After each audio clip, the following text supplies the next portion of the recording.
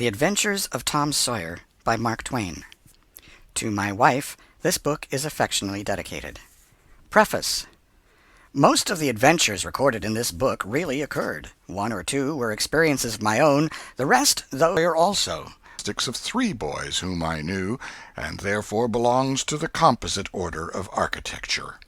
The odd superstitions touched upon were all prevalent among children and slaves in the West at the period of this story, that is to say 30 or 40 years ago. Although my book is intended mainly for the entertainment of boys and girls, I hope it will not be shunned by men and women on that account, for part of my plan has been to try to pleasantly remind adults of what they once were themselves, and of how they felt and thought and talked, and what queer enterprises they sometimes engaged in. The Author. Hartford, 1876. Chapter 1. Tom. No answer. Tom. No answer. What's gone with that boy, I wonder? You, Tom. No answer. The old lady pulled her spectacles down and looked over them about the room. Then she put them up and looked out under them. She seldom or never looked through them for so small a thing as a boy. They were her state pair, the pride of her heart, and were built for style, not service. She could have seen through a pair of stove-lids just as well. She looked perplexed for a moment, and then said, not fiercely, but still loud enough for the furniture to hear, "Well, I lay if I get hold of you, I'll—" She did not finish, for by this time she was bending down and punching under the bed with a broom, and so she needed breath to punctuate the punches with. She resurrected nothing but the cat. "I never see the beat of that boy." She went to the open door and stood in it, and looked out among the tomato vines and jimpson weeds that constituted the garden. No Tom. So she lifted up her voice at an angle calculated for distance, and shouted, "You, Tom!" There was a slight noise behind her, and she turned just in time to seize a small boy by the slack of his roundabout and arrest his flight. "There! I might 'a' thought of that closet. What you been doing in there?" "Nothing." "Nothing? Look at your hands, and look at your mouth. What is that truck?" "I don't know, Aunt." "Well, I know. It's jam, that's what it is. 40 times I've said if you didn't let that jam alone I'll skin you. Hand me that switch."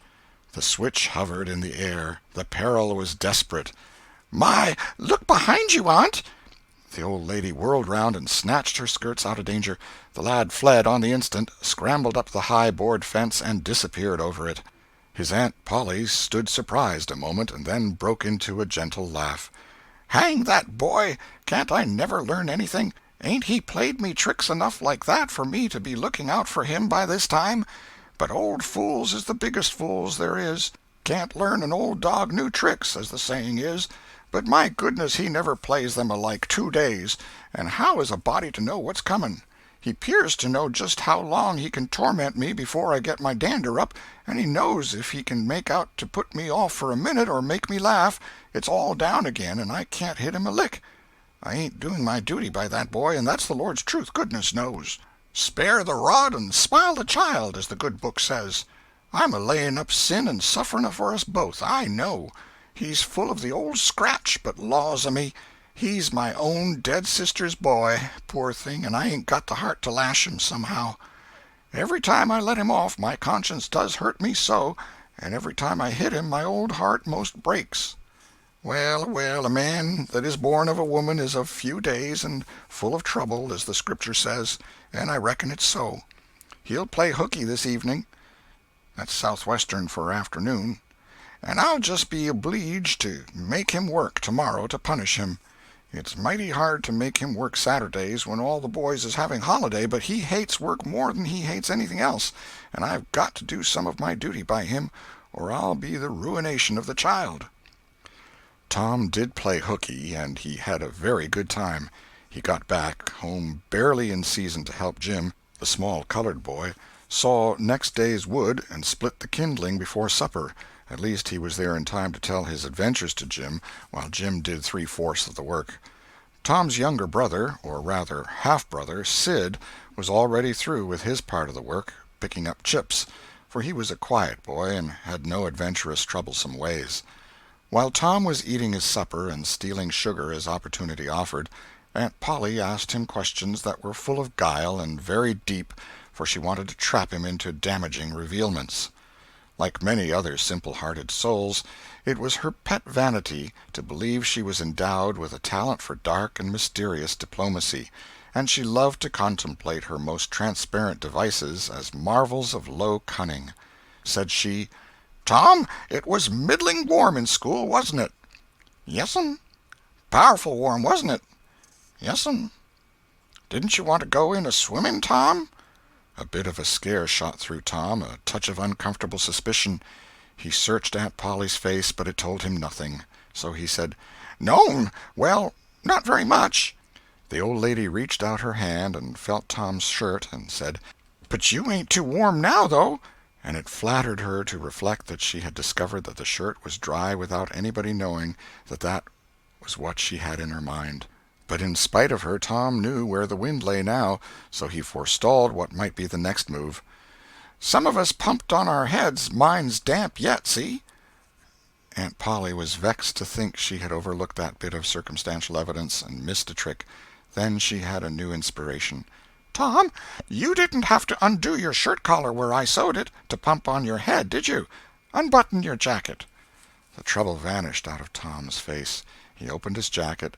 His shirt collar was securely sewed. "Bother! Well, go 'long with you.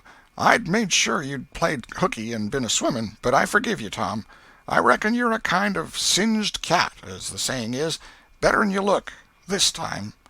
She was half sorry her sagacity had miscarried, and half glad that Tom had stumbled into obedient conduct for once. But Sidney said, "Well, now if I didn't think you sewed his collar with white thread, but it's black." "Why, I did sew it with white." "Tom!" But Tom did not wait for the rest. As he went out the door, he said, "Siddy, I'll lick you for that." In a safe place, Tom examined 2 large needles, which were thrust into the lapels of his jacket, and had thread bound about them. One needle carried white thread, and the other black. He said, "She'd never noticed if it hadn't been for Sid. Confound it! Sometimes she sews it with white, and sometimes she sews it with black. I wish to Jiminy she'd stick to one or t'other. I can't keep the run of 'em. But I bet I'll learn Sid for that. I'll learn him." He was not the model boy of the village.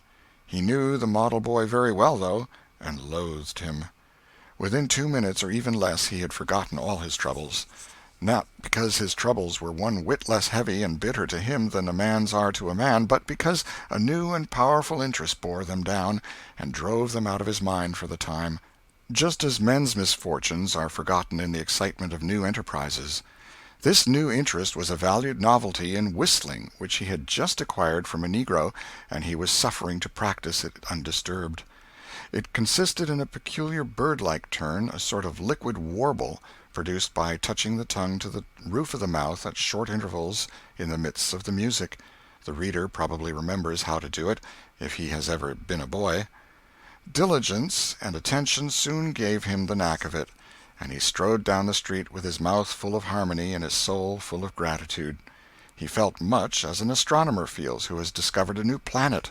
No doubt, as far as strong, deep, unalloyed pleasure is concerned, the advantage was with the boy, not the astronomer. The summer evenings were long. It was not dark yet.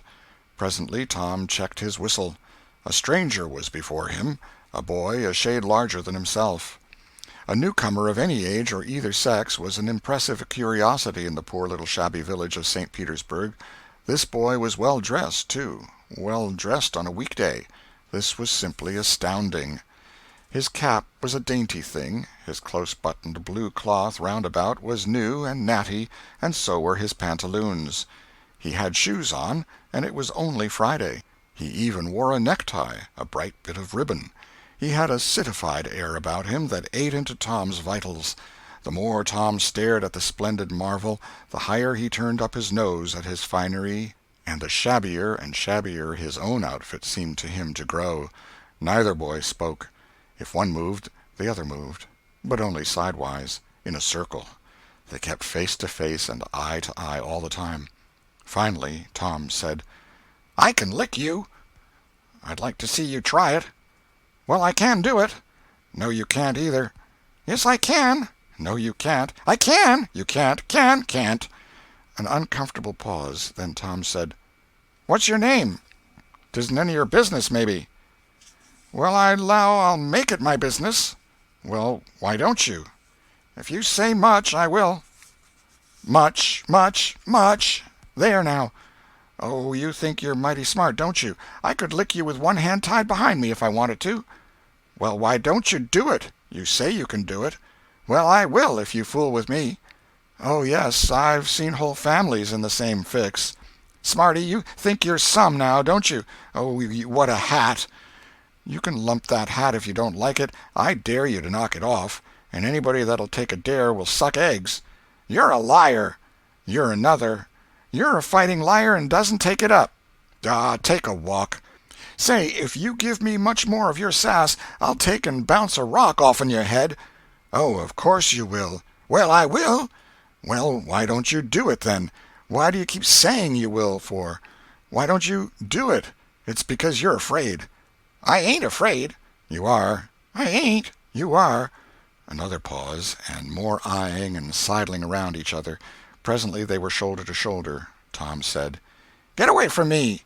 "Go away yourself." "I won't." "Well, I won't either." So they stood, each with a foot placed at an angle as a brace, and both shoving with might and main and glowering at each other with hate. But neither could get an advantage. After struggling till both were hot and flushed, each relaxed his strain with watchful caution, and Tom said, "You're a coward and a pup. I'll tell my big brother on you, and he can thrash you with his little finger, and I'll make him do it, too." "What do I care for your big brother? I've got a brother that's bigger than he is, and what's more, he can throw him over that fence, too." Both brothers were imaginary. "That's a lie." "Your saying so doesn't make it so." Tom drew a line in the dust with his big toe and said, "I dare you to step over that, and I'll lick you till you can't stand up. Anybody that'll take a dare will steal sheep." The new boy stepped over promptly and said, "Now you said you'd do it. Now let's see you do it." "Don't you crowd me, now. You better look out." "Well, you said you'd do it. Why don't you do it?" "By jingo, for 2 cents I will do it." The new boy took 2 broad coppers out of his pocket and held them out with derision. Tom struck them to the ground. In an instant both boys were rolling and tumbling in the dirt, gripped together like cats, and for the space of a minute they tugged and tore at each other's hair and clothes, punched and scratched each other's noses, and covered themselves with dust and glory. Presently the confusion took form, and through the fog of battle Tom appeared, seated astride the new boy, and pounding him with his fists. "Holler 'nuff," said he. The boy only struggled to free himself. He was crying, mainly from rage. "Holler 'nuff," and the pounding went on. At last the stranger got out a smothered "'nuff," and Tom led him up and said, "Now that'll learn you. Better look out who you're fooling with next time." The new boy went off brushing the dust from his clothes, sobbing, snuffling, and occasionally looking back and shaking his head and threatening what he would do to Tom the next time he caught him out, to which Tom responded with jeers and started off in a high feather, and as soon as his back was turned the new boy snatched up a stone, threw it, and hit him between the shoulders, and then turned tail and ran like an antelope. Tom chased the traitor home, and thus found out where he lived. He then held a position at the gate for some time, daring the enemy to come outside, but the enemy only made faces at him through the window and declined. At last the enemy's mother appeared, and called Tom a bad, vicious, vulgar child, and ordered him away. So he went away, but he said he 'lowed to lay for that boy. He got home pretty late that night, and when he climbed cautiously in at the window he uncovered an ambuscade in the person of his aunt. And when she saw the state his clothes were in, her resolution to turn his Saturday holiday into captivity at hard labor became adamantine in its firmness. Chapter 2. The Glorious Whitewasher. Saturday morning was come, and all the summer world was bright and fresh and brimming with life. There was a song in every heart, and if the heart was young, the music issued at the lips. There was cheer in every face, and a spring in every step. The locust trees were in bloom, and the fragrance of the blossoms filled the air. Cardiff Hill, beyond the village and above it, was green with vegetation, and it lay just far enough away to seem a delectable land, dreamy, reposeful, and inviting. Tom appeared on the sidewalk with a bucket of whitewash and a long-handled brush. He surveyed the fence, and all gladness left him, and a deep melancholy settled down upon his spirit. 30 yards of board fence 9 feet high. Life to him seemed hollow, and existence but a burden. Sighing, he dipped his brush and passed it along the topmost plank, repeated the operation, did it again, compared the insignificant whitewashed streak with the far-reaching continent of unwhitewashed fence, and sat down on a tree-box discouraged. Jim came skipping out at the gate with a tin pail and singing "Buffalo Gals." Bringing water from the town pump had always been hateful work in Tom's eyes before, but now it did not strike him so. He remembered that there was company at the pump. White, mulatto, and negro boys and girls were always there waiting their turns, resting, trading playthings, quarreling, fighting, skylarking. And he remembered that although the pump was only 150 yards off, Jim never got back with a bucket of water under an hour, and even then somebody generally had to go after him. Tom said, "Say, Jim, I'll fetch the water if you'll whitewash some." Jim shook his head and said, "Can't, Mars Tom. Old missus, she told me I got to go and get dis water and stop fooling around with anybody. She say she 'spect Mars Tom gwine to ax me to whitewash, and so she told me to go 'long and tend to my own business. She 'lowed she'd tend to whitewashing." "Oh, never mind what she said, Jim. That's the way she always talks.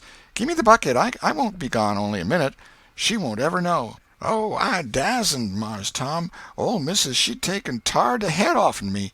'Deed she would." She never licks anybody. Whacks 'em over the head with her thimble, and who cares for that, I'd like to know. She talks awful, but talk don't hurt. Anyways, it don't if she don't cry. Jim, I'll give you a marvel. I'll give you a white alley." Jim began to waver. "White alley, Jim, and it's a bully taw." "My, that's a mighty gay marvel, I tell you. But, Mars Tom, I's powerful 'fraid of old missus. And besides, if you will, I'll show you my sore toe." Jim was only human. This attraction was too much for him. He put down his pail, took the white alley, and bent over the toe with absorbing interest while the bandage was being unwound. In another moment he was flying down the street with his pail and a tingling rear. Tom was whitewashing with vigor, and Aunt Polly was retiring from the field with a slipper in her hand and triumph in her eye. But Tom's energy did not last.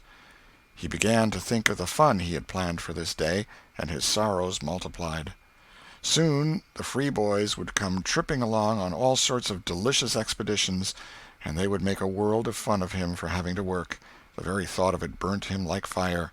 He got out his worldly wealth and examined it. Bits of toys, marbles, and trash.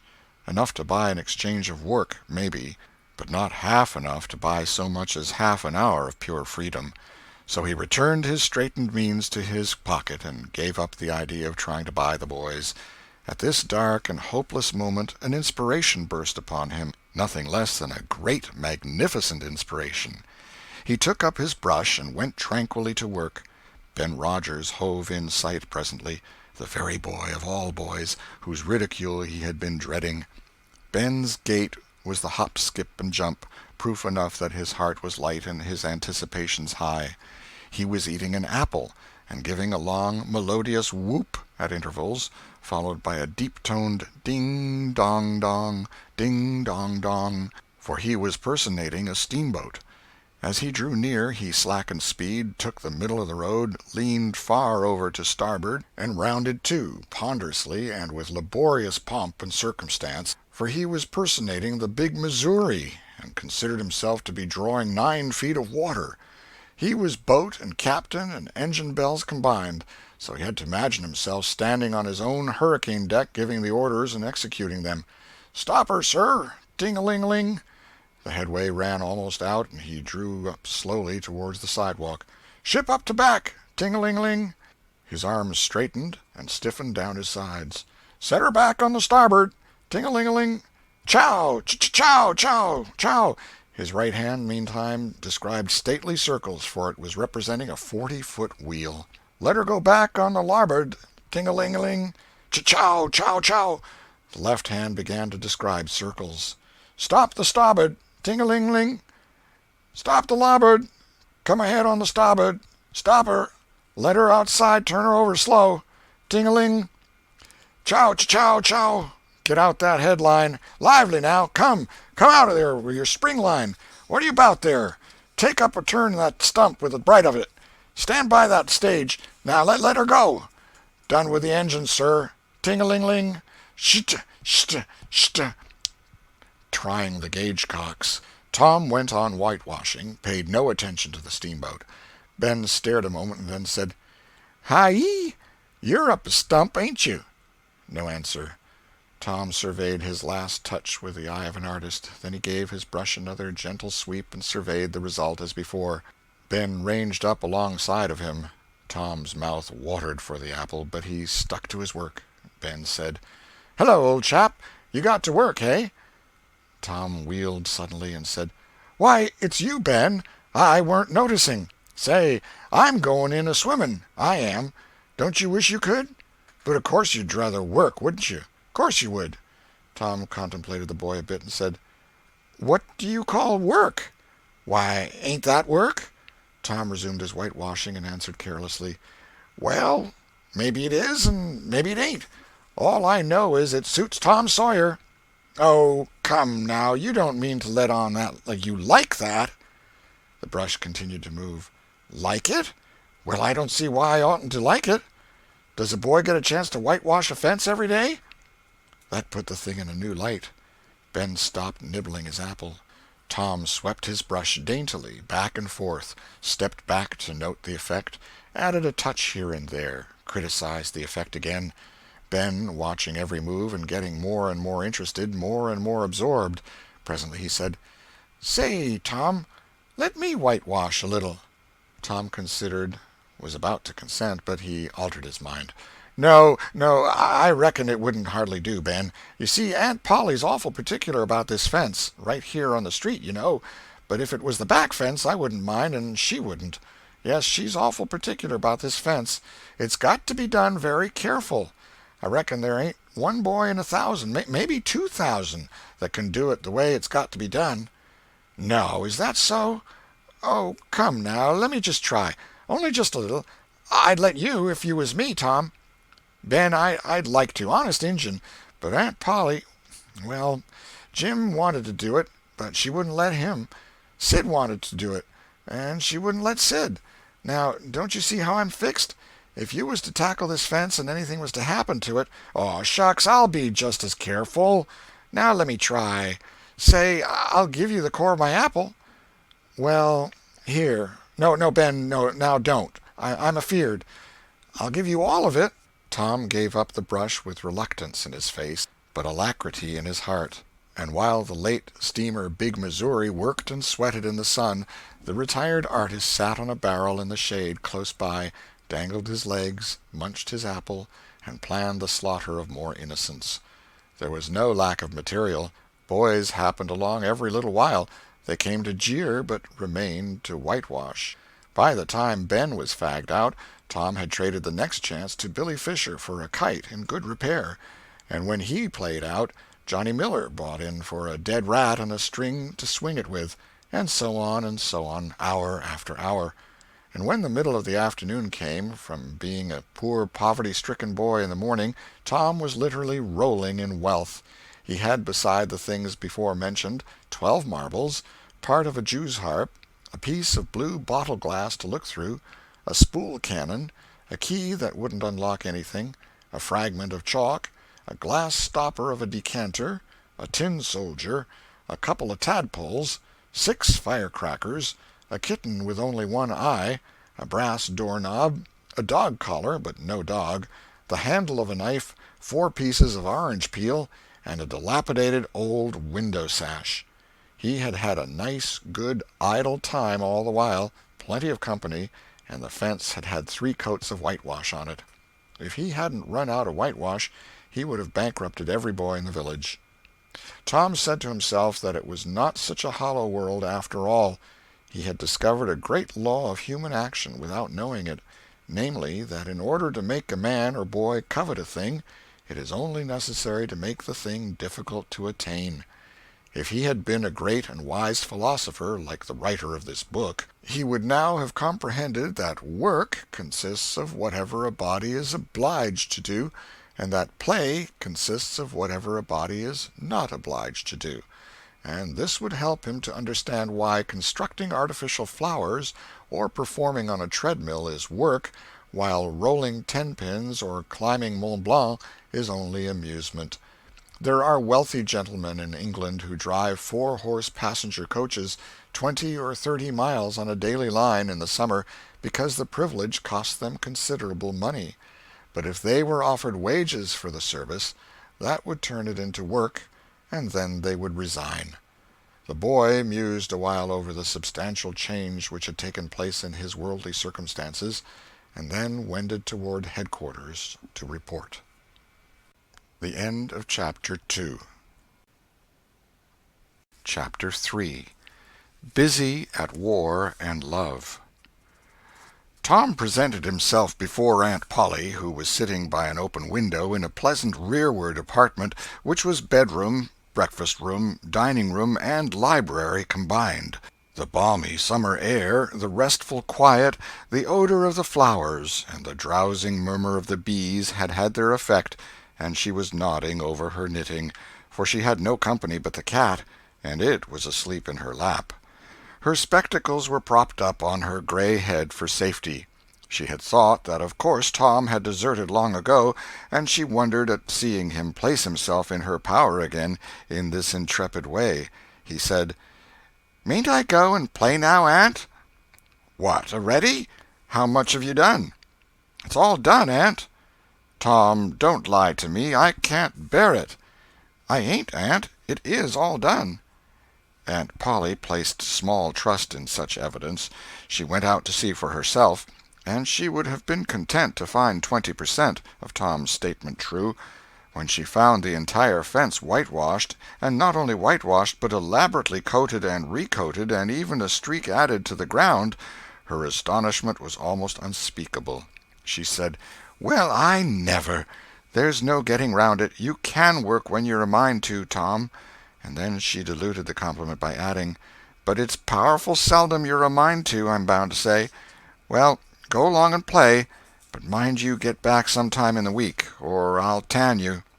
She was so overcome by the splendor of his achievement that she took him into the closet and selected a choice apple and delivered it to him, along with an improving lecture upon the added value and flavor a treat took to itself when it came without sin through virtuous effort.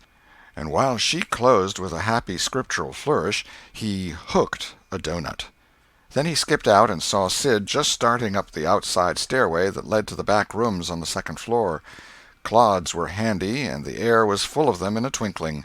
They raged around Sid like a hailstorm, and before Aunt Polly could collect her surprised faculties and sally to the rescue, 6 or 7 clods had taken personal effect, and Tom was over the fence and gone. There was a gate, but as a general thing he was too crowded for time to make use of it. His soul was at peace now that he had settled with Sid for calling attention to his black thread and getting him into trouble. Tom skirted the block and came round into a muddy alley that led by the back of his aunt's cow-stable.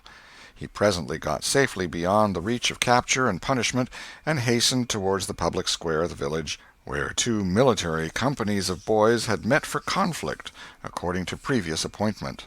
Tom was general of one of these armies, Joe Harper, a bosom friend, general of the other. These 2 great commanders did not condescend to fight in person, that being better suited to the still smaller fry, but sat together on an eminence and conducted the field operations by orders delivered through aide-de-camp. Tom's army won a great victory after a long and hard-fought battle. Then the dead were counted, prisoners exchanged, the terms of the next disagreement agreed upon, and the day for the necessary battle appointed, after which the armies fell into line and marched away, and Tom turned homeward alone. As he was passing by the house where Jeff Thatcher lived, he saw a new girl in the garden, a lovely little blue-eyed creature with yellow hair plaited into two long tails, white summer frock, and embroidered pantalettes. The fresh-crowned hero fell without firing a shot. A certain Amy Lawrence vanished out of his heart and left not even a memory of herself behind. He had thought he loved her to distraction. He had regarded his passion as adoration, and behold, it was only a poor little evanescent partiality. He had been months winning her. She had confessed hardly a week ago. He had been the happiest and the proudest boy in the world only 7 short days, and here in one instant of time she had gone out of his heart like a casual stranger whose visit is done. He worshipped this new angel with furtive eye, till he saw that she had discovered him. Then he pretended he did not know she was present, and began to show off in all sorts of absurd boyish ways in order to win her admiration. He kept up this grotesque foolishness for some time, but by and by, while he was in the midst of some dangerous gymnastic performances, he glanced aside and saw that the little girl was wending her way toward the house. Tom came up to the fence and leaned on it, grieving and hoping she would tarry yet a while longer. She halted a moment on the steps and then moved toward the door. Tom heaved a great sigh as she put her foot on the threshold. But his face lit up right away, for she tossed a pansy over the fence a moment before she disappeared. The boy ran around and stopped within a foot or two of the flower, and then shaded his eyes with his hand and began to look down street as if he had discovered something of interest going on in that direction. Presently he picked up a straw and began trying to balance it on his nose, with his head tilted far back, and as he moved from side to side in his efforts, he edged nearer and nearer toward the pansy. Finally his bare foot rested upon it, his pliant toes closed upon it, and he hopped away with the treasure and disappeared round the corner. But only for a minute, only while he could button the flower inside his jacket, next his heart, or next his stomach, possibly, for he was not much posted in anatomy, and not hypercritical anyway. He returned now and hung about the fence till nightfall, showing off as before, but the girl never exhibited herself again, though Tom comforted himself a little with the hope that she had been near some window, meantime, and been aware of his attentions. Finally he rode home reluctantly, with his poor head full of visions. All through supper his spirits were so high that his aunt wondered what had got into the child. He took a good scolding about clodding Sid, and did not seem to mind it in the least. He tried to steal sugar under his aunt's very nose, and got his knuckles rapped for it. He said, "Aunt, you don't whack Sid when he takes it." "Well, Sid don't torment a body the way you do. You'd be always into that sugar if I warn't watching you." Presently she stepped into the kitchen, and Sid, happy in his immunity, reached for the sugar bowl, a sort of glorying over Tom which was well nigh unbearable. But Sid's fingers slipped, and the bowl dropped and broke. Tom was in ecstasies. In such ecstasies that he even controlled his tongue and was silent. He said to himself that he would not speak a word, even when his aunt came in, but would sit perfectly still till she asked who did the mischief, and then he would tell, and there would be nothing so good in the world as to see that pet model catch it. He was so brimful of exultation that he could hardly hold himself when the old lady came back and stood above the wreck discharging lightnings of wrath from over her spectacles. He said to himself, "Now it's coming," and the next instant he was sprawling on the floor.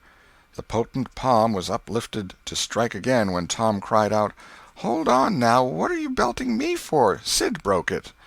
Aunt Polly paused, perplexed, and Tom looked for healing pity. But when she got her tongue again, she only said, "Humph!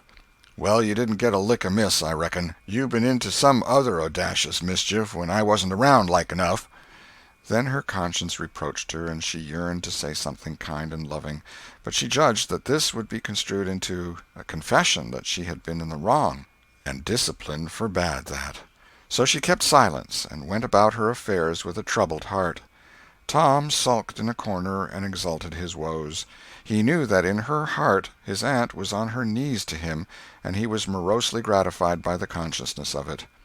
He would hang out no signals. He would take notice of none. He knew that a yearning glance fell upon him now and then through a film of tears, but he refused recognition of it. He pictured himself lying sick unto death, and his aunt bending over him, beseeching one little forgiving word, but he would turn his face to the wall and die with that word unsaid. Ah, how would she feel then? And he pictured himself brought home from the river, dead, with his curls all wet and his sore heart at rest. How she would throw herself upon him, and how her tears would fall like rain, and her lips pray God to give her back her boy, and she would never, never abuse him any more. But he would lie there, cold and white, and make no sign, a poor little sufferer whose griefs were at an end. He so worked upon his feelings with the pathos of these dreams that he had to keep swallowing, he was so like to choke, and his eyes swam in a blur of water which overflowed when he winked, and ran down and trickled from the end of his nose. And such a luxury to him was this petting of his sorrows that he could not bear to have any worldly cheeriness or any grating delight intrude upon it. It was too sacred for such contact, and so, presently, when his cousin Mary danced in, all alive with the joy of seeing home again after an age-long visit of 1 week to the country, he got up and moved in clouds and darkness out at one door as she brought song and sunshine in at the other. He wandered far from the accustomed haunts of boys, and sought desolate places that were in harmony with his spirit. A log raft in the river invited him, and he seated himself on its outer edge and contemplated the dreary vastness of the stream, wishing the while that he could only be drowned, all at once and unconsciously, without undergoing the uncomfortable routine devised by nature. Then he thought of his flower. He got it out, rumpled and wilted, and it mightily increased his dismal felicity. He wondered if she would pity him if she knew. Would she cry, and wish that she had a right to put her arms round his neck and comfort him?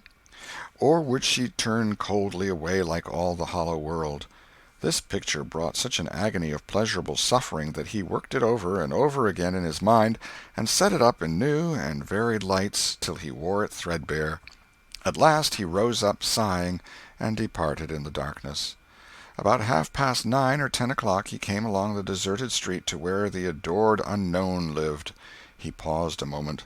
No sound fell upon his listening ear. A candle was casting a dull glow upon the curtain of a second-story window. Was the sacred presence there? He climbed the fence, threaded his stealthy way through the plants, till he stood under that window. He looked up at it long and with emotion. Then he laid him down on the ground under it, disposing himself upon his back, with his hands clasped upon his breast and holding his poor wilted flower. And thus he would die, out in the cold world, with no shelter over his homeless head, no friendly hand to wipe the death-damps from his brow, no loving face to bend pityingly over him when the great agony came. And thus she would see him when she looked out upon the glad morning, and oh, would she drop one little tear upon his poor lifeless form, would she heave one little sigh to see a bright young life so rudely blighted, so untimely cut down? The window went up, a maidservant's discordant voice profaned the holy calm, and a deluge of water drenched the prone martyr's remains. The strangling hero sprang up with a relieving snort. There was a whiz as of a missile in the air, mingled with a murmur of a curse, a sound as of shivering glass followed, and a small vague form went over the fence and shot away in the gloom. Not long after, as Tom, all undressed for bed, was surveying his drenched garments by the light of a tallow dip, Sid woke up. But if he had any dim idea of making any references to illusions, he thought better of it and held his peace, for there was danger in Tom's eye. Tom turned in without the added vexation of prayers, and Sid made mental note of the omission. End of Chapter 3. Chapter 4. Showing Off in Sunday School. The sun rose upon a tranquil world and beamed down upon the peaceful village like a benediction. Breakfast over, Aunt Polly had family worship. It began with a prayer built from the ground up of solid courses of scriptural quotations, welded together with a thin mortar of originality. And from the summit of this she delivered a grim chapter of the Mosaic law, as from Sinai. Then Tom girded up his loins, so to speak, and went to work to get his verses. Sid had learned his lesson days before, Tom bent all his energies to the memorizing of 5 verses, and he chose part of the Sermon on the Mount because he could find no verses that were shorter. At the end of half an hour Tom had a vague general idea of his lesson, but no more, for his mind was traversing the whole field of human thought, and his hands were busy with distracting recreations. Mary took his book to hear him recite, and he tried to find his way through the fog. "Blessed are the poor? Yes, poor. Blessed are the poor in spirit. In spirit. Blessed are the poor in spirit, for theirs. For theirs. Blessed are the poor in spirit, for theirs is the kingdom of heaven. Blessed are they that mourn, for for they, S-H-A. For they, S-H, oh, I don't know what it is. Shall. Oh, shall. Shall mourn. Blessed are they that shall, they that shall mourn, for they shall what? Why don't you tell me, Mary? What do you want to be so mean for? Oh, Tom, you poor thick-headed thing, I'm not teasing you. I wouldn't do that. You must go and learn it again. Don't you be discouraged, Tom. You'll manage it, and if you do, I'll give you something ever so nice. There now, that's a good boy. All right, what is it, Mary? Tell me what it is. Never you mind, Tom. You know if I say it's nice, it is nice. You bet you that's so, Mary. All right, I'll tackle it again. And he did tackle it again, and under the double pressure of curiosity and prospective gain, he did it with such spirit that he accomplished a shining success. Mary gave him a brand-new Barlow knife worth 12.5 cents, and the convulsion of delight that swept his system shook him to his foundations. True, the knife would not cut anything, but it was a sure enough Barlow, and there was inconceivable grandeur in that, though where the Western boys ever got the idea that such a weapon could possibly be counterfeited to its injury is an imposing mystery and will always remain so, perhaps. Tom contrived to scarify the cupboard with it, and was arranging to begin on the bureau when he was called off to dress for Sunday school. Mary gave him a tin basin of water and a piece of soap, and he went outside the door and set the basin on a little bench there. Then he dipped the soap in the water and laid it down, turned up his sleeves, poured out the water on the ground gently, and then entered the kitchen and began to wipe his face diligently on the towel behind the door. But Mary removed the towel and said, "Now, ain't you ashamed, Tom? You mustn't be so bad. Water won't hurt you." Tom was a trifle disconcerted.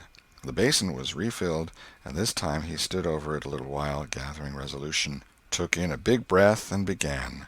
When he entered the kitchen presently, with both eyes shut and groping for the towel with his hands, an honorable testimony of suds and water was dripping from his face. But when he emerged from the towel he was not yet satisfactory, for the clean territory stopped short at his chin, and his jaws like a mask. Below and beyond this line there was a dark expanse of unirrigated soil that spread downward in front and backward around his neck. Mary took him in hand, and when she was done with him, he was a man and a brother without distinction of color, and his saturated hair was neatly brushed and its short curls wrought into a dainty and symmetrical general effect. He privately smoothed out the curls with labor and difficulty, and plastered his hair close down to his head, for he held curls to be effeminate, and his own filled his life with bitterness. Then Mary got out a suit of his clothing that had been used only on Sundays during 2 years. They were simply called his other clothes, and so by that we know the size of his wardrobe. The girl put him to rights after he had dressed himself. She buttoned his neat roundabout up to his chin, turned his vast shirt-collar down over his shoulders, brushed him off, and crowned him with his speckled straw hat. He now looked exceedingly improved and uncomfortable. He was fully as uncomfortable as he looked, for there was a restraint about whole clothes and cleanliness that galled him. He hoped that Mary would forget his shoes, but the hope was blighted. She coated them thoroughly with tallow, as was the custom, and brought them out. He lost his temper and said he was always being made to do everything he didn't want to do, but Mary said persuasively, "Please, Tom, that's a good boy." So he got into the shoes, snarling. Mary was soon ready, and the 3 children set out for Sunday school, a place that Tom hated with his whole heart, but Sid and Mary were fond of. Sabbath school hours were from 9 to 10:30, and then church service. Two of the children always remained for the sermon voluntarily, and the other always remained too, for stronger reasons. The church's high-backed, uncushioned pews would seat about 300 persons. The edifice was but a small, plain affair, with a sort of pine-board tree-box on top of it for a steeple. At the door Tom dropped back a step and accosted a Sunday-dressed comrade. "Say, Billy, got a yaller ticket?" "Yes." "What'll you take for her?" "What'll you give?" "Piece of licorice and a fish-hook." "Let's see 'em." Tom exhibited. They were satisfactory, and the property changed hands. Then Tom traded a couple of white alleys for 3 red tickets, and some small trifle or other for a couple of blue ones. He waylaid other boys as they came, and went on buying tickets of various colors 10 or 15 minutes longer. He entered the church, now with a swarm of clean and noisy boys and girls, proceeded to his seat, and started a quarrel with the first boy that came handy. The teacher, a grave elderly man, interfered, then turned his back a moment, and Tom pulled a boy's hair in the next bench, and was absorbed in his book when the boy turned round, stuck a pin in another boy presently in order to hear him say "ouch," and got a new reprimand from his teacher. Tom's whole class were of a pattern, restless, noisy, and troublesome. When they came to recite their lessons, not one of them knew his verses perfectly, but had to be prompted all along. However, they worried through, and each got his reward, in small blue tickets, each with a passage of Scripture on it. Each blue ticket was pay for 2 verses of the recitation. 10 blue tickets equaled a red one, and could be exchanged for it.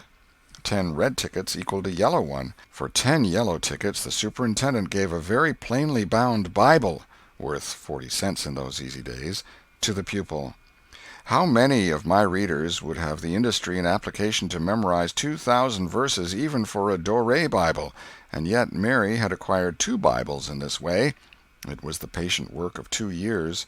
And a boy of German parentage had won 4 or 5. He once recited 3,000 verses without stopping.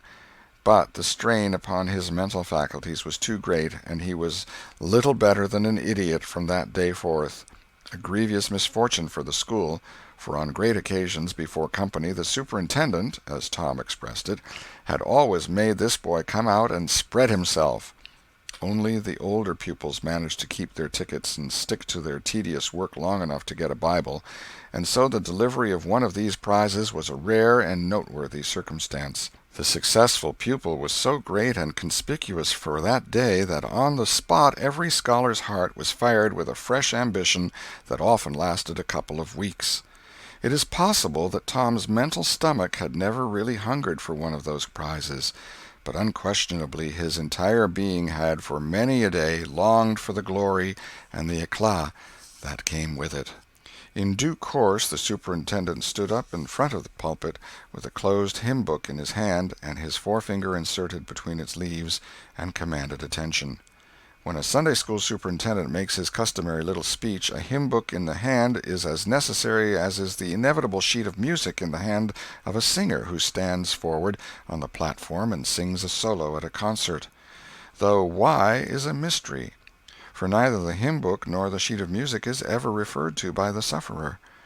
This superintendent was a slim creature of 35, with a sandy goatee and short sandy hair. He wore a stiff standing collar whose upper edge almost reached his ears, and whose sharp points curved forward abreast the corners of his mouth, a fence that compelled a straight look-out ahead, and a turning of the whole body when a side view was required. His chin was propped on a spreading cravat, which was as broad and as long as a bank-note, and had fringed ends. His boot-toes were turned sharply up, in the fashion of the day, like sleigh-runners, an effect patiently and laboriously produced by the young men by sitting with their toes pressed against a wall for hours together. Mr. Walters was very earnest of mien, and very sincere and honest at heart, and he held sacred things and places in such reverence, and so separated them from worldly matters, that unconsciously to himself his Sunday-school voice had acquired a peculiar intonation which was wholly absent on weekdays. He began after this fashion: "Now, children, I want you all to sit up just as straight and pretty as you can and give me all your attention for a minute or two. There, that is it. That is the way good little boys and girls should do. I see one little girl who is looking out of the window.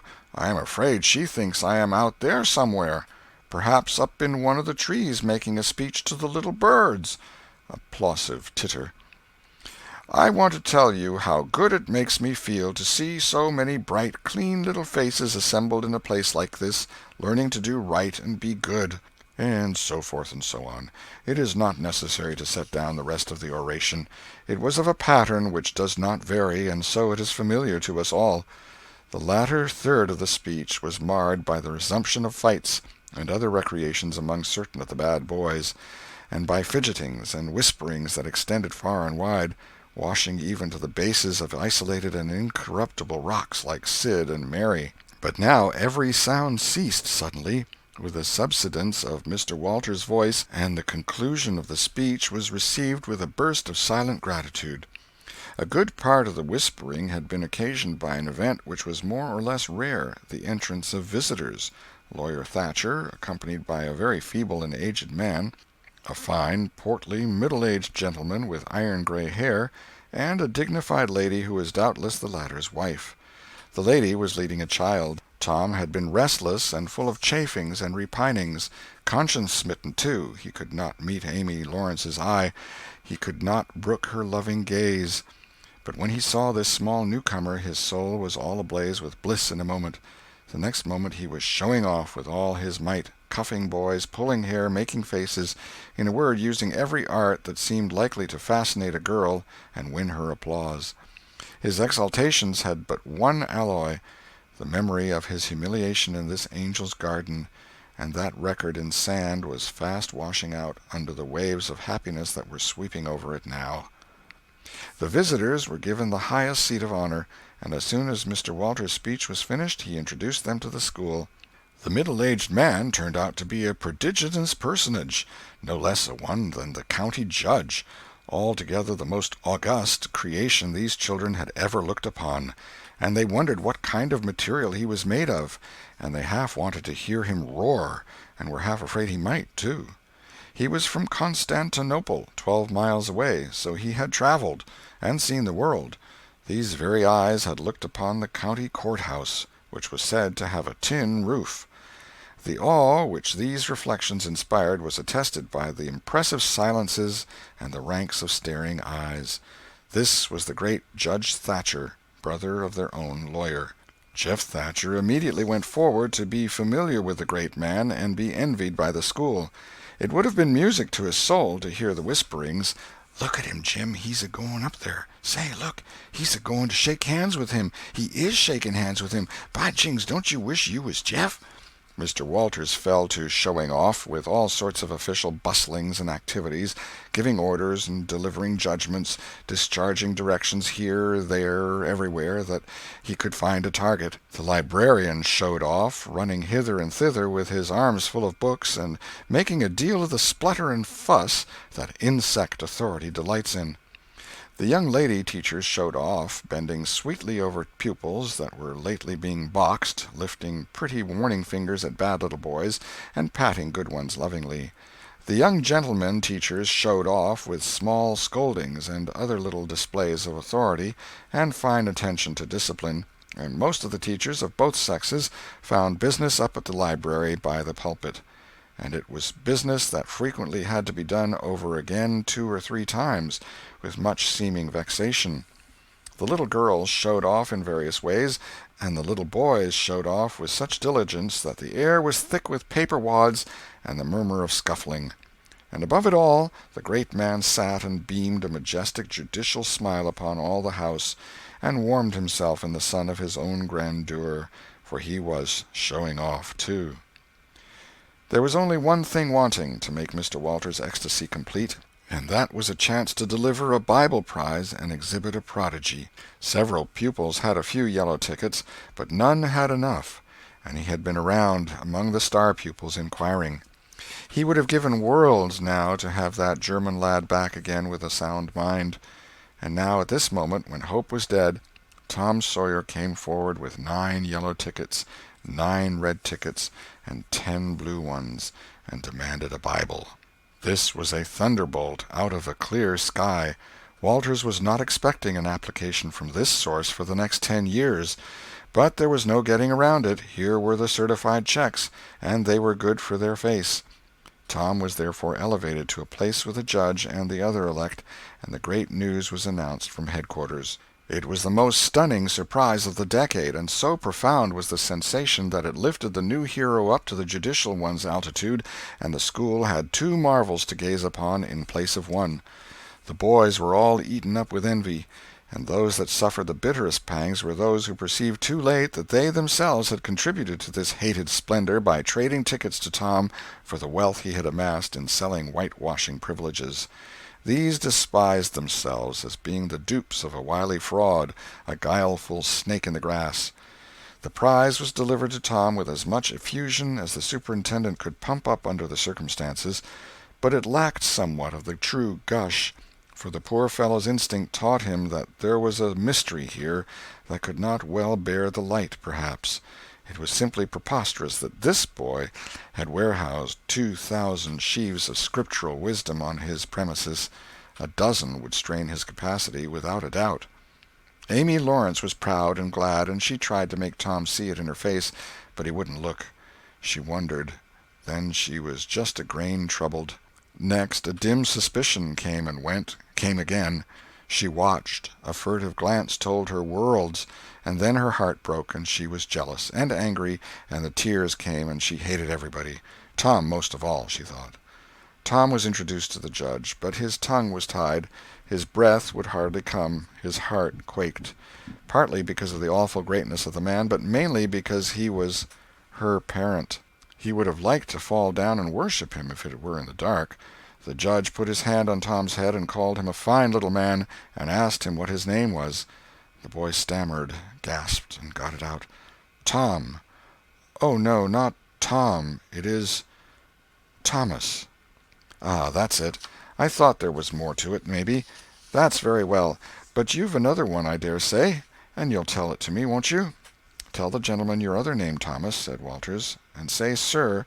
You mustn't forget your manners." "Thomas Sawyer, sir." "That's it. That's a good boy. Fine boy. Fine manly little fellow. 2,000 verses is a great many, very, very great many, and you never can be sorry for the trouble you took to learn them. For knowledge is worth more than anything there is in the world. It's what makes great men and good men. You'll be a great man and a good man yourself some day, Thomas, and then you'll look back and say, 'It's all owing to the precious Sunday school privileges of my boyhood. It's all owing to my dear teachers that taught me to learn. It's all owing to the good superintendent who encouraged me and watched over me and gave me a beautiful Bible, a splendid, elegant Bible, to keep and have it all for my own, always. It's all owing to right bringing up.' That is what you will say, Thomas, and you wouldn't take any money for those 2,000 verses. No, indeed you wouldn't. And now you wouldn't mind telling me and this lady some of the things you've learned. No, I know you wouldn't, for we are proud of little boys that learn. Now, no doubt you know the names of all the 12 disciples. Won't you tell us the names of the first 2 that were appointed?" Tom was tugging at a buttonhole and looking sheepish. He blushed now, and his eyes fell. Mr. Walters' heart sank within him. He said to himself, "It is not possible that the boy can answer the simplest question. Why did the judge ask him?" Yet he felt obliged to speak up and say, "Answer the gentleman, Thomas. Don't be afraid." Tom still hung fire. "Now I know you'll tell me," said the lady. "The names of the first 2 disciples were David and Goliath." Let us draw the curtain of charity over the rest of the scene. End of Chapter 4. Chapter 5. The Pinch-Bug and His Prey. About 10:30 the cracked bell of the small church began to ring, and presently the people began to gather for the morning sermon. The Sunday-school children distributed themselves about the house and occupied pews with their parents so as to be under supervision. Aunt Polly came, and Tom and Sid and Mary sat with her, Tom being placed next to the aisle, in order that he might be as far away from the open window and the seductive outside summer scenes as possible. The crowd filed up the aisles. the aged and needy postmaster, who had seen better days, the mayor and his wife, for they had a mayor there among other unnecessaries, the justice of the peace, the widow Douglas, fair, smart, and 40, a generous, good-hearted soul, and well-to-do, her hill mansion the only palace in the town, and the most hospitable and much the most lavish in the matter of festivities that St. Petersburg could boast, the bent and venerable Major and Mrs. Ward, Lawyer Riverson, the new notable from a distance. Next, the belle of the village, followed by a troop of lawn-clad and ribbon-decked young heartbreakers. Then all the young clerks in town in a body, for they had stood in the vestibule sucking their cane-heads, a circling wall of oiled and simpering admirers, till the last girl had run their gauntlet. And last of all came the model boy, Willie Mufferson, taking as heedful care of his mother as if she were cut glass. He always brought his mother to church, and was the pride of all the matrons. The boys all hated him, he was no good. And besides, he had been thrown up to them so much. His white handkerchief was hanging out of his pocket behind, as usual on Sundays, accidentally. Tom had no handkerchief, and he looked upon boys who had as snobs. The congregation being fully assembled now, the bell rang once more, to warn laggards and stragglers, and then a solemn hush fell upon the church, which was only broken by the tittering and whispering of the choir in the gallery. The choir always tittered and whispered all through service. There was once a church choir that was not ill-bred, but I have forgotten where it was now. It was a great many years ago, and I can scarcely remember anything about it, but I think it was in some foreign country. The minister gave out the hymn, and read it through with a relish in a peculiar style which was much admired in that part of the country. His voice began on a medium key, and climbed steadily up till it reached a certain point, where it bore with strong emphasis upon the topmost word, and then plunged down as if from a springboard. Shall I be carried to the skies on flowery beds of ease, whilst others fight to win the prize and sail through bloody seas? He was regarded as a wonderful reader. At church sociables he was always called upon to read poetry, and when he was through, the ladies would lift up their hands and let them fall helplessly in their laps, and wall their eyes and shake their heads, as much as to say, "Words cannot express it. It is too beautiful for this mortal earth." After the hymn had been sung, the Reverend Mr. Sprague turned himself into a bulletin board, and read off notices of meetings and societies and things, till it seemed that the list would stretch out to the crack of doom, a queer custom which is still kept up in America, even in cities away here in this age of abundant newspapers. Often the less there is to justify a traditional custom, the harder it is to get rid of it. And now the minister prayed. A good, generous prayer it was, and went into details. It pleaded for the church, and the little children of the church, for the other churches of the village, for the village itself, for the county, for the state officers, for the United States, for the churches of the United States, for Congress, for the President, for the officers of the government, for poor sailors tossed by stormy seas, for the oppressed millions groaning under the heel of European monarchies and Oriental despotisms, for such as have the light and the good tidings, and yet have not eyes to see nor ears to hear withal, for the heathen in the far islands of the sea, and closed with a supplication that the words he was about to speak might find grace and favor, and be as seeds sown in fertile ground, yielding in time a grateful harvest of good. Amen. There was a rustling of dresses, and the standing congregation sat down. The boy whose history this book relates did not enjoy the prayer. He only endured it, if he even did that much. He was restive all through it. He kept tally of the details of the prayer unconsciously, for he was not listening, but he knew the ground of old and the clergyman's regular route over it, and when a little trifle of new matter was interlarded, his ear detected it and his whole nature resented it. He considered additions unfair and scoundrelly. In the midst of the prayer a fly had lit on the back of the pew in front of him, and tortured his spirit by calmly rubbing its hands together, embracing its head with its arms, and polishing it so vigorously that it seemed to almost part company with the body, and the slender thread of a neck was exposed to view. Scraping its wings with its hind legs and smoothing them to its body as if they had been coat-tails, going through its whole toilet as tranquilly as if it knew it was perfectly safe. As indeed it was, for as sorely as Tom's hands itched to grab for it, they did not dare. He believed his soul would be instantly destroyed if he did such a thing while the prayer was going on. But with the closing sentence his hand began to curve and steal forward, and the instant the Amen was out, the fly was a prisoner of war. His aunt detected the act and made him let it go. The minister gave out his text and droned along monotonously through an argument that was so prosy that many a head by and by began to nod, and yet it was an argument that dealt in limitless fire and brimstone and thinned the predestined elect down to a company so small as to be hardly worth the saving. Tom counted the pages of the sermon. After church he always knew how many pages there had been, but he seldom knew anything else about the discourse. However, this time he was really interested for a little while.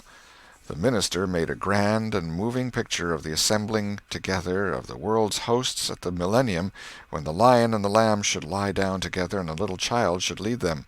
But the pathos, the lesson, the moral of the great spectacle were lost upon the boy. He only thought of the conspicuousness of the principal character before the onlooking nations. His face lit with the thought, and he said to himself that he wished he could be that child, if it was a tame lion. Now he lapsed into suffering again, as the dry argument was resumed. Presently he bethought him of a treasure he had, and got it out. It was a large black beetle with formidable jaws, a pinch-bug he called it. It was in a percussion cap box.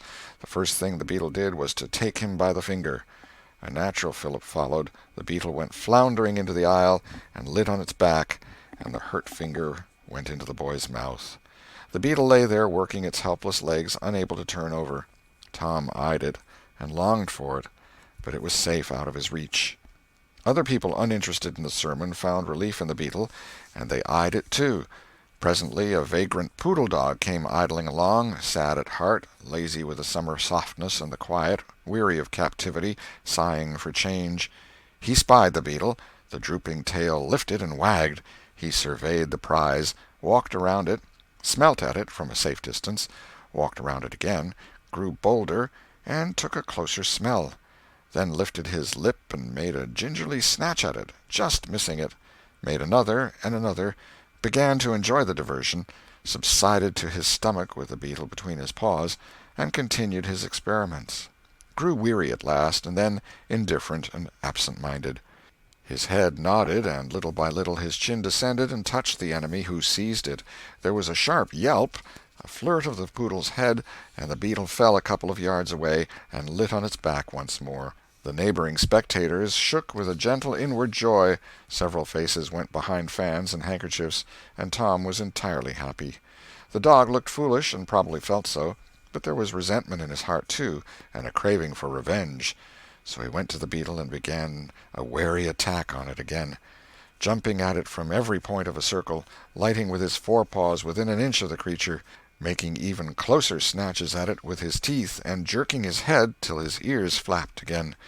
But he grew tired once more after a while, tried to amuse himself with a fly, but found no relief, followed an ant around with his nose close to the floor, and quickly wearied of that, yawned, sighed, forgot the beetle entirely, and sat down on it. Then there was a wild yelp of agony, and the poodle went sailing up the aisle. The yelps continued, and so did the dog. He crossed the house in front of the altar. He flew down the other aisle. He crossed before the doors. He clambered up the home stretch. His anguish grew with his progress, till presently he was but a woolly comet moving in its orbit with the gleam and the speed of light. At last the frantic sufferer sheered from its course and sprang into its master's lap. He flung it out of the window, and the voice of distress quickly thinned away and died in the distance. By this time the whole church was red-faced and suffocating with suppressed laughter, and the sermon had come to a dead standstill. The discourse was resumed presently, but it went lame and halting, all possibility of impressiveness being at an end, for even the gravest sentiments were constantly being received with a smothered burst of unholy mirth, under cover of some remote pew-back, as if the poor parson had said a rarely facetious thing. It was a genuine relief to the whole congregation when the ordeal was over and the benediction pronounced. Tom Sawyer went home quite cheerful, thinking to himself that there was some satisfaction about divine service when there was a bit of variety in it. He had but one marring thought. He was willing that the dog should play with his pinchbug, but he did not think it was upright in him to carry it off. Chapter 6. Tom Meets Becky. Monday morning found Tom Sawyer miserable. Monday morning always found him so, because it began another week's slow suffering in school. He generally began that day with wishing he had had no intervening holiday.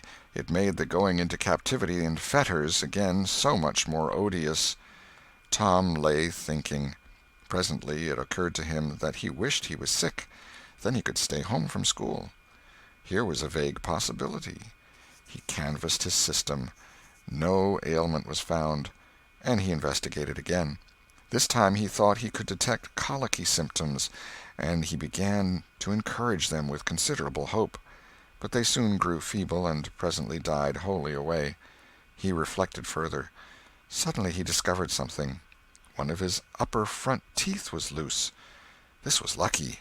He was about to begin to groan as a starter, as he called it, when it occurred to him that if he came into court with that argument, his aunt would pull it out, and that would hurt. So he thought he would hold the tooth in reserve for the present and seek further. Nothing offered for some little time, and then he remembered hearing the doctor tell about a certain thing that laid up a patient for 2 or 3 weeks and threatened to make him lose a finger.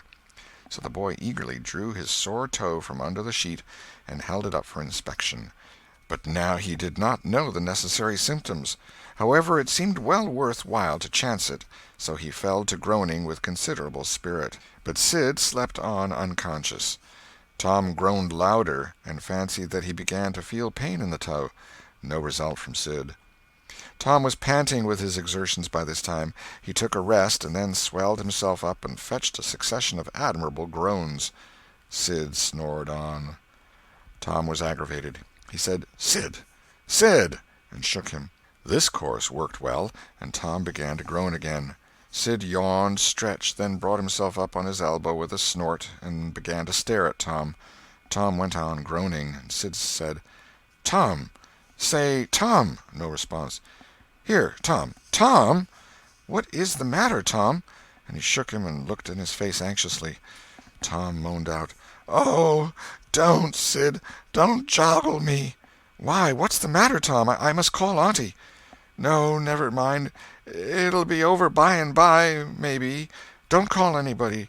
"But I must. Don't groan so, Tom. It's awful. How long you been this way?" "Hours. Ouch! Oh, don't stir so, Sid. You'll kill me."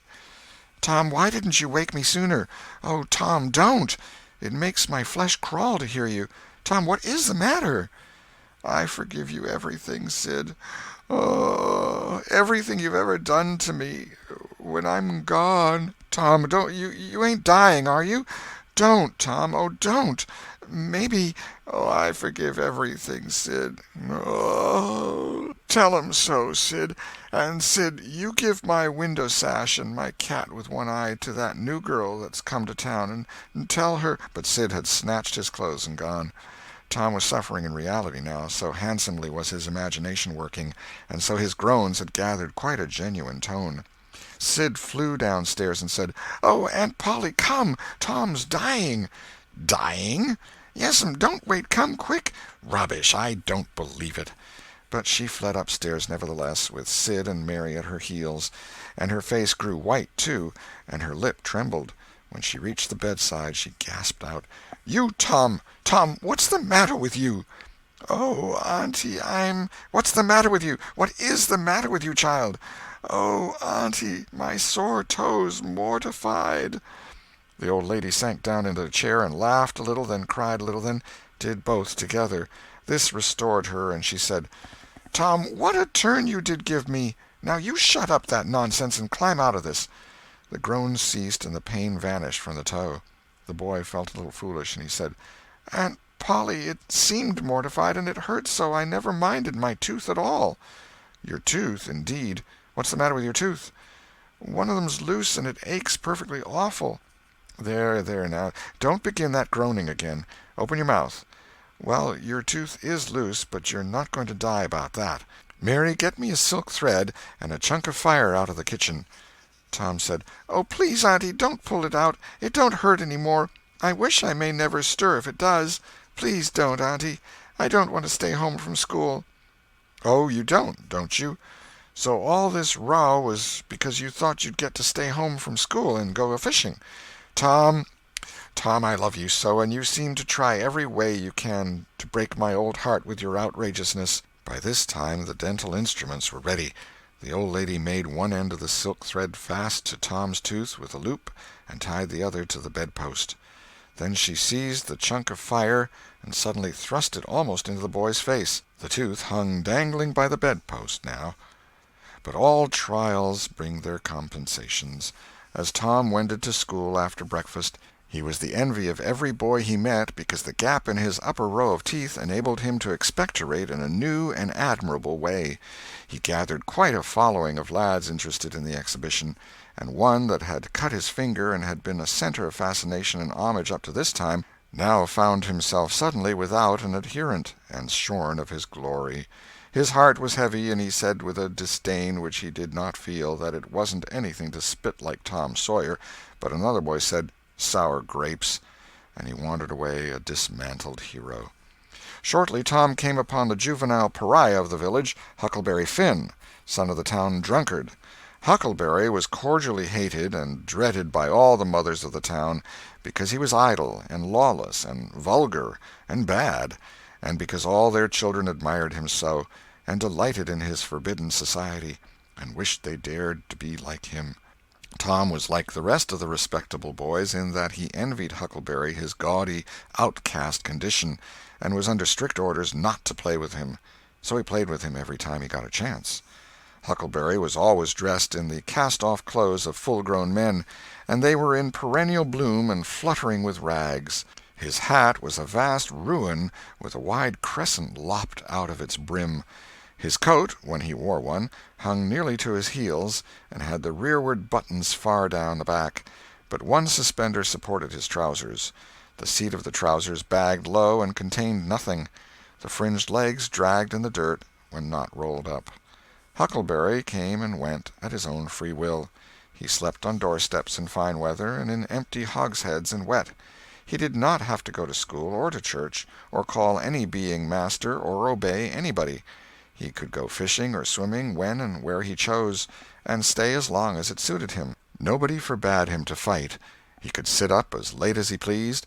He was always the first boy that went barefoot in the spring, and the last to resume leather in the fall. He never had to wash nor put on clean clothes. He could swear wonderfully. In a word, everything that goes to make life precious, that boy had. So thought every harassed, hampered, respectable boy in St. Petersburg. Tom hailed the romantic outcast. "Hello, Huckleberry." "Hello yourself, and see how you like it." "What's that you got?" "Dead cat." "Let me see him, Huck. My, he's pretty stiff. Where'd you get him?" "Bought him off'n a boy." "What'd you give?" "I give a blue ticket and a bladder that I got at the slaughterhouse." "Where'd you get the blue ticket?" "Bought it off'n Ben Rogers 2 weeks ago for a hoopstick." "Say, what is dead cats good for, Huck?" "Good for? Cure warts with." "No, is that so? I know something that's better." "I bet you don't. What is it?" "Why, spunk water." "Spunk water? I wouldn't give a dern for spunk water." "You wouldn't you? Do you ever try it?" "No, I hain't." "But Bob Tanner did." "Who told you so?" "Why, he told Jeff Thatcher, and Jeff told Johnny Baker, and Johnny told Jim Hollis, and Jim told Ben Rogers, and Ben told a nigger, and the nigger told me. There now." "Well, what of it? They'll all lie. Leastwise all but the nigger. I don't know him. But I never see a nigger that wouldn't lie." "Shucks! Now you tell me how Bob Tanner done it, Huck." Why, he took and dipped his hand in a rotten stump where the rain-water was. In the daytime? Certainly. With his face to the stump? Yes. At least I reckon so. Did he say anything? I don't reckon he did. I don't know. Aha! Talk about trying to cure warts with spunk water such a blame fool way as that. Why, that ain't a-going to do any good.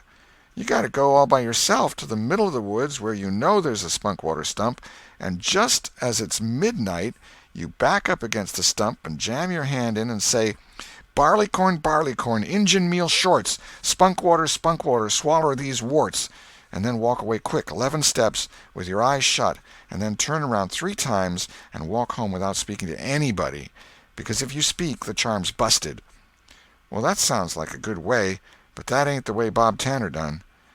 No, sir, you can bet he didn't, because he's the wartiest boy in this town, and he wouldn't have a wart on him if he'd known how to work spunk water. I've took thousands of warts off my hands that way, Huck. I play with frogs so much I've always got considerable many warts. Sometimes I take 'em off with a bean. Yes, bean's good. I've done that. Have you? What's your way? You take and split the bean and cut the wart so as to get some blood, and then you put the blood on one piece of the bean and take and dig a hole and bury it about midnight at the crossroads in the dark of the moon, and then you burn up the rest of the bean. You see, that piece that's got the blood on it will keep drawing and drawing, trying to fetch the other piece to it, and so that helps the blood to draw the wart, and pretty soon off she comes. Yes, that's it, Huck, that's it. Though when you're burying it, if you say, down bean, off wart, come no more to bother me, it's better. That's the way Joe Harper does, and he's been nearly to Coonville and most everywheres. But say, how do you cure 'em with dead cats?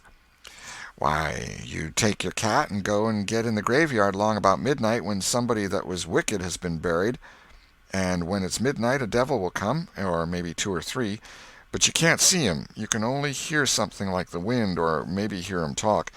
And when they're taking that feller away, you heave your cat after 'em and say, devil follow corpse, cat follow devil, warts follow cat, I'm done with you. And that'll fetch any wart. Sounds right. Did you ever try it, Huck? No, but old Mother Hopkins told me.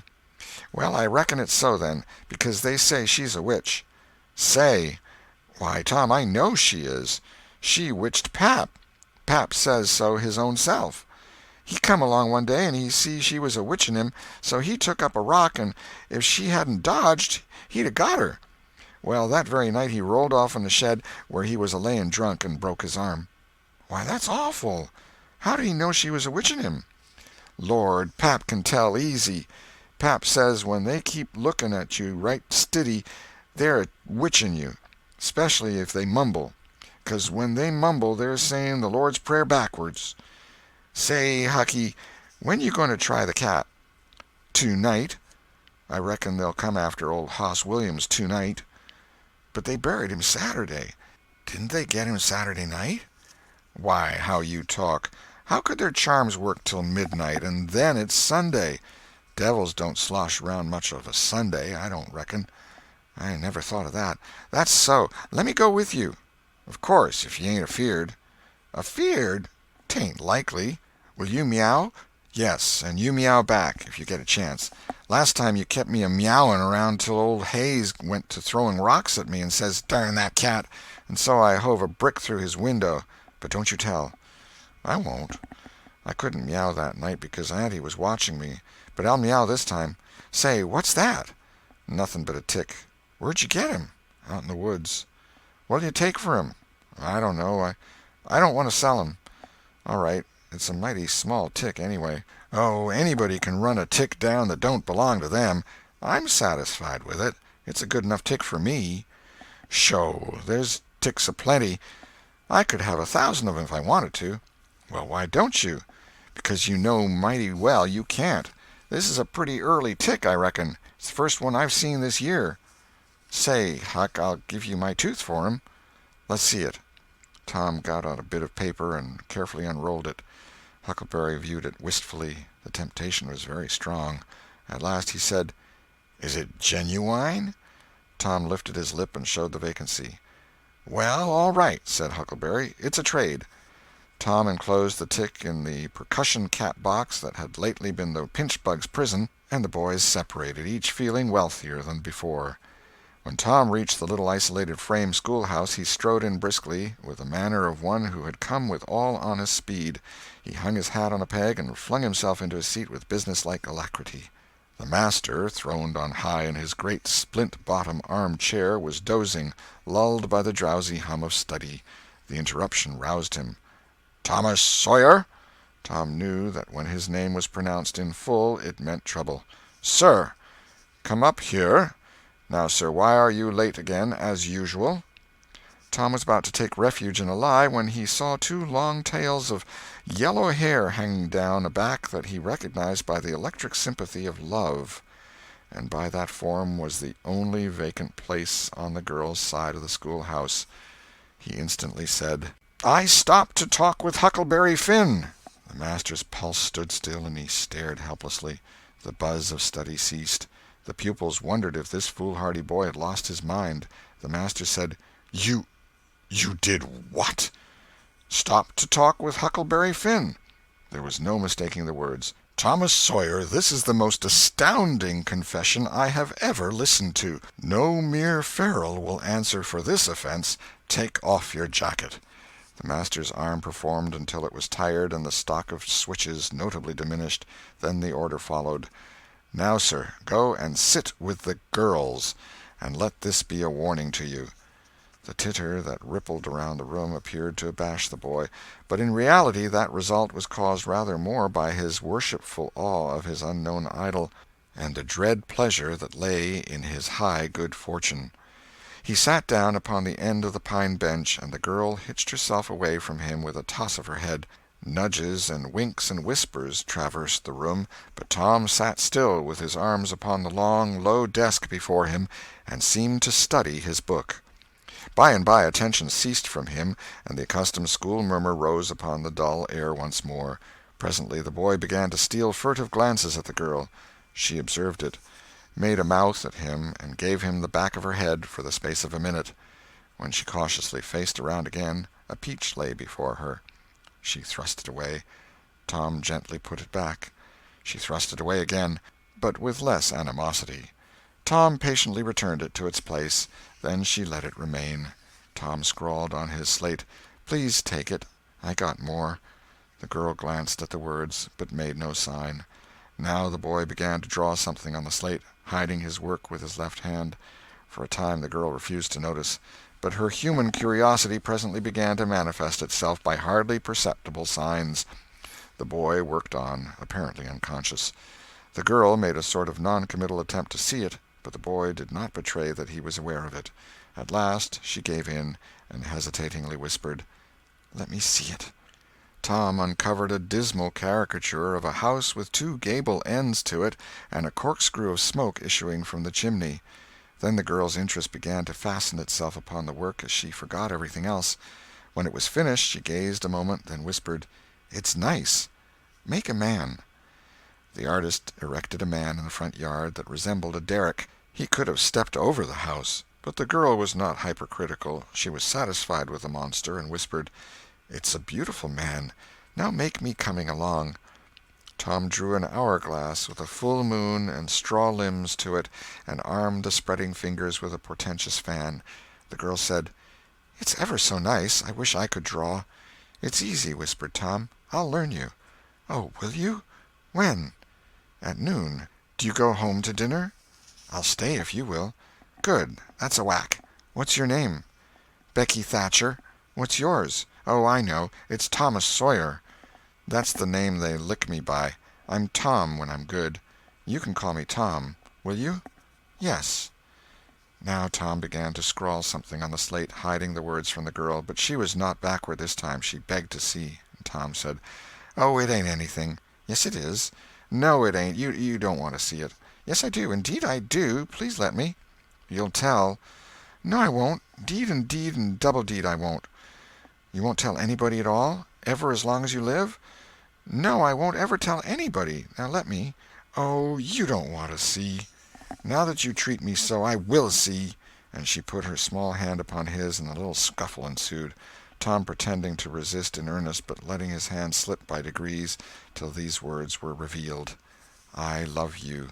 "Oh, you bad thing!" And she hit his hand a smart rap, but reddened and looked pleased nevertheless.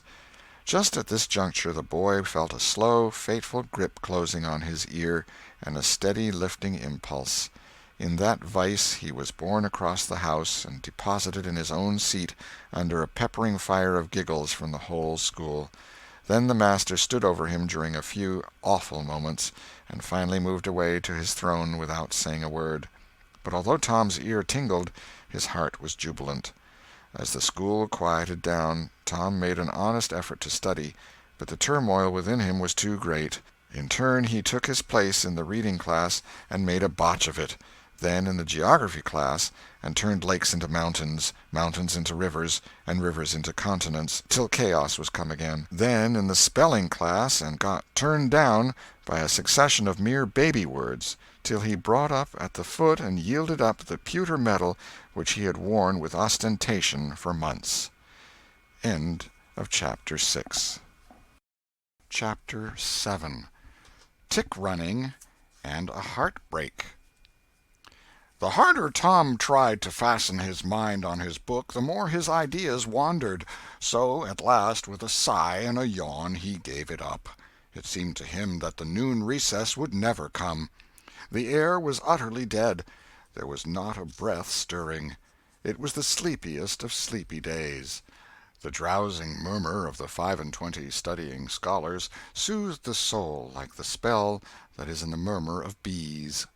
Away off in the flaming sunshine, Cardiff Hill lifted its soft green sides through a shimmering veil of heat, tinted with the purple of distance. A few birds floated on lazy wing high in the air. No other living thing was visible but some cows, and they were asleep. Tom's heart ached to be free, or else to have something of interest to do to pass the dreary time. His hand wandered into his pocket, and his face lit up with a glow of gratitude that was prayer, though he did not know it. Then, furtively, the percussion cap box came out. He released the tick and put him on the long flat desk. The creature probably glowed with a gratitude that amounted to prayer, too, at this moment, but it was premature, for when he started thankfully to travel off, Tom turned him aside with a pin and made him take a new direction. Tom's bosom friend sat next him, suffering just as Tom had been, and now he was deeply and gratefully interested in this entertainment in an instant. This bosom friend was Joe Harper. The two boys were sworn friends all the week, and embattled enemies on Saturdays. Joe took a pin out of his lapel and began to assist in exercising the prisoner. The sport grew in interest momently. Soon Tom said that they were interfering with each other, and neither getting the fullest benefit of the tick. So he put Joe's slate on the desk and drew a line down the middle of it from top to bottom. "Now," said he, "as long as he is on your side, you can stir him up, and I'll let him alone. But if you let him get away and get on my side, you're to leave him alone as long as I can keep him from crossing over." "All right, go ahead. Start him up." The tick escaped from Tom presently and crossed the equator. Joe harassed him a while, and then he got away and crossed back again. This change of base occurred often. While one boy was worrying the tick with absorbing interest, the other would look on with interest as strong. The two heads bowed together over the slate, and the two souls dead to all things else. At last luck seemed to settle and abide with Joe. The tick tried this, that, and the other course, and got as excited and as anxious as the boys themselves, but time and again, just as he would have victory in his very grasp, so to speak, and Tom's fingers would be twitching to begin, Joe's pin would deftly head him off and keep possession. At last Tom could stand it no longer. The temptation was too strong, so he reached out and lent a hand with his pin. Joe was angry in a moment. Said he, "Tom, you let him alone." "I only just want to stir him up a little, Joe." "No, sir, it ain't fair. You just let him alone." "Blame it, I ain't going to stir him much." "Let him alone, I tell you." "Well, I won't." "You shall. He's on my side of the line." "Look here, Joe Harper, whose is that tick?" "I don't care whose tick he is. He's on my side of the line, and you shan't touch him." "Well, I'll just bet I will, though. He's my tick, and I'll do what I blame please with him, or die." A A tremendous whack came down on Tom's shoulders, and its duplicate on Joe's, and for the space of 2 minutes the dust continued to fly from the two jackets and the whole school to enjoy it. The boys had been too absorbed to notice the hush that had stolen upon the school a while before, when the master came tiptoeing down the room and stood over them. He had contemplated a good part of the performance before he contributed his bit of variety to it. When school broke up at noon, Tom flew to Becky Thatcher and whispered in her ear, "Put on your bonnet and let on you're going home, and when you get to the corner, give the rest of 'em the slip, and turn down through the lane and come back.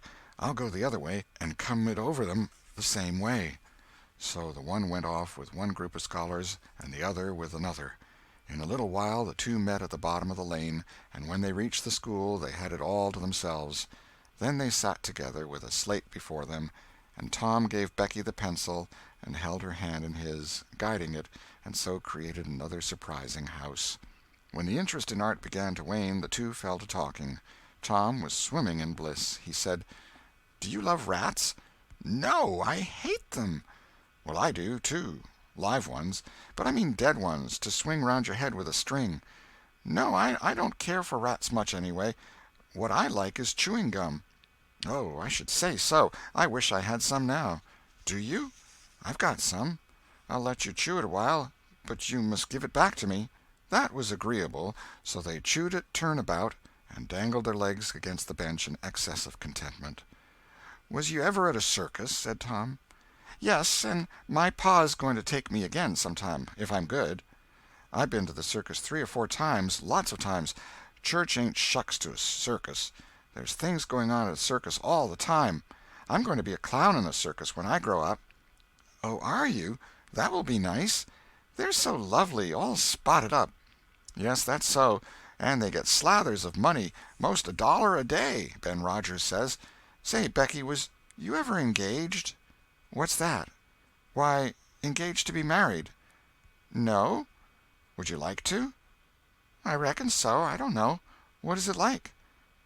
"Like? Why, it ain't like anything. You only just tell a boy you won't ever have anybody but him, ever, ever, ever, and then you kiss, and that's all. Anybody can do it." "Kiss? What do you kiss for?" "Why, that, you know, is to— well, they always do that." "Everybody?" "Why, yes, everybody that's in love with each other. Do you remember what I wrote on the slate?" Yes." "What was it?" "I shan't tell you." "Shall I tell you?" Yes, but some other time." "No, now." "No, not now. Tomorrow." "Oh, no, now. Please, Becky, I'll whisper it. I'll whisper it ever so easy."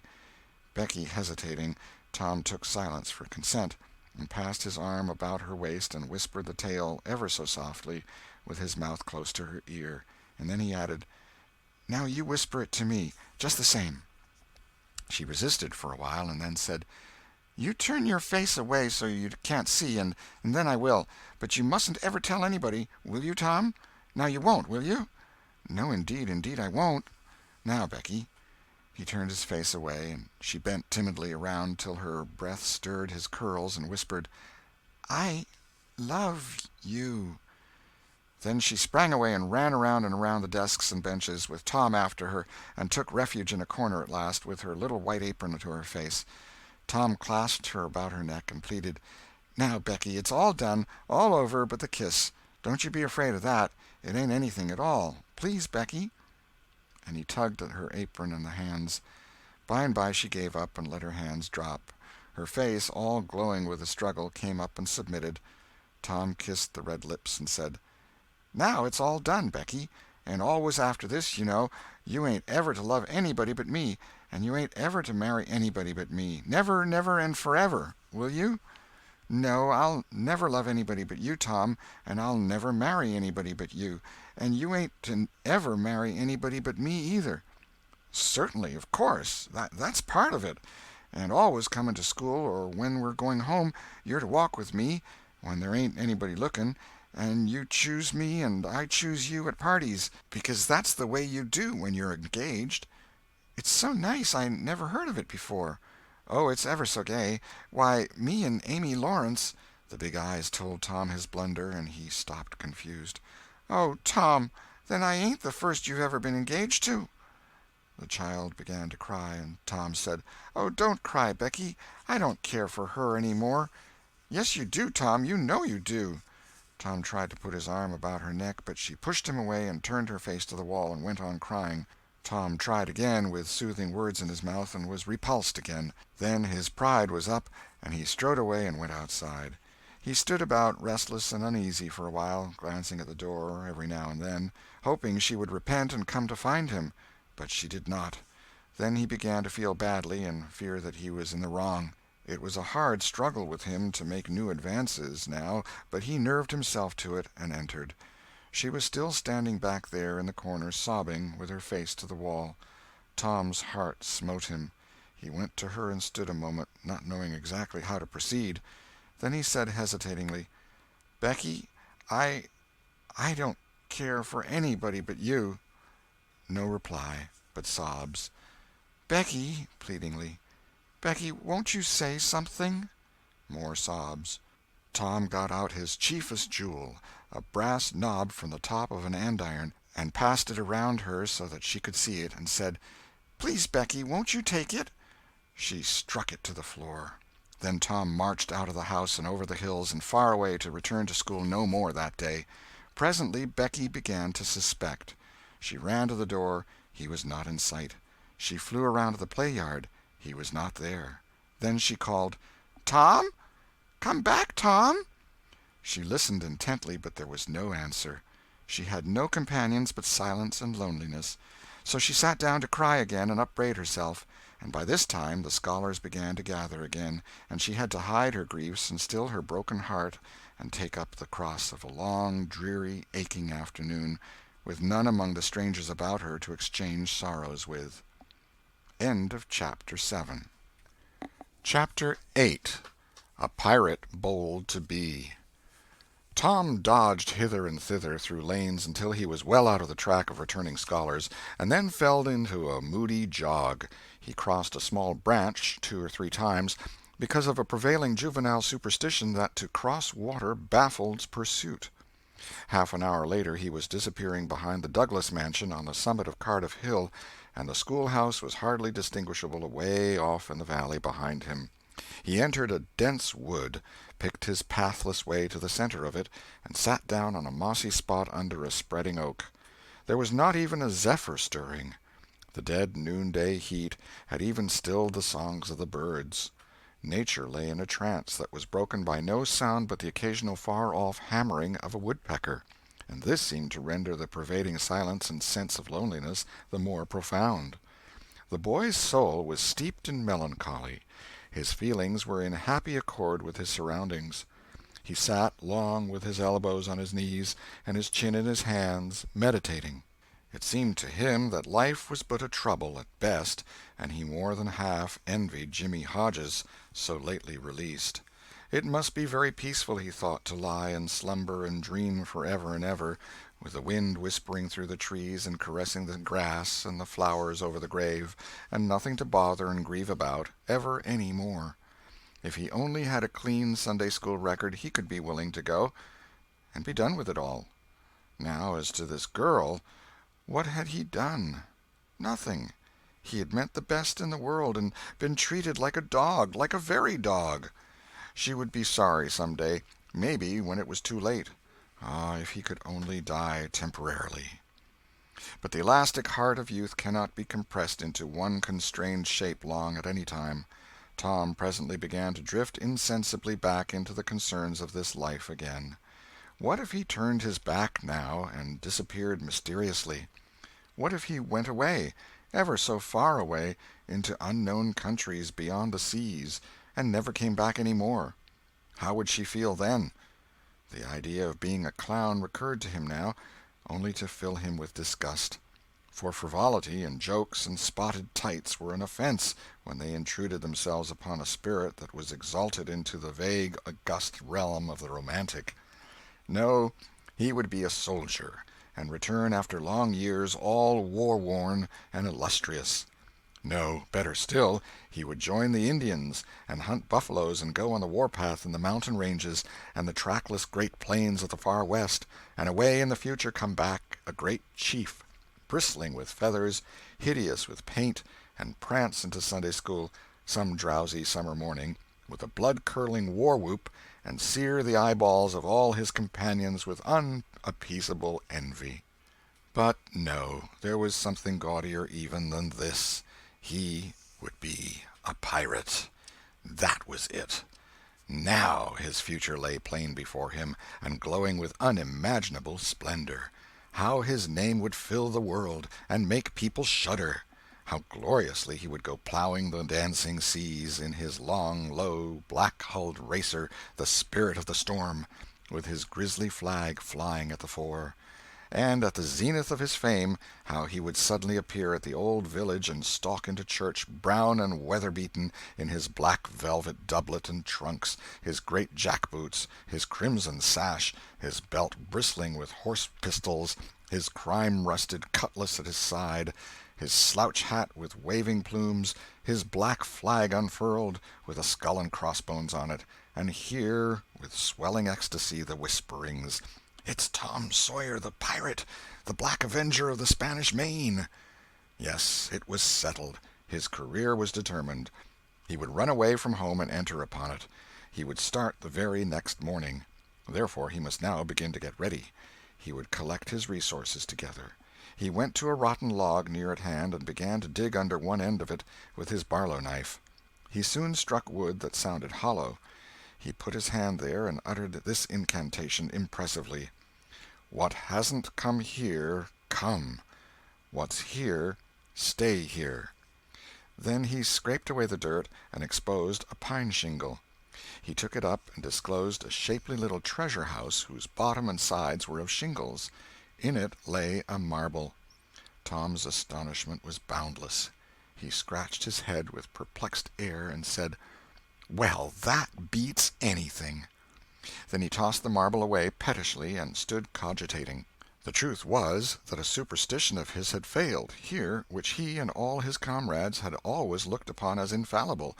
If you buried a marble with certain necessary incantations and left it alone a fortnight, and then opened the place with the incantation he had just used, you would find that all the marbles you had ever lost had gathered themselves together there, meantime, no matter how widely they had been separated. But now this thing had actually and unquestionably failed. Tom's whole structure of faith was shaken to its foundations. He had many a time heard of this thing succeeding, but never of its failing before. It did not occur to him that he had tried it several times before, himself, but could never find the hiding-places afterward. He puzzled over the matter some time, and finally decided that some witch had interfered and broken the charm. He thought he would satisfy himself on that point, so he searched around till he found a small sandy spot with a little funnel-shaped depression in it. He laid himself down and put his mouth close to this depression and called, "Doodle-bug, doodle-bug, tell me what I want to know. Doodle-bug, doodle-bug, tell me what I want to know." The sand began to work, and presently a small black bug appeared for a second and then darted under again in a fright. "He doesn't tell, so it was a witch that done it. I just knowed it." He well knew the futility of trying to contend against witches, so he gave up discouraged. But it occurred to him that he might as well have the marble he had just thrown away, and therefore he went and made a patient search for it. But he could not find it. Now he went back to his treasure-house and carefully placed himself just as he had been standing when he tossed the marble away. Then he took another marble from his pocket and tossed it in the same way, saying, "Brother, go find your brother." He watched where it stopped, and went there and looked. But it must have fallen short or gone too far, so he tried twice more. The last repetition was successful. The two marbles lay within a foot of each other. Just here the blast of a toy tin trumpet came faintly down the green aisles of the forest. Tom flung off his jacket and trousers, turned a suspender into a belt, raked away some brush behind the rotten log, disclosing a rude bow and arrow, a lath sword, and a tin trumpet, and in a moment had seized these things and bounded away bare-legged with fluttering shirt. He presently halted under a great elm, blew an answering blast, and then began to tiptoe and look warily out, this way and that. He said cautiously to an imaginary company, "Hold, my merry men, keep hid till I blow." Now appeared Joe Harper, as airily clad and elaborately armed as Tom. Tom called, Hold! Who comes into Sherwood Forest without my pass?" "Guy of Guisborne wants no man's pass. Who art thou that dares to hold such language?" said Tom, prompting, for they talked by the book, from memory. "Who art thou that dares to hold such language?" "I, indeed. I am Robin Hood, as thy caitiff carcass soon shall know." "Then art thou indeed that famous outlaw? Right gladly will I dispute with thee the passes of the merry wood. Have at thee!" They took their lath swords, dumped their other traps on the ground, and struck a fencing attitude, foot to foot, and began a grave, careful combat, two up and two down. Presently Tom said, "Now if you've got the hang, go it lively." So they went it lively, panting and perspiring with the work. By and by Tom shouted, "Fall! Fall! Why don't you fall?" "I sha'n't." "Why don't you fall yourself? You're getting the worst of it." "Why, that ain't anything. I can't fall. That ain't the way it is in the book. The book says, then with one black-handed stroke he slew poor Guy of Guisborne. You're to turn round and let me hit you on the back." There was no getting around the authorities, so Joe turned, received the whack, and fell. "Now," said Joe, getting up, "you got to let me kill you. That's fair." "Why, I can't do that. It ain't in the book." "Well, it's blamed mean, that's all." "Well, say, Joe, you can be Friar Tuck or Much, the miller's son, and lam me with a quarter-staff. Or I'll be the Sheriff of Nottingham, and you be Robin Hood a little while and kill me." This was satisfactory, and so these adventures were carried out. Then Tom became Robin Hood again, and was allowed by the treacherous nun to bleed his strength away through his neglected wound. And at last Joe, representing a whole tribe of weeping outlaws, dragged him sadly forth, gave his bow into his feeble hands, and Tom said, "Where this arrow falls, there bury poor Robin Hood under the greenwood tree." Then he shot the arrow and fell back and would have died, but he lit on a nettle and sprang up too gaily for a corpse. The boys dressed themselves, hid their accoutrements, and went off grieving that there were no outlaws any more, and wondering what modern civilization could claim to have done to compensate for their loss. They said they would rather be outlaws a year in Sherwood Forest than President of the United States forever. End of Chapter 8. Chapter 9. Tragedy in the Graveyard.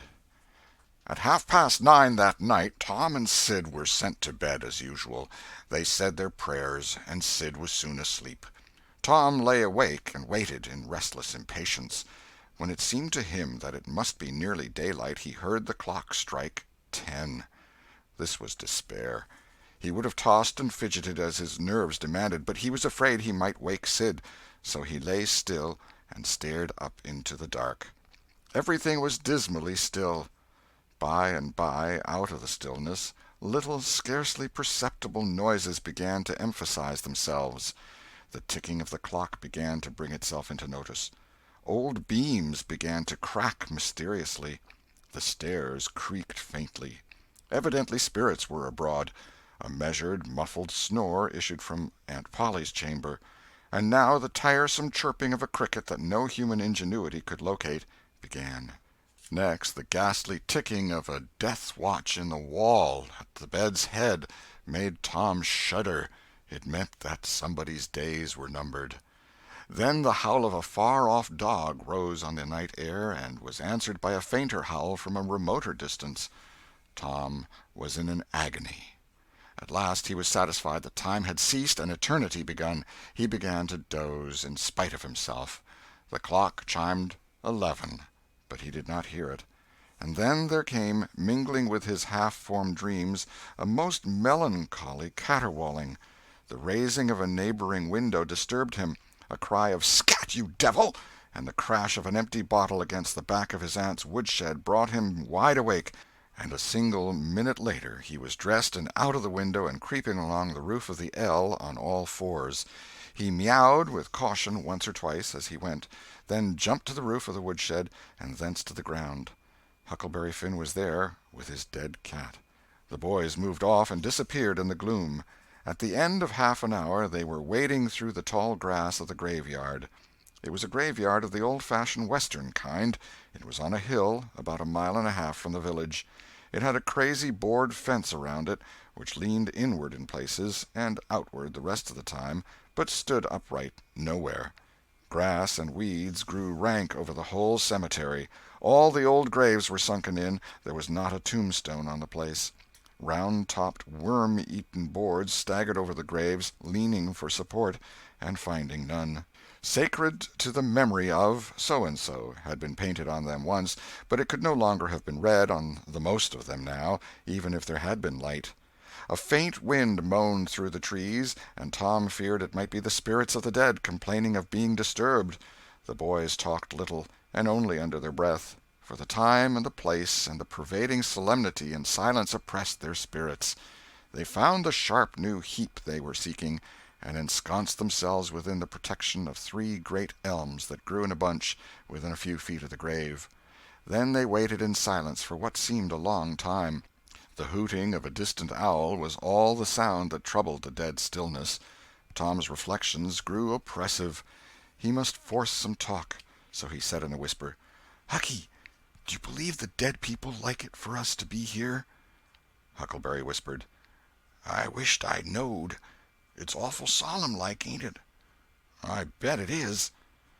There was a considerable pause while the boys canvassed this matter inwardly. Then Tom whispered, "Say, Hucky, do you reckon Hoss Williams hears us talking?" "Oh, of course he does. Least his spirit does." Tom, after a pause, "I wish I'd said Mr. Williams, but I never meant any harm. Everybody called him Hoss." "Well, a body can't be too particular how they talk about these here dead people, Tom." This was a damper, and conversation died again. Presently Tom seized his comrade's arm and said, "Shh!"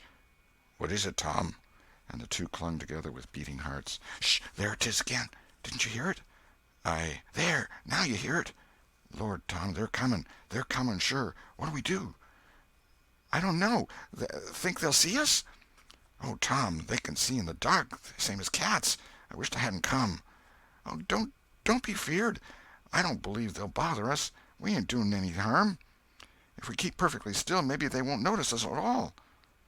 "I'll try to, Tom, but Lord, I'm all a shiver. Listen." The boys bent their heads together and scarcely breathed. A muffled sound of voices floated up from the far end of the graveyard.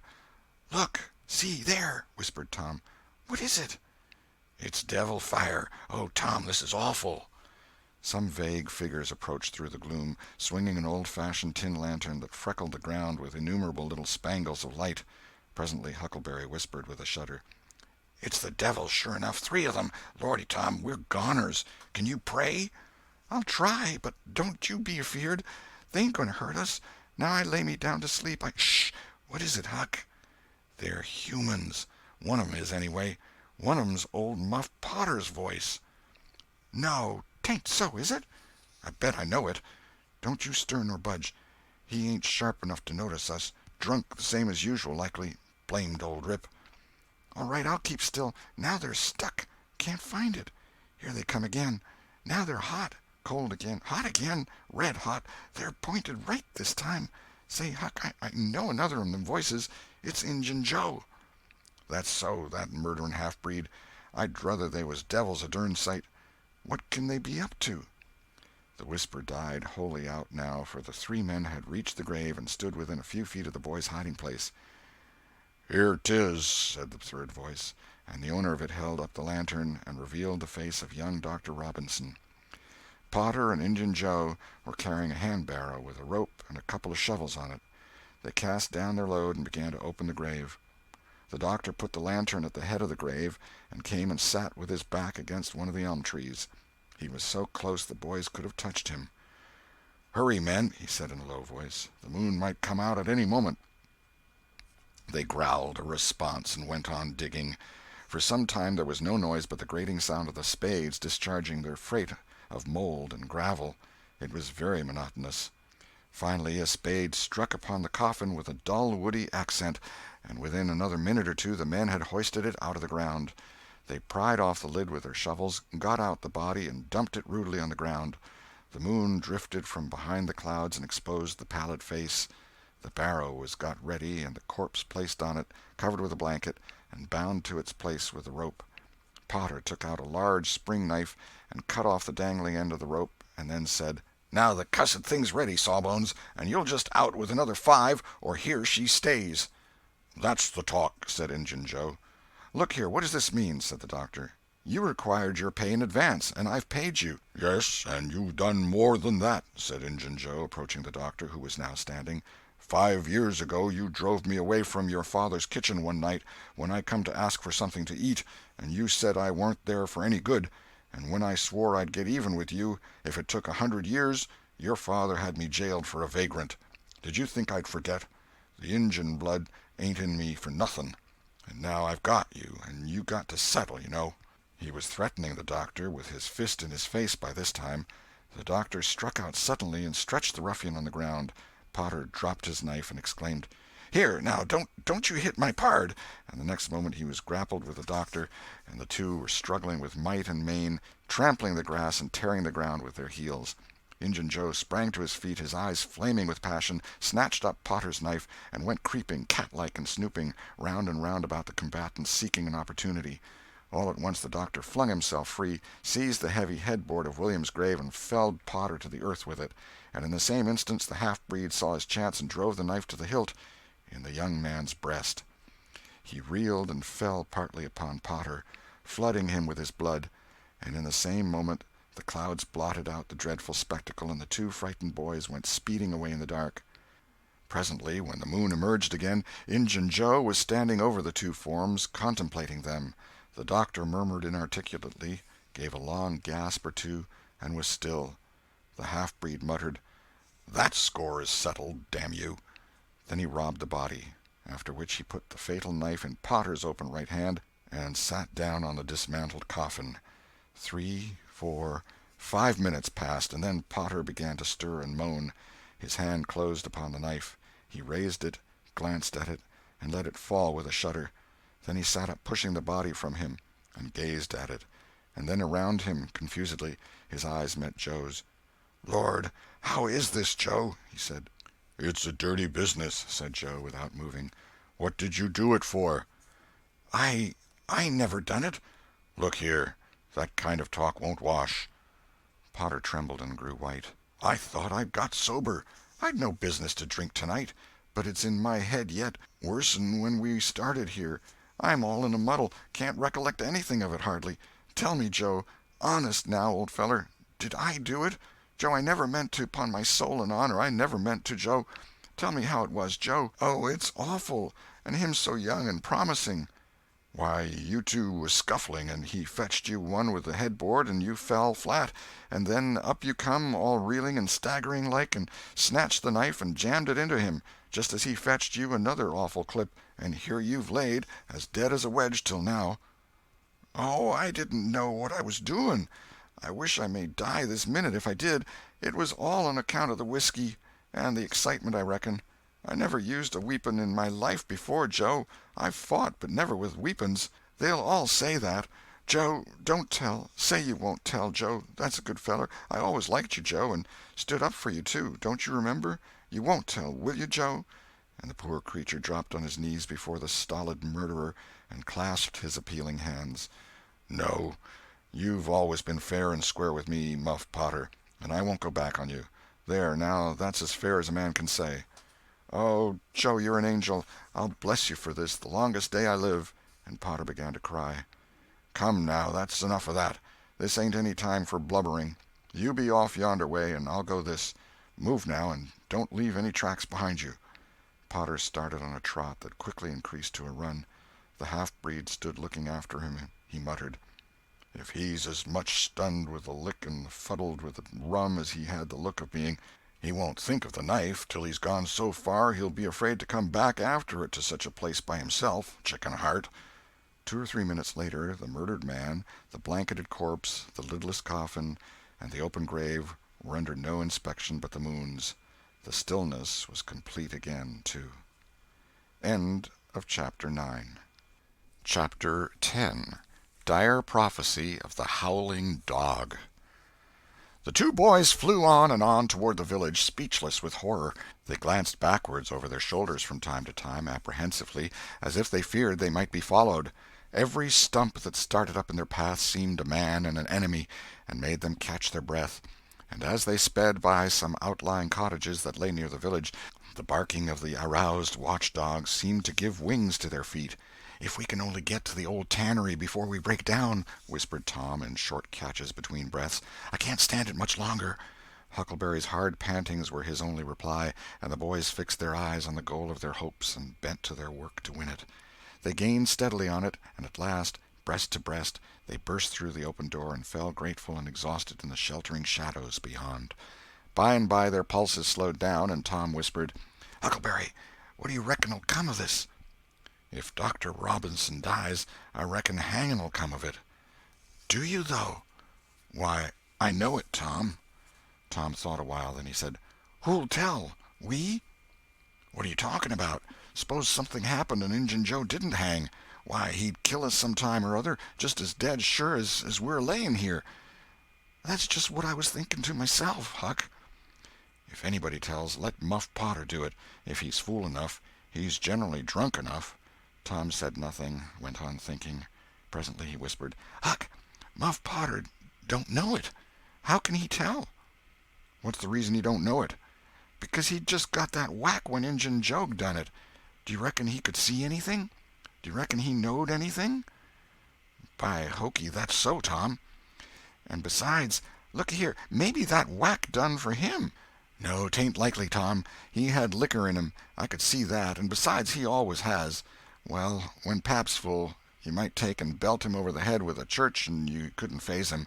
He says so his own self. So it's the same with Muff Potter, of course. But if a man was dead sober, I reckon maybe that whack might fetch him. I don't know." After another reflective silence, Tom said, "Hucky, you sure you can keep Mum?" "Tom, we got to keep Mum. You know that. That Injun devil wouldn't make any more of drowning us than a couple of cats, if we was to squeak about this and they didn't hang him. Now, looky here, Tom, let's take and swear to one another. That's what we got to do. Swear to keep Mum." "I'm agreed. It's the best thing. Would you just hold hands and swear that we—" "Oh, no, that wouldn't do for this. That's good enough for little rubbishy common things, especially with gals, 'cause they go back on you anyway, and blab if they get in a huff. But there oughter be writing about a big thing like this, and blood." Tom's whole being applauded this idea. It was deep and dark and awful. The hour, the circumstances, the surroundings were in keeping with it. He picked up a clean pine shingle that lay in the moonlight, took a little fragment of red keel out of his pocket, got the moon on his work, and painfully scrawled these lines, emphasizing each slow downstroke by clamping his tongue between his teeth and letting up the pressure on the upstrokes. See next page. Huckleberry was filled with admiration of Tom's facility in writing and the sublimity of his language. He at once took a pin from his lapel and was going to prick his flesh, but Tom said, "Hold on, don't do that. A pin's brass. It might have verdigrease on it." "What's verdigrease?" "It's pison.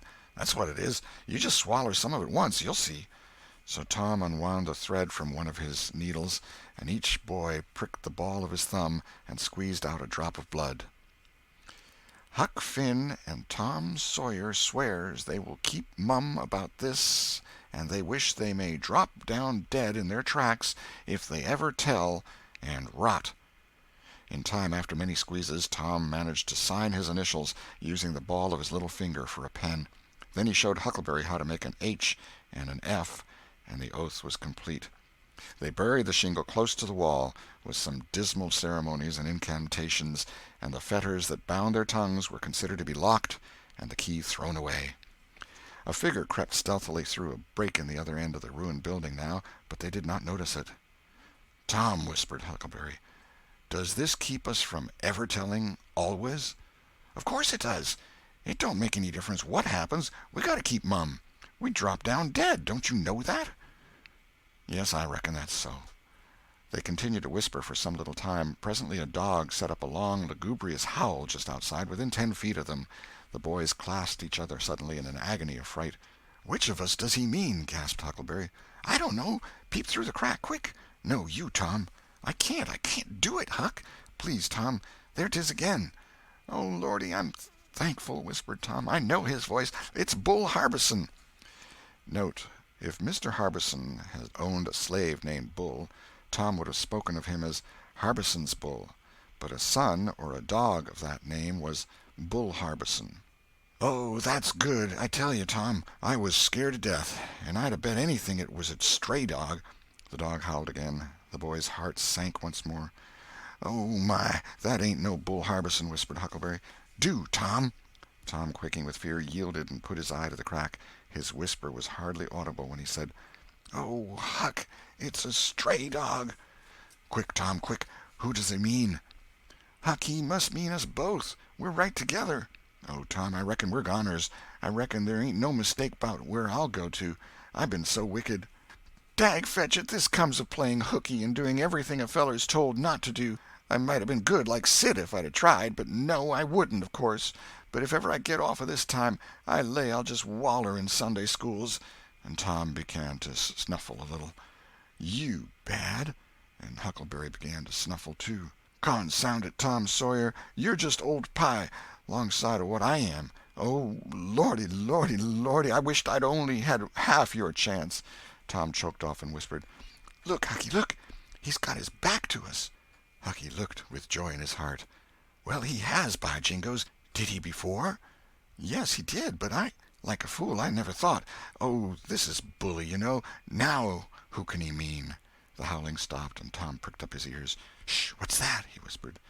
"Sounds like hogs grunting. No, it's somebody snoring, Tom." "That is it. Whereabouts is it, Huck?" "I believe it's down at t'other end. Sounds so, anyway. Pap used to sleep there sometimes, 'long with the hogs, but laws bless you, he just lifts things when he snores. Besides, I reckon he ain't ever coming back to this town any more." The spirit of adventure rose in the boys' souls once more. "Hucky, do you dast to go if I lead?" "I don't like to much. Tom, s'pose it's Injun Joe." Tom quailed. But presently the temptation rose up strong again, and the boys agreed to try, with the understanding that they would take to their heels if the snoring stopped. So they went tiptoeing stealthily down, the one behind the other. When they had got to within 5 steps of the snorer, Tom stepped on a stick, and it broke with a sharp snap. The man moaned, writhed a little, and his face came into the moonlight. It was Muff Potter. The boys' hearts had stood still, and their hopes too, when the man moved, but their fears passed away now. They tiptoed out, through the broken weather-boarding, and stopped at a little distance to exchange a parting word. That long, lugubrious howl rose on the night air again. They turned and saw the strange dog standing within a few feet of where Potter was lying, and facing Potter, with his nose pointing heavenward. "Oh, Jiminy, it's him!" exclaimed both boys in a breath. "Say, Tom, they say a stray dog come howling round Johnny Miller's house 'bout midnight as much as 2 weeks ago, and a whippoorwill come in and lit on a banisters and sung, the very same evening, and there ain't anybody dead there yet." "Well, I know that, and s'pose there ain't. Didn't Gracie Miller fall in the kitchen fire and burn herself terrible the very next Saturday?" "Yes, but she ain't dead, and what's more, she's getting better, too." "All right, well, you wait and see. She's a goner just as dead sure as Muff Potter's a goner. That's what the niggers say, and they know all about these kind of things, Huck." Then they separated, cogitating. When Tom crept in at his bedroom window, the night was almost spent. He undressed with excessive caution, and fell asleep congratulating himself that nobody knew of his escapade. He was not aware that the gently snoring Sid was awake, and had been so for an hour. When Tom awoke, Sid was dressed and gone. There was a late look in the light, a late sense in the atmosphere. He was startled. Why had he not been called? Persecuted till he was up, as usual. The thought filled him with bodings. Within 5 minutes he was dressed and downstairs, feeling sore and drowsy. The family were still at table, but they had finished breakfast. There was no voice of rebuke, but there were averted eyes. There was a silence and an air of solemnity that struck a chill to the culprit's heart. He sat down and tried to seem gay, but it was uphill work. It roused no smile, no response, and he lapsed into silence and let his heart sink down to the depths. After breakfast his aunt took him aside, and Tom was almost brightened in the hope that he was going to be flogged, but it was not so. His aunt wept over him and asked him how he could go and break her old heart so, and finally told him to go on and ruin himself and bring her gray hairs with sorrow to the grave, for it was no use for her to try any more. This was worse than 1,000 whippings, and Tom's heart was sorer now than his body. He cried, he pleaded for forgiveness, promised to reform over and over again, and then received his dismissal, feeling that he had won but an imperfect forgiveness and established but a feeble confidence. He left the presence too miserable to even feel revengeful toward Sid, and so the latter's prompt retreat through the back gateway was unnecessary. He moped to school gloomy and sad, and took his flogging, along with Joe Harper, for playing hooky the day before, with the air of one whose heart was busy with heavier woes and wholly dead to trifles. Then he betook himself to his seat, rested his elbows on his desk and his jaws in his hands, and stared at the wall with the stony stare of suffering that has reached the limit and can no further go. His elbow was pressing against some hard substance. After a long time he slowly and sadly changed his position and took up this object with a sigh. It was in a paper. He unrolled it. A long, lingering, colossal sigh followed, and his heart broke. It was his brass andiron knob. This final feather broke the camel's back. End of Chapter 10. Chapter 11. Conscience Racks Tom. Close upon the hour of noon, the whole village was suddenly electrified with the ghastly news. No need of the as yet undreamed-of telegraph. The tale flew from man to man, from group to group, from house to house, with little less than telegraphic speed. Of course the schoolmaster gave holiday for that afternoon. The town would have thought strangely of him if he had not. A gory knife had been found close to the murdered man, and it had been recognized by somebody as belonging to Muff Potter, so the story ran, and it was said that a belated citizen had come upon Potter washing himself in the branch about 1 or 2 o'clock in the morning, and that Potter had at once sneaked off. Suspicious circumstances, especially the washing, which was not a habit with Potter. It was also said that the town had been ransacked for this murderer. The public are not slow in the matter of sifting evidence and arriving at a verdict, but that he could not be found. Horsemen had departed down all the roads in every direction, and the sheriff was confident that he would be captured before night. All the town was drifting toward the graveyard. Tom's heartbreak vanished, and he joined the procession, not because he would not 1,000 times rather go anywhere else, but because an awful, unaccountable fascination drew him on. Arrived at the dreadful place, he wormed his small body through the crowd and saw the dismal spectacle. It seemed to him an age since he was there before. Somebody pinched his arm. He turned, and his eyes met Huckleberry's. Then both looked elsewhere at once, and wondered if anybody had noticed anything in their mutual glance. But everybody was talking, and intent upon the grisly spectacle before them. "Poor fellow! Poor young fellow! This ought to be a lesson to grave robbers. Muff Potter'll hang for this if they catch him." This was the drift of remark, and the minister said, "It was a judgment. His hand is here." Now Tom shivered from head to heel, for his eye fell upon the stolid face of Injun Joe. At this moment the crowd began to sway and struggle, and voices shouted, "It's him! It's him! He's coming himself!" "Who? Who?" from 20 voices. "Muff Potter." "Hello, he's stopped! Look out, he's turning! Don't let him get away!" People in the branches of the trees over Tom's head said he wasn't trying to get away, he only looked doubtful and perplexed. "Infernal impudence," said a bystander. "Wanted to come and take a quiet look at his work, I reckon. Didn't expect any company." The crowd fell apart now, and the sheriff came through, ostentatiously leading Potter by the arm. The poor fellow's face was haggard, and his eyes showed the fear that was upon him. When he stood before the murdered man he shook as with a palsy, and he put his face in his hands and burst into tears. "I didn't do it, friends," he sobbed. "'Pon my word and honor, I never done it." "Who's accused you?" shouted a voice. This shot seemed to carry home. Potter lifted his face and looked around him with a pathetic hopelessness in his eyes. He saw Injun Joe and exclaimed, "Oh, Injun Joe, you promised me you'd never—" "Is that your knife?" And it was thrust before him by the sheriff. Potter would have fallen if they had caught him, and eased him to the ground. Then he said, "Something's told me if I didn't come back and get—" He shuddered, and then waved his nerveless hand with a vanquished gesture and said, "Tell him, Joe, tell him! It ain't any use any more." Then Huckleberry and Tom stood dumb and staring, and heard the stony-hearted liar reel off his serene statement, they expecting every moment that the clear sky would deliver God's lightnings upon his head, and wondering to see how long the stroke was delayed.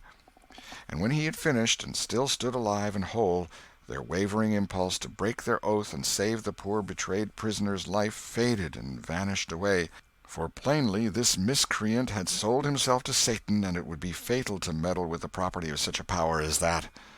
"Why didn't you leave? What did you want to come here for?" somebody said. "I couldn't help it, I couldn't help it," Potter moaned. "I wanted to run away, but I couldn't seem to come anywhere but here." And he fell to sobbing again. Injun Joe repeated his statement just as calmly a few minutes afterwards on the inquest, under oath, and the boys, seeing that the lightnings were still withheld, were confirmed in their belief that Joe had sold himself to the devil.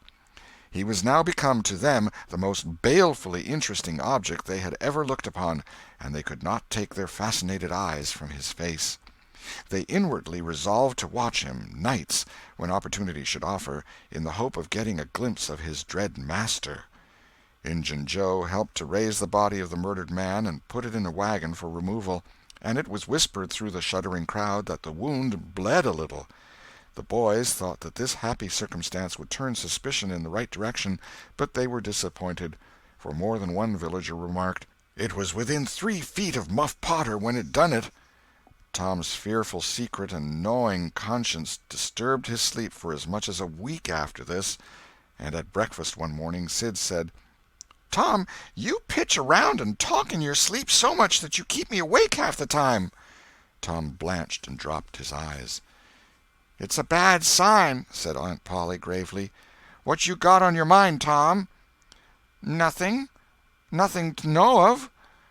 But the boy's hand shook so that he spilled his coffee. "And you do talk such stuff," Sid said. "Last night you said, 'It's blood, that's what it is.' You said that over and over, and you said, 'Don't torment me so, I'll tell.' Tell what? What is it you'll tell?" Everything was swimming before Tom.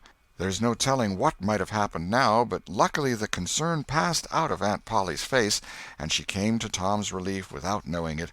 She said, "Sho, it's that dreadful murder. I dream about it most every night myself. Sometimes I dream it's me that done it." Mary said she had been affected much the same way. Sid seemed satisfied. Tom got out of the presence as quick as he plausibly could, and after that he complained of a toothache for a week, and tied up his jaws every night. He never knew that Sid lay nightly watching, and frequently slipped the bandage free and then leaned on his elbow, listening a good while at a time, and afterward slipped the bandage back to its place again. Tom's distress of mind wore off gradually, and the toothache grew irksome and was discarded. If Sid really managed to make anything out of Tom's disjointed mutterings, he kept it to himself. It seemed to Tom that his schoolmates never would get done holding inquests on dead cats, and thus keeping his trouble present to his mind. Sid noticed that Tom never was coroner at one of these inquiries, though it had been his habit to take the lead in all new enterprises.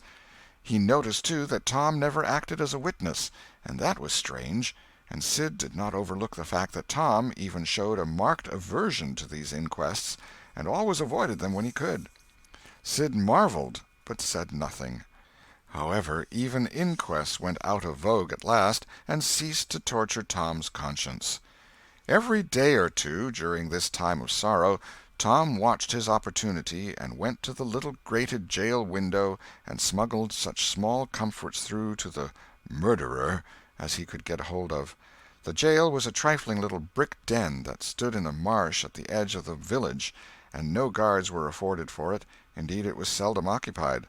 These offerings greatly helped to ease Tom's conscience. The villagers had a strong desire to tar and feather Injun Joe and ride him on a rail for body-snatching, but so formidable was his character that nobody could be found who was willing to take the lead in the matter, so it was dropped.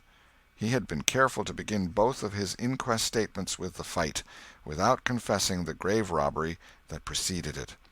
Therefore it was deemed wisest not to try the case in the courts at present. End of Chapter 11. Chapter 12. The Cat and the Painkiller. One of the reasons why Tom's mind had drifted away from its secret troubles was that it had found a new and weighty matter to interest itself about. Becky Thatcher had stopped coming to school. Tom had struggled with his pride a few days, and tried to whistle her down the wind, but failed. He began to find himself hanging around her father's house nights, and feeling very miserable. She was ill. What if she should die? There was distraction in the thought. He no longer took an interest in war, nor even in piracy. The charm of life was gone. There was nothing but dreariness left. He put his hoop away, and his bat. There was no joy in them any more. His aunt was concerned. She began to try all manner of remedies on him. She was one of those people who are infatuated with patent medicines and all newfangled methods of producing health or mending it. She was an inveterate experimenter in these things. When something fresh in this line came out, she was in a fever, right away, to try it. Not on herself, for she was never ailing, but on anybody else that came handy. She was a subscriber for all the health periodicals and phenomenological frauds, and the solemn ignorance they were inflated with was breath to her nostrils. All the rot they contained about ventilation, and how to go to bed, and how to get up, and what to eat, and what to drink, and how much exercise to take, and what frame of mind to keep one's self in, and what sort of clothing to wear, was all gospel to her, and she never observed that her health journals of the current month customarily upset everything they had recommended the month before. She was as simple-hearted and honest as the day was long, and so she was an easy victim.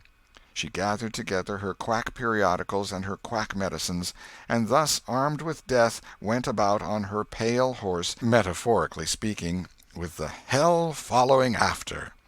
But she never suspected that she was not an angel of healing and the balm of Gilead in disguise to the suffering neighbors.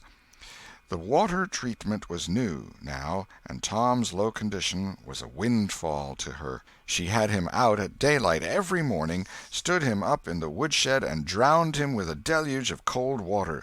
Then she scrubbed him down with a towel like a file, and so brought him to.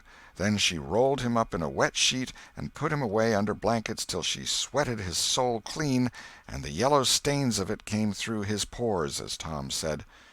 Yet, notwithstanding all this, the boy grew more and more melancholy and pale and dejected. She added hot baths, sitz baths, shower baths, and plunges. The boy remained as dismal as a hearse. She began to assist the water with a slim oatmeal diet and blister plasters. She calculated his capacity as she would a jug's, and filled him up every day with quack cure-alls.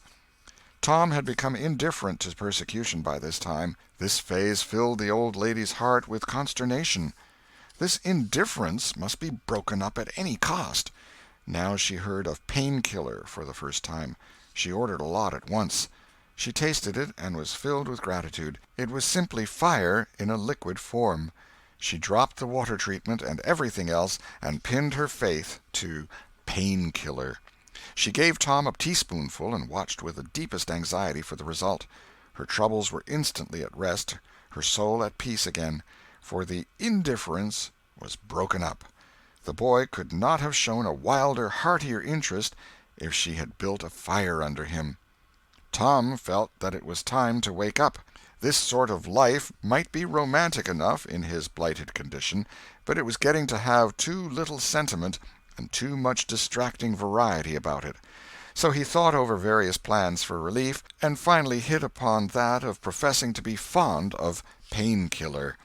He asked for it so often that he became a nuisance, and his aunt ended by telling him to help himself and quit bothering her. If it had been Sid, she would have had no misgivings to alloy her delight, but since it was Tom, she watched the bottle clandestinely. She found that the medicine did really diminish, but it did not occur to her that the boy was mending the health of a crack in the sitting-room floor with it. One day Tom was in the act of dosing the crack when his aunt's yellow cat came along, purring, eyeing the teaspoon avariciously, and begging for a taste. Tom said, "Don't ask for it unless you want it, Peter." But Peter signified that he did want it. "You better make sure." Peter was sure. Now you've asked for it, and I'll give it to you, because there ain't anything mean about me, but if you find you don't like it, you mustn't blame anybody but your own self." Peter was agreeable, so Tom pried his mouth open and poured down the painkiller.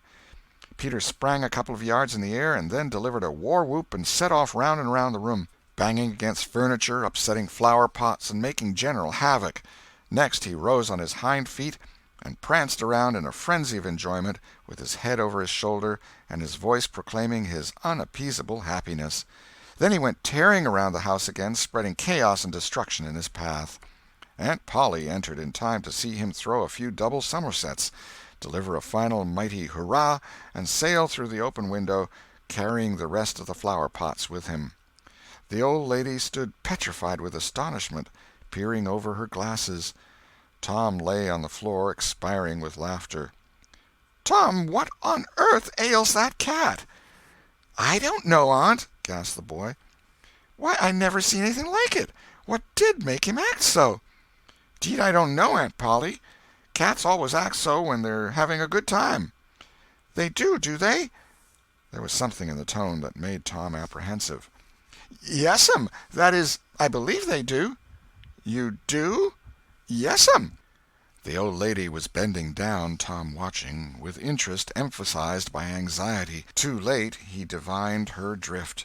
The handle of the tell-tale teaspoon was visible under the bed valance. Aunt Polly took it, held it up. Tom winced and dropped his eyes.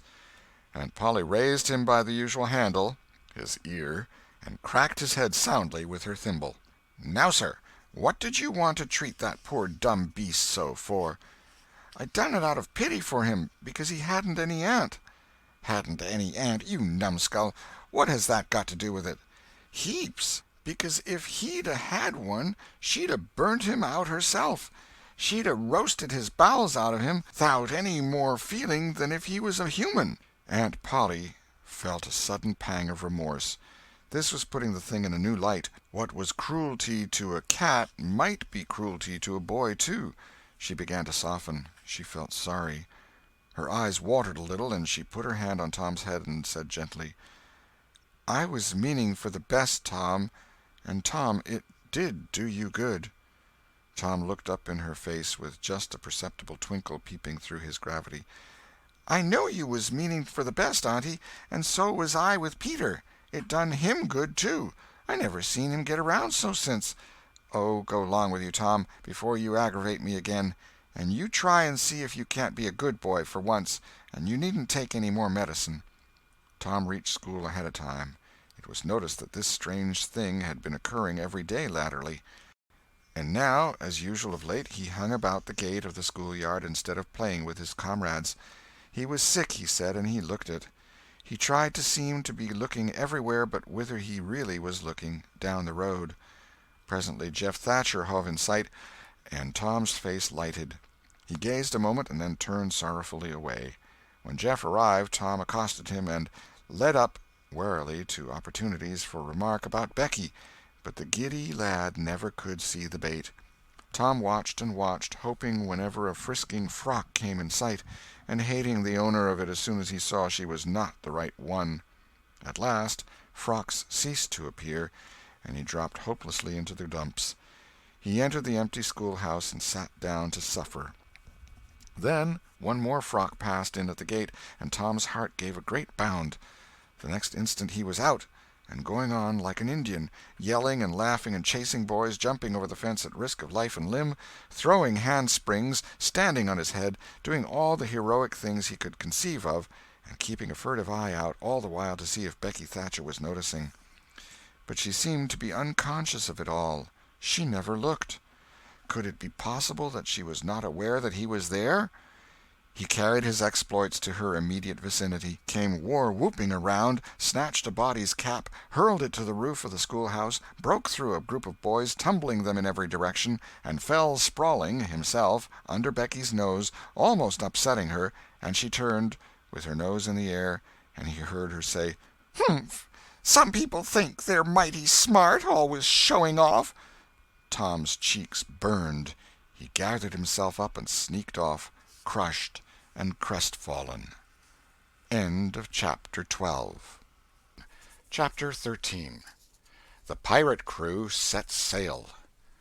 Tom's mind was made up now. He was gloomy and desperate. He was a forsaken, friendless boy, he said. Nobody loved him. When they found out what they had driven him to, perhaps they would be sorry. He had tried to do right and get along, but they would not let him. Since nothing would do them but to get rid of him, let it be so. And let them blame him for the consequences. Why shouldn't they? What right had the friendless to complain? Yes, they had forced him to it at last. He would lead a life of crime. There was no choice. By this time he was far down Meadow Lane, and the bell for school to "take up" tingled faintly upon his ear. He sobbed, now, to think he should never, never hear that old familiar sound any more. It was very hard, but it was forced on him. Since he was driven out into the cold world, he must submit. But he forgave them. Then the sobs came thick and fast.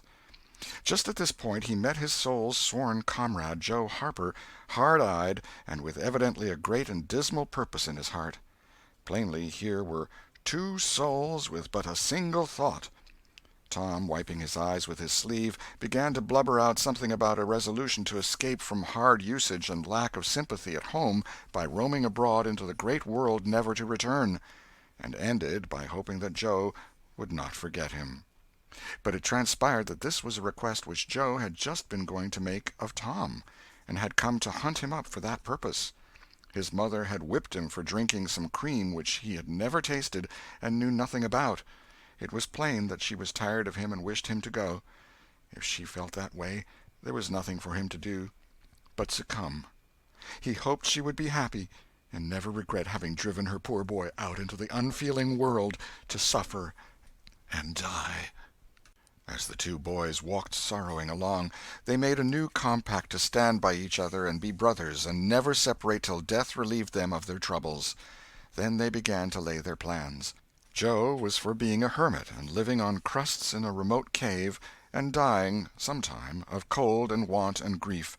But after listening to Tom, he conceded that there were some conspicuous advantages about a life of crime, and so he consented to be a pirate. 3 miles below St. Petersburg, at a point where the Mississippi River was a trifle over a mile wide, there was a long, narrow, wooded island, with a shallow bar at the head of it, and this offered well as a rendezvous. It was not inhabited. It lay far over towards the further shore, abreast a dense and almost wholly unpeopled forest. So Jackson's Island was chosen. Who were to be the subjects of their piracies was a matter that did not occur to them. Then they hunted up Huckleberry Finn, and he joined them promptly, for all careers were one to him. He was indifferent. They presently separated to meet at a lonely spot on the river bank 2 miles above the village at the favorite hour, which was midnight. There was a small log raft there which they meant to capture. Each would bring hooks and lines, and such provision as he could steal in the most dark and mysterious way, as became outlaws, and before the afternoon was done they had all managed to enjoy the sweet glory of spreading the fact that pretty soon the town would hear something. All who got this vague hint were cautioned to be mum and wait. About midnight Tom arrived with a boiled ham and a few trifles, and stopped in a dense undergrowth on a small bluff overlooking the meeting-place. It was starlight and very still. The mighty river lay like an ocean at rest.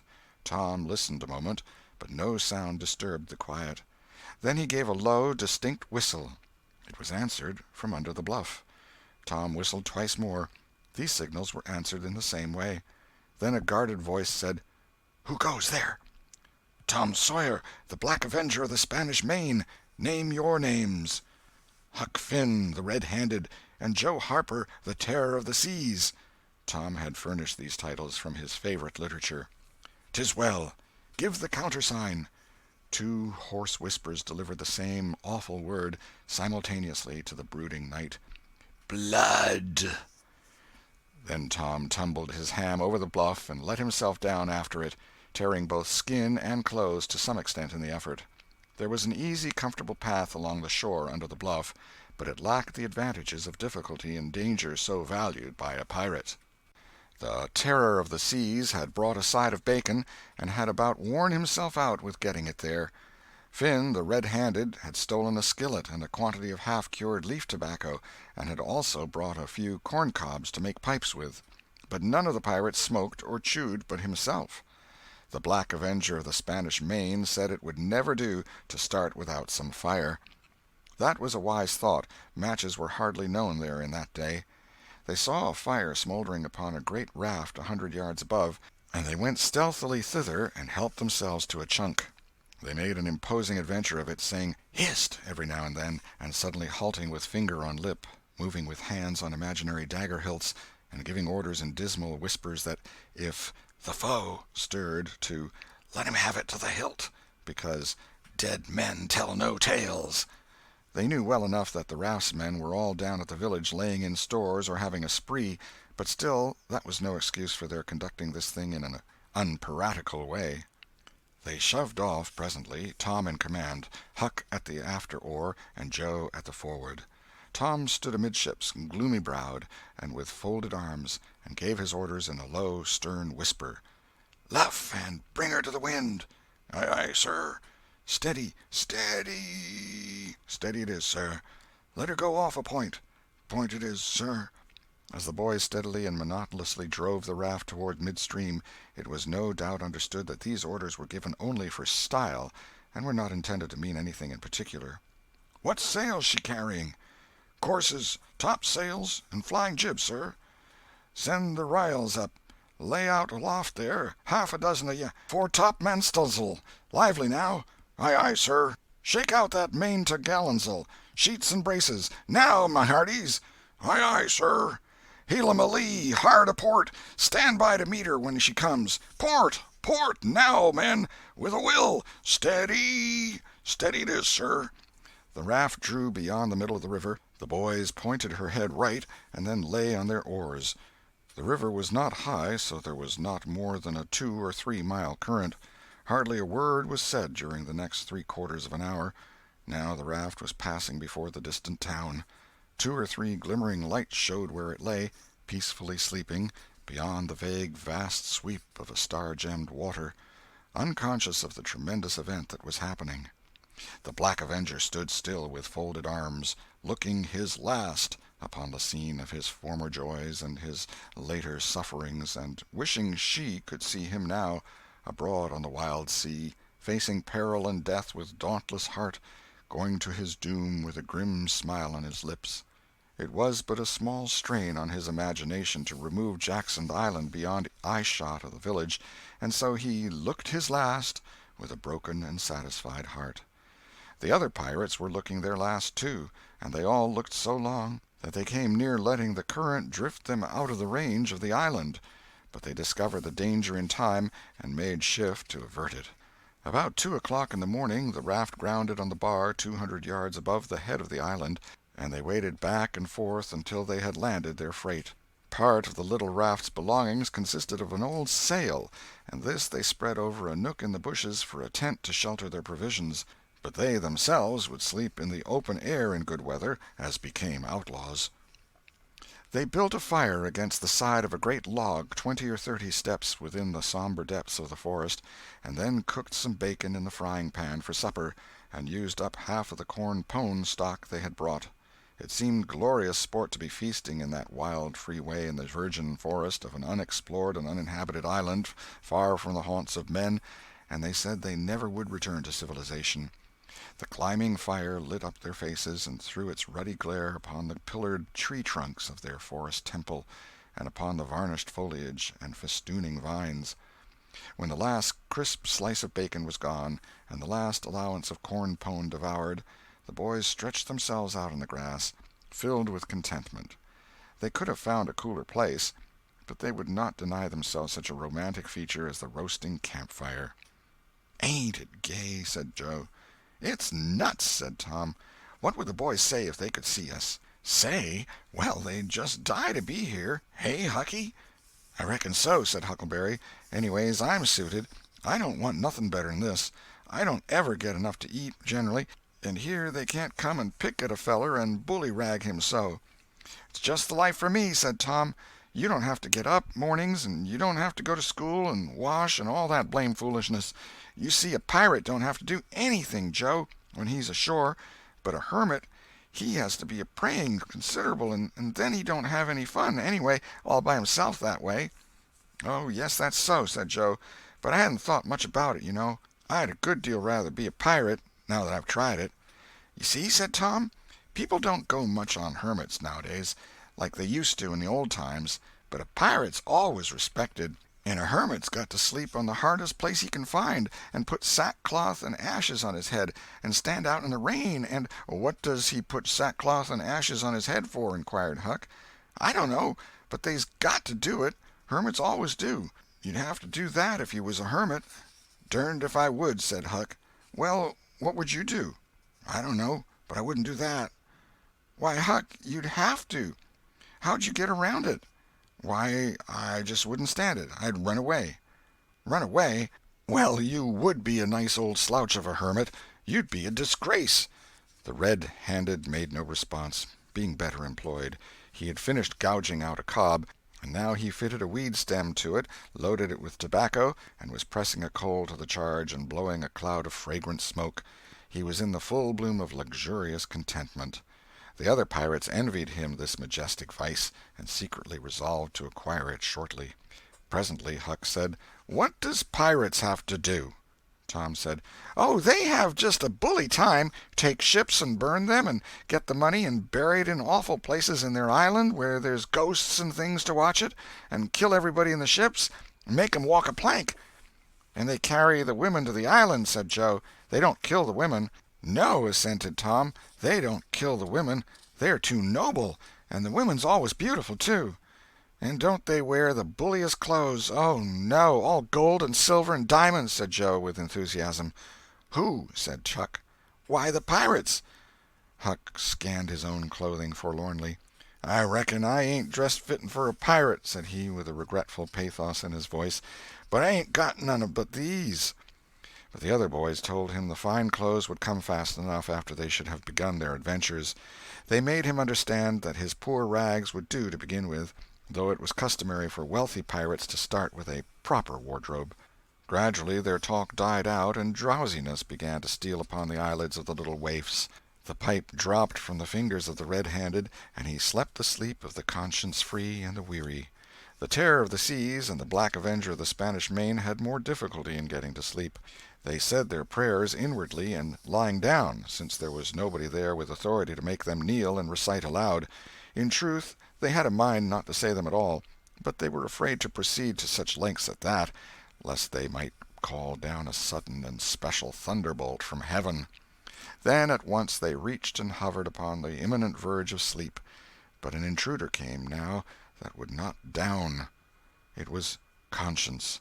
They began to feel a vague fear that they had been doing wrong to run away, and next they thought of the stolen meat, and then the real torture came. They tried to argue it away by reminding conscience that they had purloined sweetmeats and apples scores of times, but conscience was not to be appeased by such thin plausibilities. It seemed to them in the end that there was no getting around the stubborn fact that taking sweetmeats was only hooking, while taking bacon and hams and such valuables was plain simple stealing. And there was a command against that in the Bible. So they inwardly resolved that so long as they remained in the business, their piracies should not again be sullied with the crime of stealing. Then conscience granted a truce, and these curiously inconsistent pirates fell peacefully to sleep. End of Chapter 13. Chapter 14. Happy Camp of the Freebooters. When Tom awoke in the morning, he wondered where he was. He sat up and rubbed his eyes and looked around. Then he comprehended. It was the cool, gray dawn, and there was a delicious sense of repose and peace in the deep, pervading calm and silence of the woods. Not a leaf stirred, not a sound obtruded upon great Nature's meditation. Beaded dewdrops stood upon the leaves and grasses, a white layer of ashes covered the fire, and a thin blue breath of smoke rose straight into the air. Joe and Huck still slept. Now, far away in the woods, a bird called. Another answered. Presently the hammering of a woodpecker was heard. Gradually the cool, dim gray of the morning whitened, and as gradually sounds multiplied and life manifested itself. The marvel of nature shaking off sleep and going to work unfolded itself to the musing boy. A little green worm came crawling over a dewy leaf, lifting two-thirds of his body into the air from time to time and sniffing around, then proceeding again, for he was measuring, Tom said, and when the worm approached him of its own accord, he sat as still as a stone, with his hopes rising and falling by turns, as the creature still came toward him or seemed inclined to go elsewhere. And when at last it considered a painful moment with its curved body in the air and then came decisively down upon Tom's leg and began journeying over him, his whole heart was glad, for that meant that he was going to have a new suit of clothes, without the shadow of a doubt a gaudy piratical uniform. Now a procession of ants appeared, from nowhere in particular, and went about their labors. One struggled manfully by with a dead spider 5 times as big as itself in its arms, and lugged it straight up a tree trunk. A brown-spotted ladybug climbed the dizzy height of a grass-blade, and Tom bent down close to it and said, "Ladybug, ladybug, fly away home. Your house is on fire, your children's alone." And she took wing and went off to see about it, which did not surprise the boy, for he knew of old that this insect was credulous about conflagrations, and he had practised upon its simplicity more than once. A tumblebug came next, heaving sturdily at its ball, and Tom touched the creature to see it shut its legs against its body and pretend to be dead. The birds were fairly rioting by this time. A catbird, the northern mocker, lit in a tree over Tom's head, and trilled out her imitations of her neighbors in a rapture of enjoyment. Then a shrill jay swept down, a flash of blue flame, and stopped on a twig almost within the boy's reach, cocked his head to one side and eyed the strangers with a consuming curiosity. A gray squirrel and a big fellow of the fox kind came scurrying along, sitting up at intervals to inspect and chatter at the boys, for the wild things had probably never seen a human being before and scarcely knew whether to be afraid or not. All nature was wide awake and stirring now. Long lances of sunlight pierced down through the dense foliage far and near, and a few butterflies came fluttering upon the scene. Tom stirred up the other pirates, and they all clattered away with a shout, and in a minute or two were stripped and chasing after and tumbling over each other in the shallow limpid water of the white sandbar. They felt no longing for the little village sleeping in the distance beyond the majestic waste of water. A vagrant current, or a slight rise in the river, had carried off their raft, but this only gratified them, since its going was something like burning the bridge between them and civilization. They came back to camp wonderfully refreshed, glad-hearted, and ravenous, and they soon had the campfire blazing up again. Huck found a spring of clear cold water close by, and the boys made cups of broad oak or hickory leaves, and felt that water, sweetened with such wildwood charm as that, would be a good enough substitute for coffee. While Joe was slicing bacon for breakfast, Tom and Huck asked him to hold on a minute. They stepped to a promising nook in the river bank and threw in their lines. Almost immediately they had reward. Joe had not had time to get impatient before they were back again with some handsome bass, a couple of sun perch, and a small catfish, provisions enough for quite a family. They fried the fish with the bacon, and were astonished, for no fish had ever seemed so delicious before. They did not know that the quicker a fresh-water fish is on the fire after it is caught the better he is, and they reflected little upon what a sauce open-air sleeping, open-air exercise, bathing, and a large ingredient of hunger makes, too. They lay around in the shade after breakfast while Huck had a smoke, and then went off through the woods on an exploring expedition. They tramped gaily along over decaying logs, through tangled underbrush, among solemn monarchs of the forest, hung from their crowns to the ground with a drooping regalia of grapevines. Now and then they came upon snug nooks carpeted with grass and jeweled with flowers. They found plenty of things to be delighted with, but nothing to be astonished at. They discovered that the island was about 3 miles long and a quarter of a mile wide, and that the shore it lay closest to was only separated from it by a narrow channel hardly 200 yards wide. They took a swim about every hour, so it was close upon the middle of the afternoon when they got back to the camp. They were too hungry to stop to fish, but they fared sumptuously upon cold ham, and then threw themselves down in the shade to talk. But the talk soon began to drag, and then died. The stillness, the solemnity that brooded in the woods, and the sense of loneliness began to tell upon the spirits of the boys. They fell to thinking. A sort of undefined longing crept upon them. This took dim shape presently. It was budding homesickness. Even Finn, the red-handed, was dreaming of his doorsteps and empty hogsheads. But they were all ashamed of their weakness, and none was brave enough to speak his thought. For some time now the boys had been dully conscious of a particular sound in the distance, just as one sometimes is of the ticking of a clock which he takes no distinct note of. But now this mysterious sound became more pronounced and forced a recognition. The boys started, glanced at each other, and then each assumed a listening attitude. There was a long silence, profound and unbroken, and then a deep sullen boom came floating down out of the distance. "What is it?" exclaimed Joe under his breath. "I wonder," said Tom in a whisper. "'Tain't thunder," said Huckleberry in an awed tone, "'cause thunder—" "Hark!" said Tom. "Listen, don't talk." They waited a time that seemed an age, and then the same muffled boom troubled the solemn hush. "Let's go and see." They sprang to their feet and hurried to the shore toward the town. They parted the bushes on the bank and peered out over the water.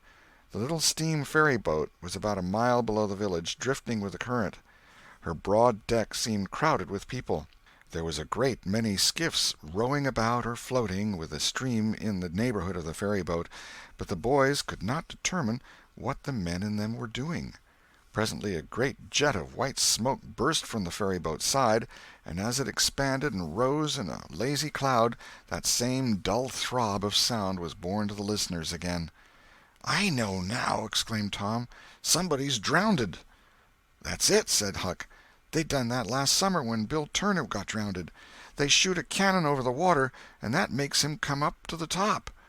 "Yes, and they take loaves of bread and put quicksilver in 'em and set 'em afloat, and wherever there's anybody that's drownded they'll float right there and stop." "Yes, I've heard about that," said Joe. "I wonder what makes the bread do that." "Oh, it ain't the bread so much," said Tom. "I reckon it's mostly what they say over it before they start it out." "But they don't say anything over it," said Huck. "I've seen 'em and they don't." "Well, that's funny," said Tom. "But maybe they say it to themselves. Of course they do. Anybody might know that." The other boys agreed that there was reason in what Tom said, because an ignorant lump of bread uninstructed by an incantation could not be expected to act very intelligently when sent upon an errand of such gravity. "By jings, I wish I was over there now," said Joe. "I do too," said Huck. "I'd give heaps to know who it is." The boys still listened and watched. Presently a revealing thought flashed through Tom's mind, and he exclaimed, "Boys, I know who's drownded. It's us!" They felt like heroes in an instant. Here was a gorgeous triumph. They were missed. They were mourned. Hearts were breaking on their account. Tears were being shed. Accusing memories of unkindness to these poor lost lads were rising up, and unavailing regrets and remorse were being indulged. And best of all, the departed were the talk of the whole town, and the envy of all the boys, as far as this dazzling notoriety was concerned. This was fine. It was worth while to be a pirate after all. As twilight drew on, the ferry-boat went back to her accustomed business, and the skiffs disappeared. The pirates returned to camp. They were jubilant with vanity over their new grandeur and the illustrious trouble they were making. They caught fish, cooked supper, and ate it, and then fell to guessing at what the village was thinking and saying about them, and the pictures they drew of the public distress on their account were gratifying to look upon from their point of view. But when the shadows of night closed them in, they gradually ceased to talk, and sat gazing into the fire, with their minds evidently wandering elsewhere. The excitement was gone, now, and Tom and Joe could not keep back thoughts of certain persons at home who were not enjoying this fine frolic as much as they were. Misgivings came. They grew troubled and unhappy. A sigh or two escaped unawares. By and by Joe timidly ventured upon a roundabout feeler as to how the others might look upon a return to civilization. Not right now, but— Tom withered him with derision. Huck, being uncommitted as yet, joined in with Tom, and the waverer quickly explained and was glad to get out of the scrape with as little taint of chicken-hearted homesickness clinging to his garments as he could. Mutiny was effectually laid to rest for the moment. As the night deepened, Huck began to nod and presently to snore. Joe followed next. Tom lay upon his elbow motionless for some time, watching the two intently. At last he got up cautiously on his knees and went searching among the grass and the flickering reflections flung by the campfire. He picked up and inspected several large semi-cylinders of the thin white bark of a sycamore, and finally chose two which seemed to suit him. Then he knelt by the fire and painfully wrote something upon each of these with his red keel. One he rolled up and put in his jacket pocket, and the other he put in Joe's hat and removed it to a little distance from the owner. And he also put into the hat certain schoolboy treasures of almost inestimable value, among them a lump of chalk, an india-rubber ball, 3 fish-hooks, and one of that kind of marbles known as the sure-enough crystal. Then he tiptoed his way cautiously among the trees till he felt that he was out of hearing, and straightway broke into a keen run in the direction of the sandbar. End of Chapter 14. Chapter 15. Tom's Stealthy Visit Home. A few minutes later Tom was in the shoal water of the bar, wading toward the Illinois shore. Before the depth reached his middle he was halfway over. The current would permit no more wading now, so he struck out confidently to swim the remaining 100 yards. He swam quartering upstream, but still was swept downward rather faster than he had expected. However, he reached the shore finally, and drifted along till he found a low place and drew himself out. He put his hand on his jacket pocket, found his piece of bark safe, and then struck through the woods, following the shore with streaming garments. Shortly before 10 o'clock he came out into an open place opposite the village, and saw the ferryboat lying in the shadow of the trees and the high bank. Everything was quiet under the blinking stars. He crept down the bank, watching with all his eyes, slipped into the water, swam 3 or 4 strokes, and climbed into the skiff that did yawl duty at the boat's stern. He laid himself down under the thwarts and waited, panting. Presently the cracked bell tapped, and a voice gave the order to cast off. A minute or two later the skiff's head was standing high up against the boat's swell, and the voyage was begun. Tom felt happy in his success, for he knew it was the boat's last trip for the night. At the end of a long 12 or 15 minutes the wheel stopped, and Tom slipped overboard and swam ashore in the dusk, landing 50 yards downstream, out of danger of possible stragglers. He flew along unfrequented alleys, and shortly found himself at his aunt's back fence. He climbed over, approached the L, and looked in at the sitting-room window, for a light was burning there. There sat Aunt Polly, Sid, Mary, and Joe Harper's mother, grouped together, talking. They were by the bed, and the bed was between them and the door. Tom went to the door and began to softly lift the latch. Then he pressed gently, and the door yielded a crack. He continued pushing cautiously, and quaking every time it creaked, till he judged he might squeeze through on his knees. So he put his head through and began warily. "What makes the candles blow so?" said Aunt Polly. Tom hurried up. "Why, that door's open, I believe. Why, of course it is. No end of strange things now. Go along and shut it, Sid." Tom disappeared under the bed just in time. He lay and breathed himself for a while, then crept to where he could almost touch his aunt's foot. "But as I was saying," said Aunt Polly, "he warn't bad, so to say, only mischievous, only just giddy and harum-scarum, you know. He warn't any more responsible than a colt. He never meant any harm, and he was the best-hearted boy that ever was," and she began to cry. "It was just so with my Joe, always full of his devilment and up to every kind of mischief, but he was just as unselfish and kind as he could be. And laws bless me, to think I went and whipped him for taking that cream, never once recollecting that I throwed it out myself because it was sour, and I never to see him again in this world, never, never, never, poor abused boy." And Mrs. Harper sobbed as if her heart would break. "I hope Tom's better off where he is," said Sid. "But if he'd been better in some ways—" "Sid!" Tom felt the glare of the old lady's eye, though he could not see it. "Not a word against my Tom, now that he's gone. God'll take care of him. Never you trouble yourself, sir. Oh, Mrs. Harper, I don't know how to give him up.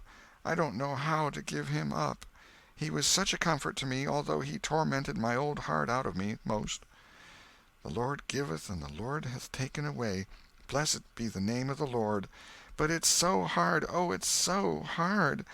Only last Saturday my Joe busted a firecracker right under my nose, and I knocked him sprawling. Little did I know then how soon. Oh, if it was to do over again, I'd hug him and bless him for it." "Yes, yes, yes, I know just how you feel, Mrs. Harper. I know just exactly how you feel. No longer ago than yesterday noon, my Tom took and filled the cat full of pain-killer, and I did think the creature would tear the house down, and God forgive me, I cracked Tom's head with my thimble, poor boy, poor dead boy, but he's out of all his troubles now, and the last words I ever heard him say was to reproach—" But this memory was too much for the old lady, and she broke entirely down. Tom was snuffling now himself, and more in pity of himself than anybody else. He could hear Mary crying and putting in a kindly word for him from time to time. He began to have a nobler opinion of himself than ever before. Still, he was sufficiently touched by his aunt's grief to long to rush out from under the bed and overwhelm her with joy, and the theatrical gorgeousness of the thing appealed strongly to his nature, too, but he resisted and lay still. He went on listening, and gathered by odds and ends that it was conjectured at first that the boys had got drowned while taking a swim. Then the small raft had been missed. Next, certain boys said the missing lads had promised that the village should hear something soon. The wise heads had put this and that together, and decided that the lads had gone off on that raft and would turn up at the next town below presently. But toward noon the raft had been found, lodged against the Missouri shore some 5 or 6 miles below the village, and then hope perished. They must be drowned, else hunger would have driven them home by nightfall, if not sooner. It was believed that the search for the bodies had been a fruitless effort, merely because the drowning must have occurred in mid-channel, since the boys, being good swimmers, would otherwise have escaped to shore. This was Wednesday night. If the bodies continued missing until Sunday, all hope would be given over, and the funerals would be preached on that morning. Tom shuddered. Mrs. Harper gave a sobbing good night and turned to go. Then, with a mutual impulse, the two bereaved women flung themselves into each other's arms and had a good, consoling cry, and then parted. Aunt Polly was tender far beyond her wont in her good night to Sid and Mary. Sid snuffled a bit, and Mary went off crying with all her heart. Aunt Polly knelt down and prayed for Tom so touchingly, so appealingly, and with such measureless love in her words and her old trembling voice, that he was weltering in tears again long before she was through. He had to keep still long after she went to bed, for she kept making broken-hearted ejaculations from time to time, tossing unrestfully and turning over. But alas, she was still, only moaning a little in her sleep. Now the boy stole out, rose gradually from the bedside, shaded the candle-light with his hand, and stood regarding her. His heart was full of pity for her. He took out his sycamore scroll and placed it by the candle. But something occurred to him, and he lingered considering. His face lighted with a happy solution of his thought. He put the bark hastily in his pocket. Then he bent over and kissed the faded lips, and straightway made his stealthy exit, latching the door behind him. He threaded his way back to the ferry landing, found nobody at large there, and walked boldly on board the boat, for he knew she was tenantless except that there was a watchman who always turned in and slept like a graven image. He untied the skiff at the stern, slipped into it, and was soon rowing cautiously upstream. When he had pulled a mile above the village, he started quartering across and bent himself stoutly to his work. He hit the landing on the other side neatly, for this was a familiar bit of work for him. He was moved to capture the skiff, arguing that it might be considered a ship and therefore a legitimate prey for a pirate, but he knew a thorough search would be made for it, and that might end in revelations. So he stepped ashore and entered the wood. He sat down and took a long rest, torturing himself meantime to keep awake, and then started warily down the home stretch. The night was far spent. It was broad daylight before he found himself fairly abreast the island bar. He rested again until the sun was well up and gilding the great river with its splendor, and then he plunged into the stream. A little later he paused, dripping, upon the threshold of the camp, and heard Joe say, "No, Tom's true blue, Huck. He'll come back. He won't desert. He knows that would be a disgrace to a pirate, and Tom's too proud for that sort of thing. He's up to something or other. I wonder what." "Well, The things is ours, anyway, ain't they?" "Pretty near, but not yet, Huck. The writing says they are if he ain't back here to breakfast." "Which he is!" exclaimed Tom, with fine dramatic effect, stepping grandly into camp. A sumptuous breakfast of bacon and fish was shortly provided, and as the boys set to work upon it, Tom recounted, and adorned, his adventures. They were a vain and boastful company of heroes when the tale was done. Then Tom hid himself away in a shady nook to sleep till noon, and the other pirates got ready to fish and explore. End of Chapter 15. Chapter 16. First Pipes. I've Lost My Knife. After dinner, all the gang turned out to hunt for turtle eggs on the bar.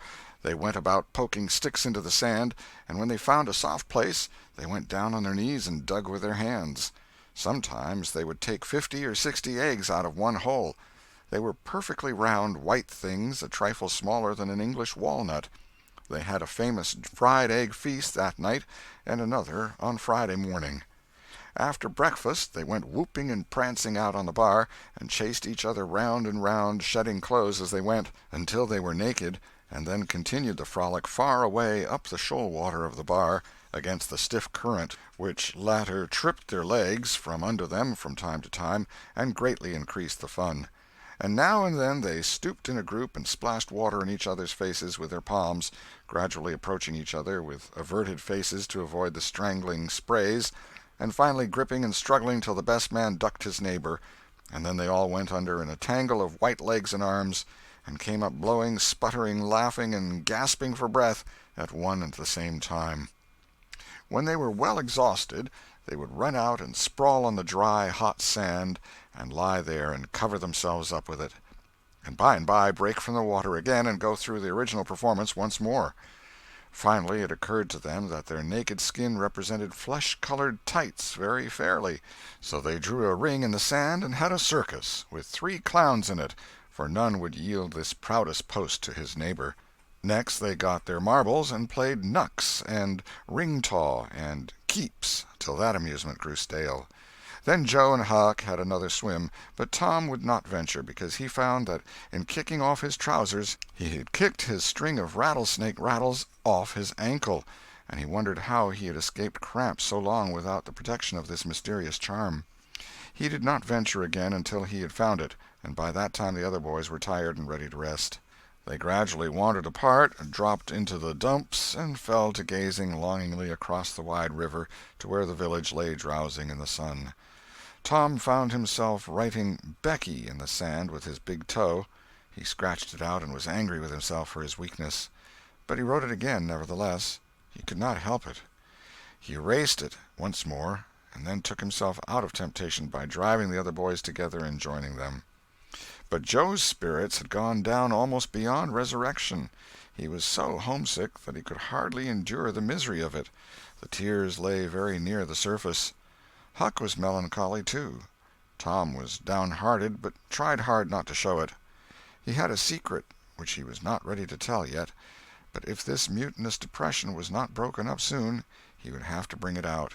He said, with a great show of cheerfulness, "I bet there's been pirates on this island before, boys. We'll explore it again. They've hid treasures here somewhere. How'd you feel to light on a rotten chest full of gold and silver, hey?" But it roused only a faint enthusiasm, which faded out with no reply. Tom tried 1 or 2 other seductions, but they failed, too. It was discouraging work. Joe sat poking up the sand with a stick and looking very gloomy. Finally he said, "Oh, boys, let's give it up. I want to go home. It's so lonesome." "Oh, no, Joe, you'll feel better by and by," said Tom. "Just think of the fishing that's here." "I don't care for fishing. I want to go home." "But, Joe, there ain't such another swimming place anywhere."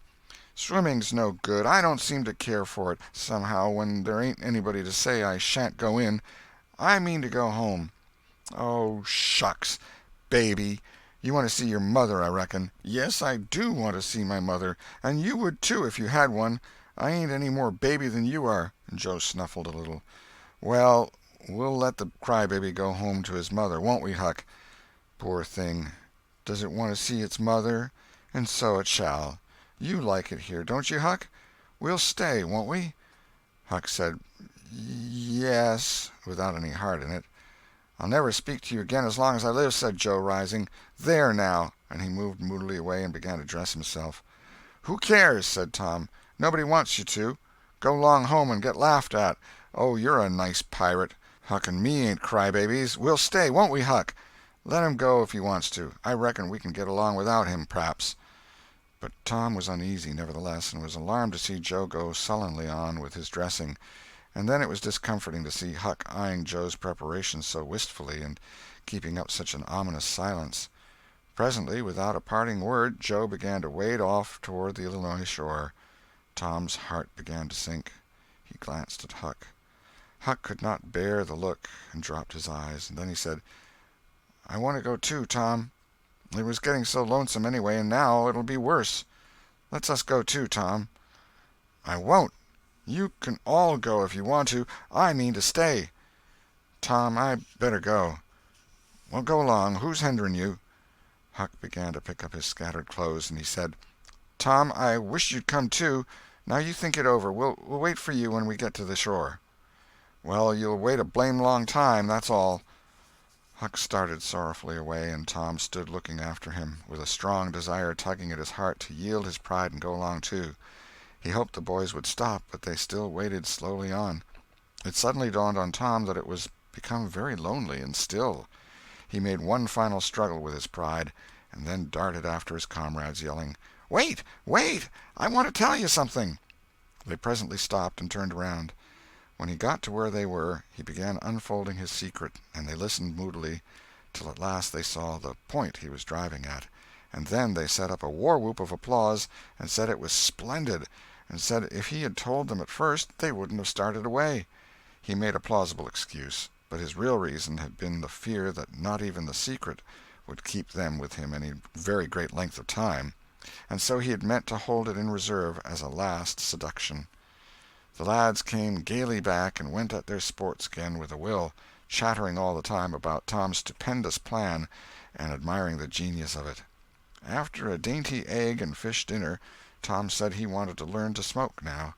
Joe caught at the idea and said he would like to try too. So Huck made pipes and filled them. These novices had never smoked anything before but cigars made of grapevine, and they bit the tongue and were not considered manly anyway. Now they stretched themselves out on their elbows and began to puff, charily and with slender confidence. The smoke had an unpleasant taste, and they gagged a little, but Tom said, "Why, it's just as easy. If I'd 'a' knowed this was all, I'd 'a' learned long ago." "So would I," said Joe. "It's just nothing.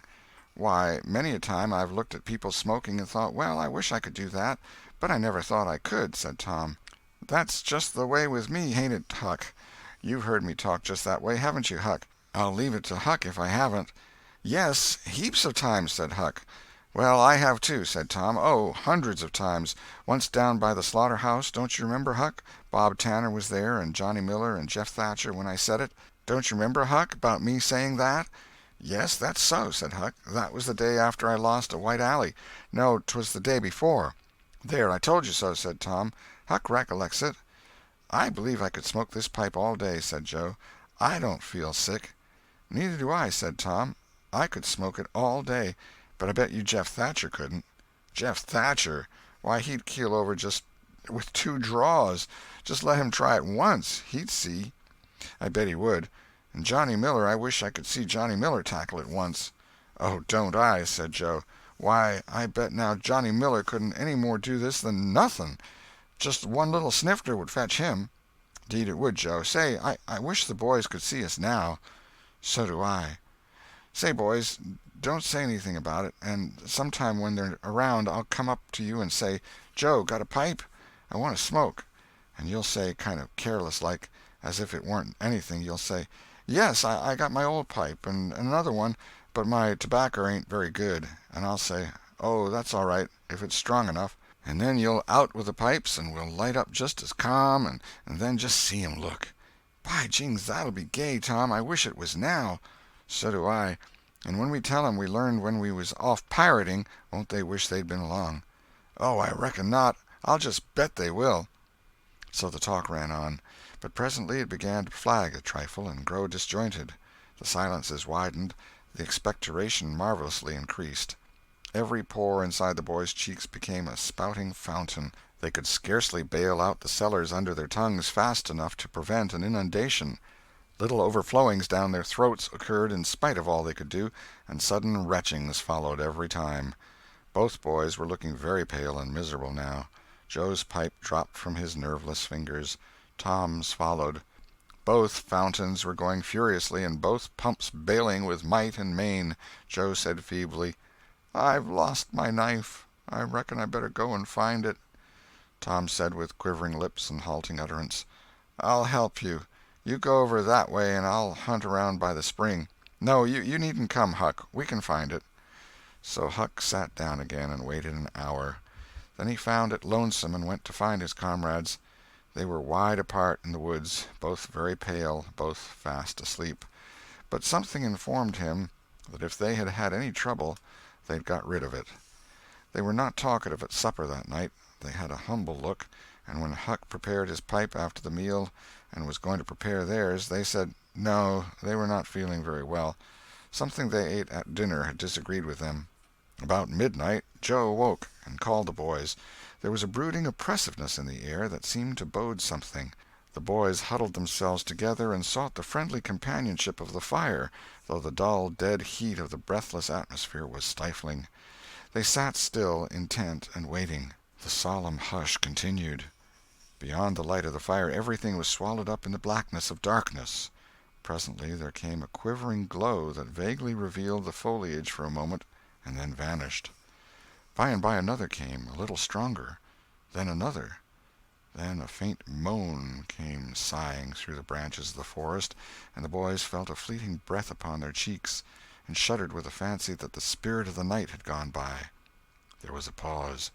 Now a weird flash turned night into day, and showed every little grass-blade, separate and distinct, and grew about their feet. And it showed 3 white startled faces, too.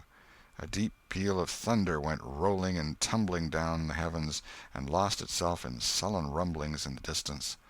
A sweep of chilly air passed by, rustling all the leaves and snowing the flaky ashes broadcast about the fire. Another fierce glare lit up the forest, and an instant crash followed that seemed to rend the tree-tops right over the boys' heads. They clung together in terror in the thick gloom that followed. A few big raindrops fell pattering upon the leaves.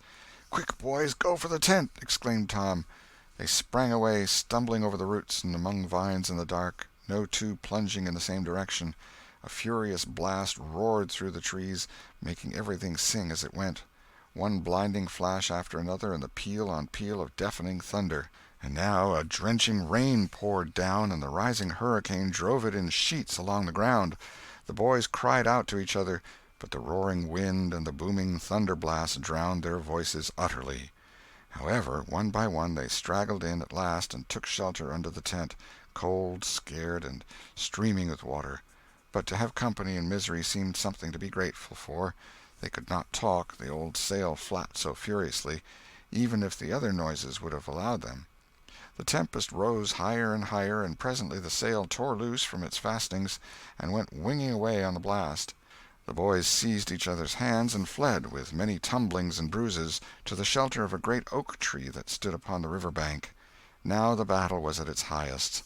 Under the ceaseless conflagration of lightning that flamed in the skies, everything below stood out in clean-cut and shadowless distinction.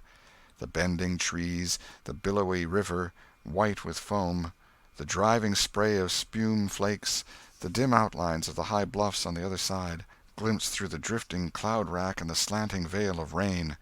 Every little while some giant tree yielded the fight and fell crashing through the younger growth, and the unflagging thunder peals came now in ear-splitting explosive bursts, keen and sharp and unspeakably appalling. The storm culminated in one matchless effort that seemed likely to tear the island to pieces, burn it up, drown it to the tree-tops, and blow it away, and deafen every creature in it all at once at the same moment.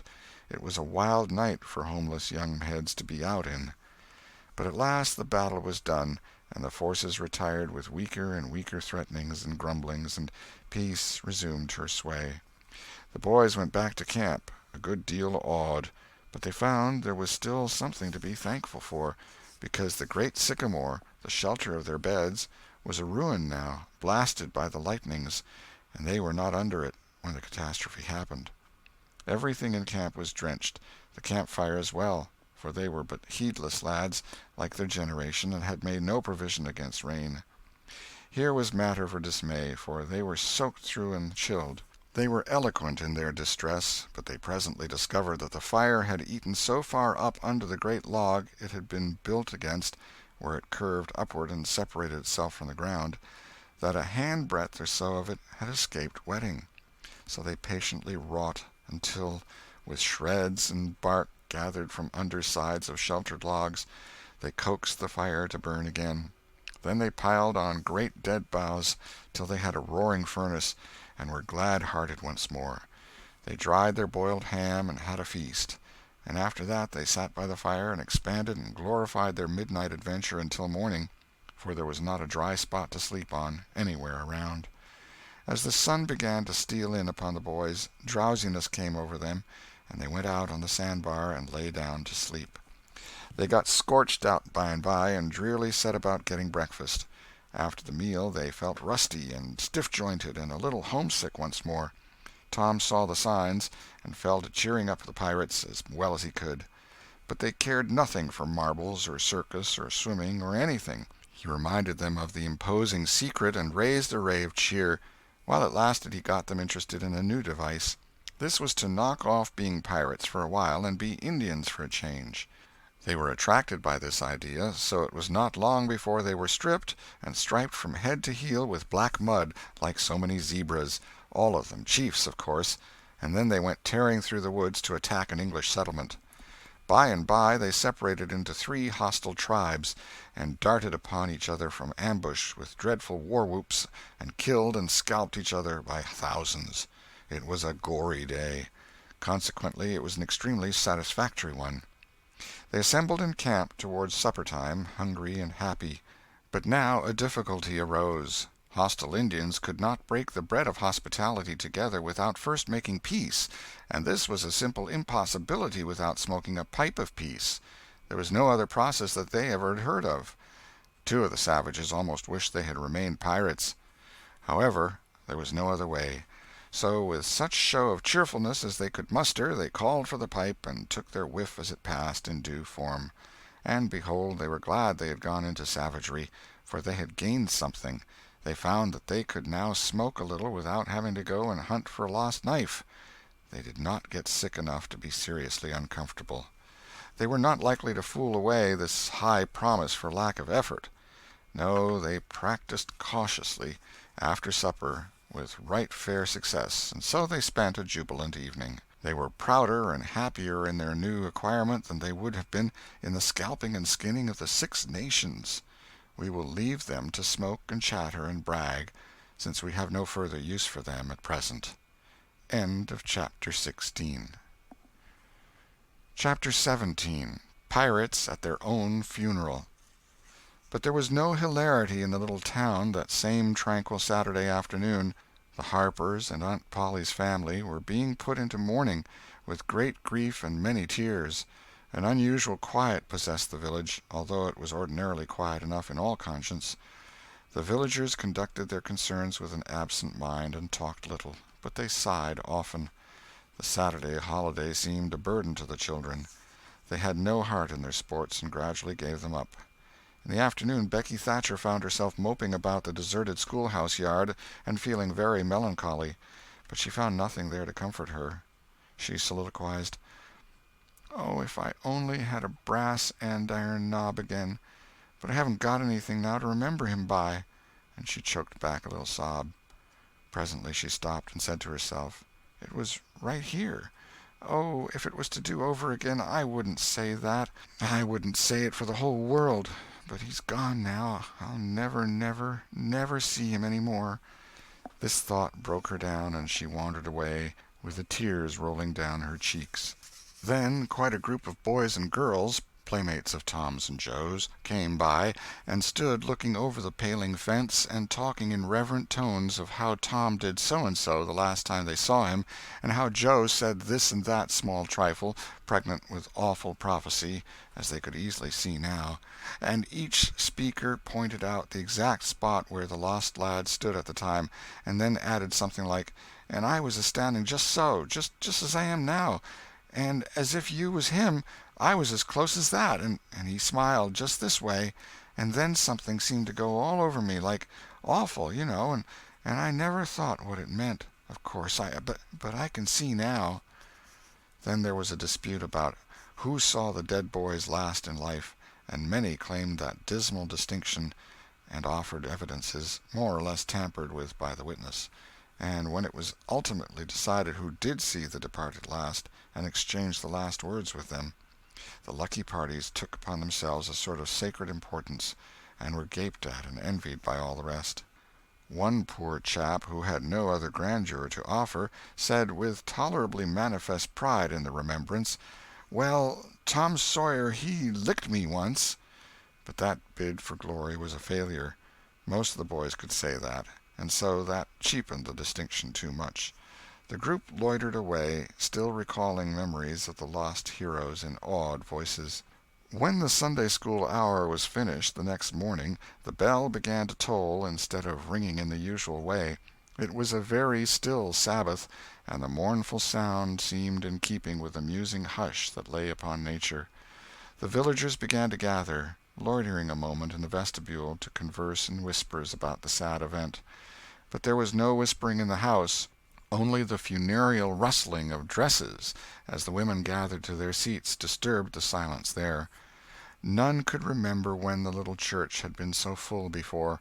There was finally a waiting pause, an expectant dumbness, and then Aunt Polly entered, followed by Sid and Mary, and they by the Harper family, all in deep black, and the whole congregation, the old minister as well, rose reverently and stood until the mourners were seated in the front pew. There was another communing silence, broken at intervals by muffled sobs, and then the minister spread his hands abroad and prayed. A moving hymn was sung, and the text followed, "I am the resurrection and the life."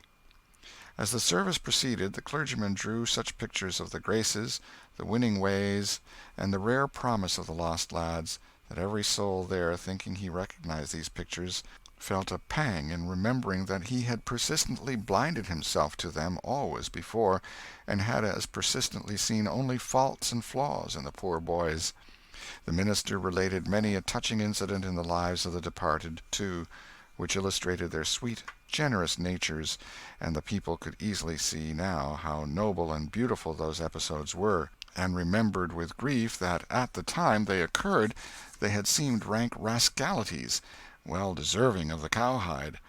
The congregation became more and more moved as the pathetic tale went on, till at last the whole company broke down and joined the weeping mourners in a chorus of anguished sobs, the preacher himself giving way to his feelings and crying in the pulpit. There was a rustle in the gallery which nobody noticed. A moment later the church door creaked. The minister raised his streaming eyes above his handkerchief and stood transfixed.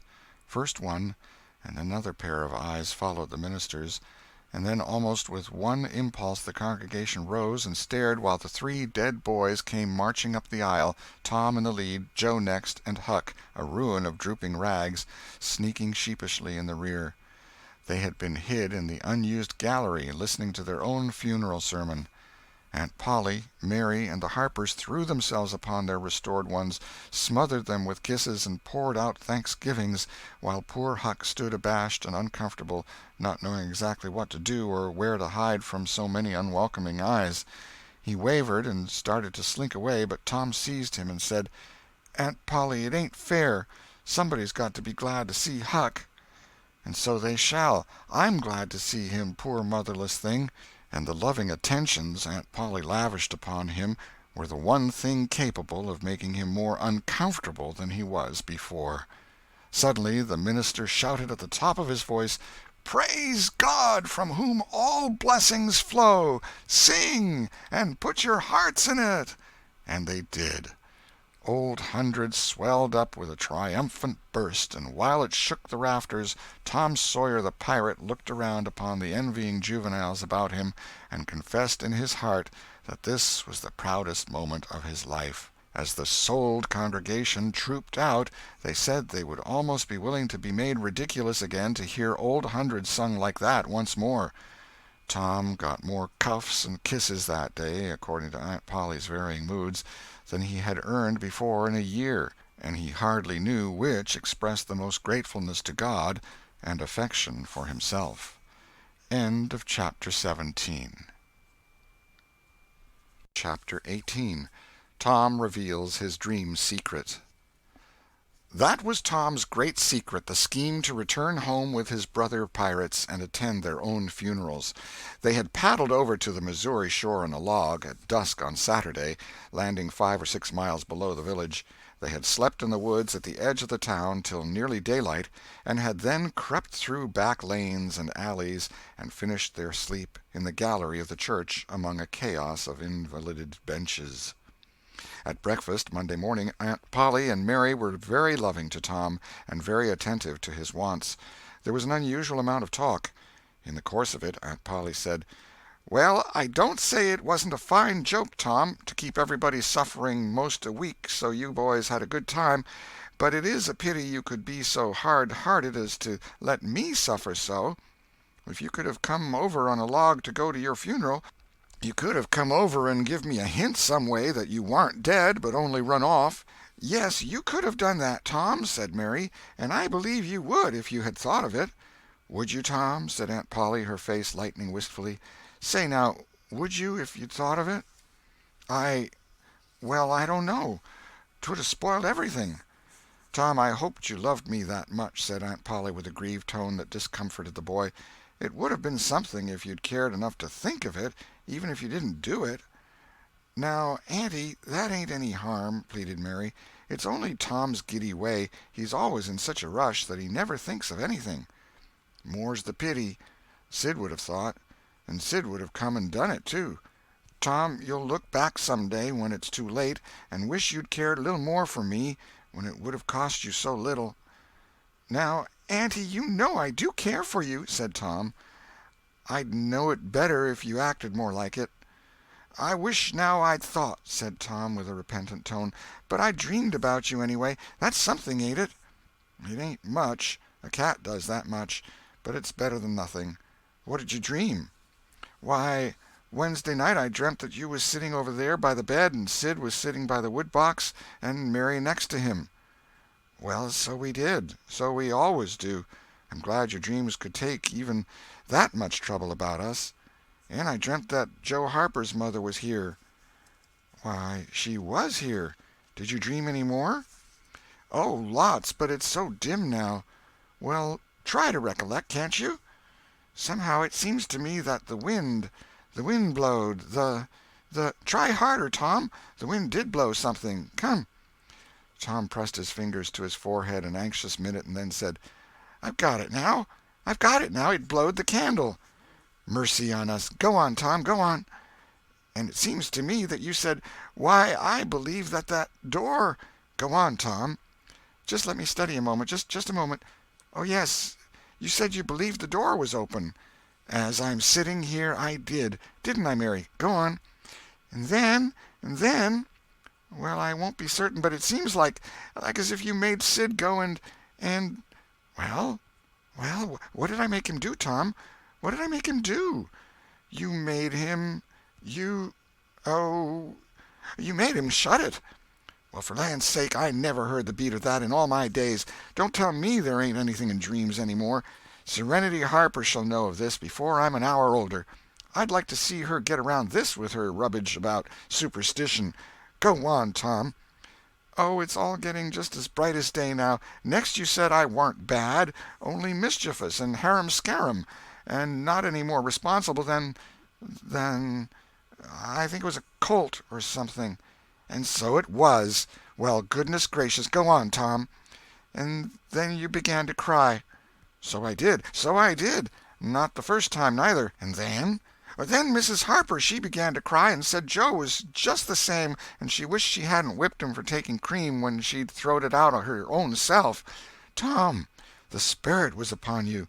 You was a prophesying. That's what you was a-doing. Land alive, go on, Tom. Well, then Sid, he said, well, I don't think I said anything, said Sid. Yes, you did, Sid, said Mary. Shut your heads and let Tom go. What did he say, Tom? He said, well, I think he said he hoped I was better off where I was gone to, but if I'd been better sometimes. There, d'you hear that? It was his very words. And you shut him up sharp. I lay I did. There must have been an angel there. There was an angel there somewheres. And Mrs. Harper told about Joe scaring her with a firecracker, and you told about Peter and the painkiller, just as true as I live. And then there was a whole lot of talk about dragging the river for us, and about having the funeral Sunday, and then you and old Miss Harper hugged and cried, and she went. It happened just so. It happened just so, as sure as I'm sitting in these very tracks. Tom, you couldn't have told it more like if you'd have seen it. And then what? Go on, Tom. Then I thought you prayed for me, and I could see you and hear every word you said. And you went to bed, and I was so sorry that I took and wrote on a piece of sycamore bark, "We ain't dead, we are only off being pirates," and put it on the table by the candle, and then you looked so good laying there asleep that I thought I went and leaned over and kissed you on the lips. Did you, Tom? Did you? I just forgive you everything for that. And she seized the boy in a crushing embrace that made him feel like the guiltiest of villains. It was very kind, even though it was only a dream, Sid soliloquized, just audibly. Shut up, Sid. A body does just the same in a dream as he'd do if he was awake. Here's a big Milam apple I've been saving for you, Tom, if you was ever found again. Now go along to school. I'm thankful to the good God and Father of us all I've got you back. That's long-suffering and merciful to them that believe on him and keep his word, though goodness knows I'm unworthy of it. But if only the worthy ones got his blessings, and had his hand to help them over the rough places, there's few enough would smile here or ever enter into his rest when the long night comes. Go along, Sid, Mary, Tom. Take yourselves off. You've hindered me long enough. The children left for school, and the old lady to call on Mrs. Harper and vanquish her realism with Tom's marvelous dream. Sid had better judgment than to utter the thought that was in his mind as he left the house. It was this: pretty thin, as long as a dream as that, without any mistakes in it. What a hero Tom was become now!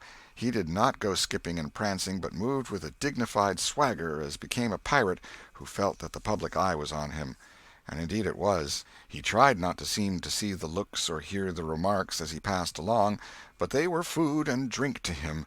Smaller boys than himself flocked at his heels, as proud to be seen with him and tolerated by him as if he had been the drummer at the head of a procession, or the elephant leading a menagerie into town. Boys of his own size pretended not to know he had been away at all, but they were consuming with envy nevertheless. They would have given anything to have had that swarthy, sun-tanned skin of his, and his glittering notoriety, and Tom would not have parted with either for a circus. At school the children made so much of him and of Joe, and delivered such eloquent admiration from their eyes, that the two heroes were not long in becoming insufferably stuck up. They began to tell their adventures to hungry listeners, but they only began. It was not a thing likely to have an end, with imaginations like theirs to furnish material. And finally, when they got out their pipes and went serenely puffing around, the very summit of glory was reached. Tom decided that he could be independent of Becky Thatcher now. Glory was sufficient. He would live for glory. Now that he was distinguished, maybe she would be wanting to make up. Well, let her. She should see that he could be as indifferent as some other people. Presently she arrived. Tom pretended not to see her. He moved away and joined a group of boys and girls and began to talk. Soon he observed that she was tripping gaily back and forth with flushed face and dancing eyes, pretending to be busy chasing schoolmates, and screaming with laughter when she made a capture. But he noticed that she always made her captures in his vicinity, and that she seemed to cast a conscious eye in his direction at such times, too. It gratified all the vicious vanity that was in him, and so, instead of winning him, it only set him up the more, and made him the more diligent to avoid betraying that he knew she was about. Presently she gave over skylarking, and moved irresolutely about, sighing once or twice and glancing furtively and wistfully toward Tom. Then she observed that now Tom was talking more particularly to Amy Lawrence than to anyone else. She felt a sharp pang and grew disturbed and uneasy at once. She tried to go away, but her feet were treacherous, and carried her to the group instead. She said to a girl almost at Tom's elbow, with sham vivacity, "Why, Mary Austin, you bad girl, why didn't you come to Sunday school?" "I did come. Didn't you see me?" "Why, no. Did you? Where did you sit?" "I was in Miss Peters' class, where I always go. I saw you." "Did you? Why, it's funny I didn't see you. I wanted to tell you about the picnic." "Oh, that's jolly. Who's going to give it?" "My ma's going to let me have one." "Oh, goody. I hope she'll let me come." "Well, she will. The picnic's for me. She'll let anybody come that I want, and I want you." "That's ever so nice. When is it going to be?" "By and by. Maybe about vacation." "Oh, won't it be fun! You going to have all the girls and boys?" "Yes, every one that's friends to me, or wants to be," and she glanced ever so furtively at Tom. But he talked right along to Amy Lawrence about the terrible storm on the island, and how the lightning tore the great sycamore tree all to flinders while he was standing within 3 feet of it. "Oh, may I come?" said Gracie Miller. "Yes." "And me?" said Sally Rogers. "Yes." "And me, too?" said Susie Harper. "And Joe?" "Yes." And so on, with clapping of joyful hands till all the group had begged for invitations but Tom and Amy. Then Tom turned coolly away, still talking, and took Amy with him. Becky's lips trembled and the tears came to her eyes. She hid these signs with a forced gaiety and went on chattering, but the life had gone out of the picnic now, and out of everything else. She got away as soon as she could, and hid herself and had what her sex call a good cry. Then she sat moody with wounded pride till the bell rang. She roused up, now, with a vindictive cast in her eye, and gave her plaited tails a shake, and said she knew what she'd do. At recess Tom continued his flirtation with Amy with jubilant self-satisfaction, and he kept drifting about to find Becky and lacerate her with the performance. At last he spied her, but there was a sudden falling of his mercury. She was sitting cozily on a little bench behind the schoolhouse looking at a picture book with Alfred Temple, and so absorbed were they, and their heads so close together over the book, that they did not seem to be conscious of anything in the world besides. Jealousy ran red-hot through Tom's veins. He began to hate himself for throwing away the chance Becky had offered for a reconciliation. He called himself a fool, and all the hard names he could think of. He wanted to cry with vexation. Amy chatted happily along as they walked, for her heart was singing, but Tom's tongue had lost its function. He did not hear what Amy was saying, and whenever she paused expectantly he could only stammer an awkward assent, which was as often misplaced as otherwise. He kept drifting to the rear of the schoolhouse again and again to sear his eyeballs with the hateful spectacle there. He could not help it, and it maddened him to see, as he thought he saw, that Becky Thatcher never once suspected that he was even in the land of the living. But she did see, nevertheless, and she knew she was winning her fight, too, and was glad to see him suffer as she had suffered. Amy's happy prattle became intolerable. Tom hinted at things he had to attend to, things that must be done, and time was fleeting. But in vain. The girl chirped on. Tom thought, "Oh, hang her, ain't I ever going to get rid of her?" At last he must be attending to those things, and she said artlessly that she would be round when school let out, and he hastened away, hating her for it. Any other boy, Tom thought, grating his teeth, any boy in the whole town but that St. Louis smarty that thinks he dresses so fine and is aristocracy. Oh, all right, I licked you the first day you ever saw this town, mister, and I'll lick you again. You just wait till I catch you out. I'll just take and he went through the motions of thrashing an imaginary boy, pummeling the air and kicking and gouging. "Oh, you do you? You holler enough, do you? Now, then, let that learn you." And so the imaginary flogging was finished to his satisfaction. Tom fled home at noon. His conscience could not endure any more of Amy's grateful happiness, and his jealousy could bear no more of the other distress. Becky resumed her picture inspections with Alfred, but as the minutes dragged along and no Tom came to suffer, her triumph began to cloud, and she lost interest.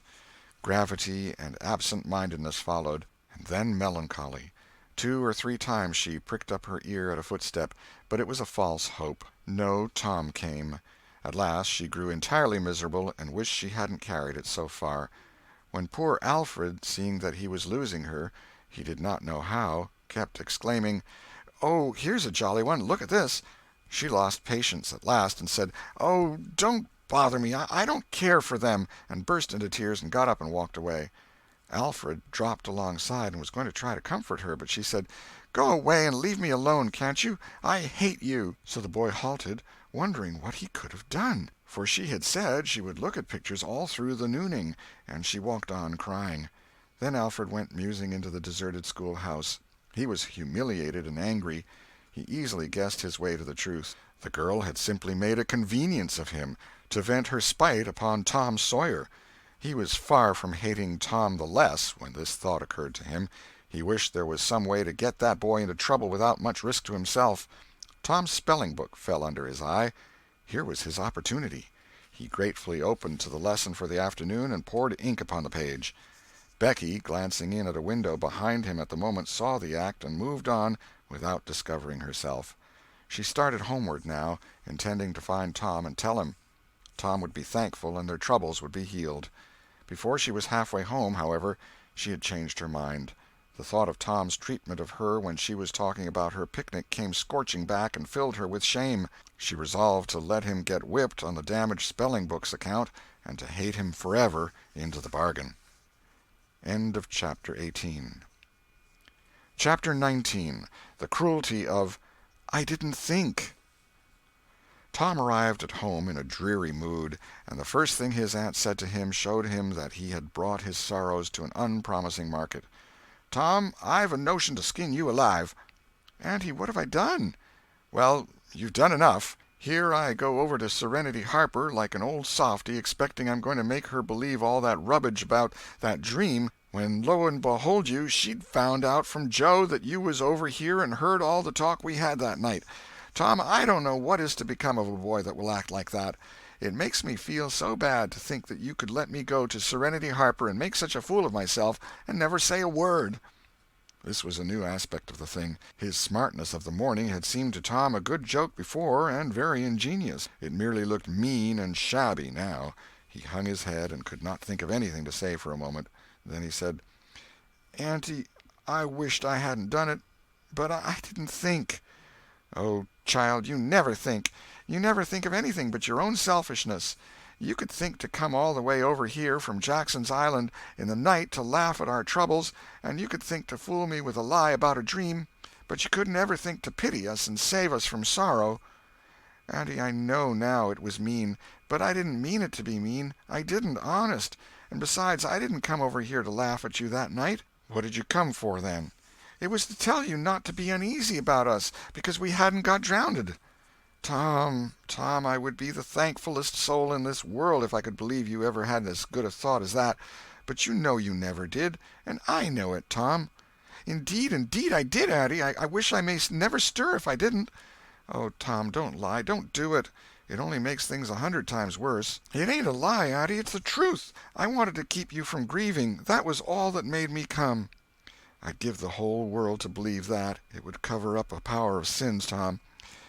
I'd most be glad you'd run off and acted so bad. But it ain't reasonable. Because why didn't you tell me, child?"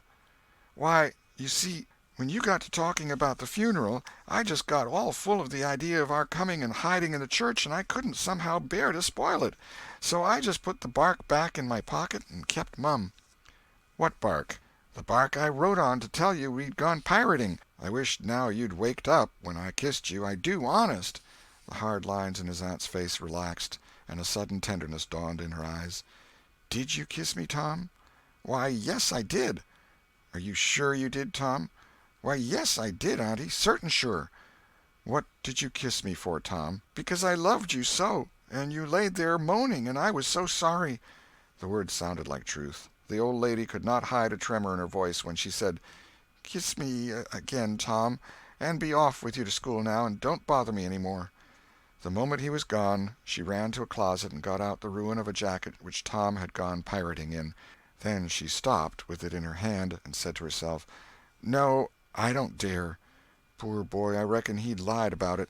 But it's a blessed, blessed lie. There's such a comfort come from it. I hope the Lord, I know the Lord will forgive him, because it was such good-heartedness in him to tell it. But I don't want to find out it's a lie. I won't look." She put the jacket away and stood by, musing a minute. Twice she put out her hand to take the garment again, and twice she refrained. Once more she ventured, and this time she fortified herself with the thought, "It's a good lie. It's a good lie. I won't let it grieve me." So she sought the jacket pocket. A moment later she was reading Tom's piece of bark through the flowing tears and saying, "I forgive the boy now, if he'd committed a million sins." End of chapter 19. Chapter 20. Tom Takes Becky's Punishment. There was something about Aunt Polly's manner when she kissed Tom that swept away his low spirits and made him light-hearted and happy again. He started to school, and had the luck of coming upon Becky Thatcher at the head of Meadow Lane. His mood always determined his manner. Without a moment's hesitation he ran to her and said, "I acted mighty mean today, Becky, and I'm so sorry. I won't ever do that way again, as long as I ever live. Please make up, won't you?" The girl stopped and looked at him scornfully in the face. "I'll thank you to keep yourself to yourself, Mr. Thomas Sawyer. I'll never speak to you again." She tossed her head and passed on. Tom was so stunned that he had not even presence of mind enough to say, "Who cares, Miss Smarty?" until the right time to say it had gone by. So he said nothing. But he was in a fine rage, nevertheless. He moped into the schoolyard, wishing she were a boy, and imagining how he would trounce her if she were. He presently encountered her and delivered a stinging remark as he passed. She hurled one in return, and the angry breach was complete. It seemed to Becky, in her hot resentment, that she could hardly wait for school to take in, she was so impatient to see Tom flogged for the injured spelling-book. If she had had any lingering notion of exposing Alfred Temple, Tom's offensive fling had driven it entirely away. Poor girl, she did not know how fast she was nearing trouble herself. The master, Mr. Dobbins, had reached middle age with an unsatisfied ambition. The darling of his desires was to be a doctor, but poverty had decreed that he should be nothing higher than a village schoolmaster. Every day he took a mysterious book out of his desk and absorbed himself in it at times when no classes were reciting. He kept that book under lock and key. There was not an urchin in school but was perishing to have a glimpse of it, but the chance never came. Every boy and girl had a theory about the nature of that book, but no two theories were alike, and there was no way of getting at the facts in the case. Now, as Becky was passing by the desk, which stood near the door, she noticed that the key was in the lock. It was a precious moment. She glanced around, found herself alone, and the next instant she had the book in her hands. The title page, Professor Somebody's Anatomy, carried no information to her mind, so she began to turn the leaves. She came at once upon a handsomely engraved and colored frontispiece, a human figure, stark naked. At that moment a shadow fell on the page, and Tom Sawyer stepped in at the door and caught the glimpse of the picture. Becky snatched at the book to close it, and had the hard luck to tear the pictured plate half down the middle. She thrust the volumes into the desk, turned the key, and burst out crying with shame and vexation. "Tom Sawyer, you are just as mean as you can be, to sneak up on a person and look at what they're looking at. How could I know you was looking at anything? You ought to be ashamed of yourself, Tom Sawyer. You know you're going to tell on me, and what shall I do? What shall I do? I'll be whipped, and I never was whipped in school." Then she stamped her little foot and said, "Be so mean if you want to. I know something that's going to happen. You just wait and you'll see. Hateful, hateful, hateful!" And she flung out of the house with a new explosion of crying. Tom stood still, rather flustered by this onslaught. Presently he said to himself, "What a curious kind of a fool a girl is. Never been licked in school. Shucks, what's a licking? That's just like a girl. They're so thin-skinned and chicken-hearted. Well, of course, I ain't going to tell old Dobbins on this little fool, because there's other ways of getting even on her that ain't so mean. But what of it? Old Dobbins will ask who it was tore his book. Nobody'll answer. Then he'll do just the way he always does, ask first one and then t'other, and when he comes to the right girl he'll know it, without any telling. Girls' faces always tell on them. They ain't got any backbone. She'll get licked. Well, it's a kind of a tight place for Becky Thatcher, because there ain't any way out of it." Tom conned the thing a moment longer, and then added, "All right, though. She'd like to see me in such a fix. Let her sweat it out." Tom joined the mob of skylarking scholars outside. In a few moments the master arrived, and school took in. Tom did not feel a strong interest in his studies. Every time he stole a glance at the girl's side of the room, Becky's face troubled him. Considering all things, he did not want to pity her, and yet it was all he could do to help it. He could get up no exultation that was really worthy the name. Presently the spelling-book discovery was made, and Tom's mind was entirely full of his own matters for a while after that. Becky roused up from her lethargy of distress and showed good interest in the proceedings. She did not expect that Tom could get out of his trouble by denying that he spilt the ink on the book himself, and she was right. The denial only seemed to make the thing worse for Tom. Becky supposed she would be glad of that, and she tried to believe she was glad of it, but she found she was not certain. When the worst came to the worst, she had an impulse to get up and tell on Alfred Temple, but she made an effort and forced herself to keep still. "Because," said she to herself, "he'll tell about me tearing the book, sure. I wouldn't say a word, not to save his life." Tom took his whipping and went back to his seat, not at all broken-hearted, for he thought it was possible that he had unknowingly upset the ink on the spelling-book himself in some skylarking bout. He had denied it for form's sake, and because it was custom, and had stuck to the denial from principle. A whole hour drifted by. The master sat nodding in his throne. The air was drowsy with the hum of study. By and by Mr. Dobbins straightened himself up, yawned, and then unlocked his desk and reached for his book, but seemed undecided whether to take it out or leave it. Most of the pupils glanced up languidly, but there was two among them that watched his movements with intent eyes. Mr. Dobbins fingered his book absently for a while, then took it out and settled himself in his chair to read. Tom shot a glance at Becky. He had seen a hunted and helpless rabbit look as she did, with a gun leveled at its head. Instantly he forgot his quarrel with her. Quick, something must be done in a flash, too. But the very imminence of the emergency paralyzed his invention. Good, he had an inspiration. He would run and snatch the book, spring through the door, and fly. But his resolution shook for one little instant, and the chance was lost. The master opened the volume. If Tom only had the wasted opportunity back again. Too late. There was no help for Becky now, he said. The next moment the master faced the school. Every eye sank under his gaze. There was that in it which smote even the innocent with fear. There was silence while one might count 10. The master was gathering his wrath. Then he spoke. "Who tore this book?" There was not a sound. One could have heard a pin drop. The stillness continued. The master searched face after face for signs of guilt. "Benjamin Rogers, did you tear this book?" A denial. Another pause. "Joseph Harper, did you?" Another denial. Tom's uneasiness grew more and more intense under the slow torture of these proceedings. The master scanned the ranks of boys, considered a while, then turned to the girls. "Amy Lawrence." A shake of the head. "Gracie Miller." The same sign. "Susan Harper, did you do this?" Another negative. The next girl was Becky Thatcher. Tom was trembling from head to foot with excitement and a sense of hopelessness of the situation. "Rebecca Thatcher." Tom glanced at her face. It was white with terror. "Did you tear—" "No, look me in the face." Her hands rose in appeal. "Did you tear this book?" A thought shot like lightning through Tom's brain. He sprang to his feet and shouted, "I done it!" The school stared in perplexity at this incredible folly. Tom stood a moment to gather his dismembered faculties, and when he stepped forward to go to his punishment, the surprise, the gratitude, the adoration that shone upon him out of poor Becky's eyes seemed pay enough for 100 floggings. Inspired by the splendor of his own act, he took without an outcry the most merciless flaying that even Mr. Dobbins had ever administered, and also received with indifference the added cruelty of a command to remain 2 hours after school should be dismissed. For he knew who would wait for him outside till his captivity was done, and not count the tedious time as loss, either.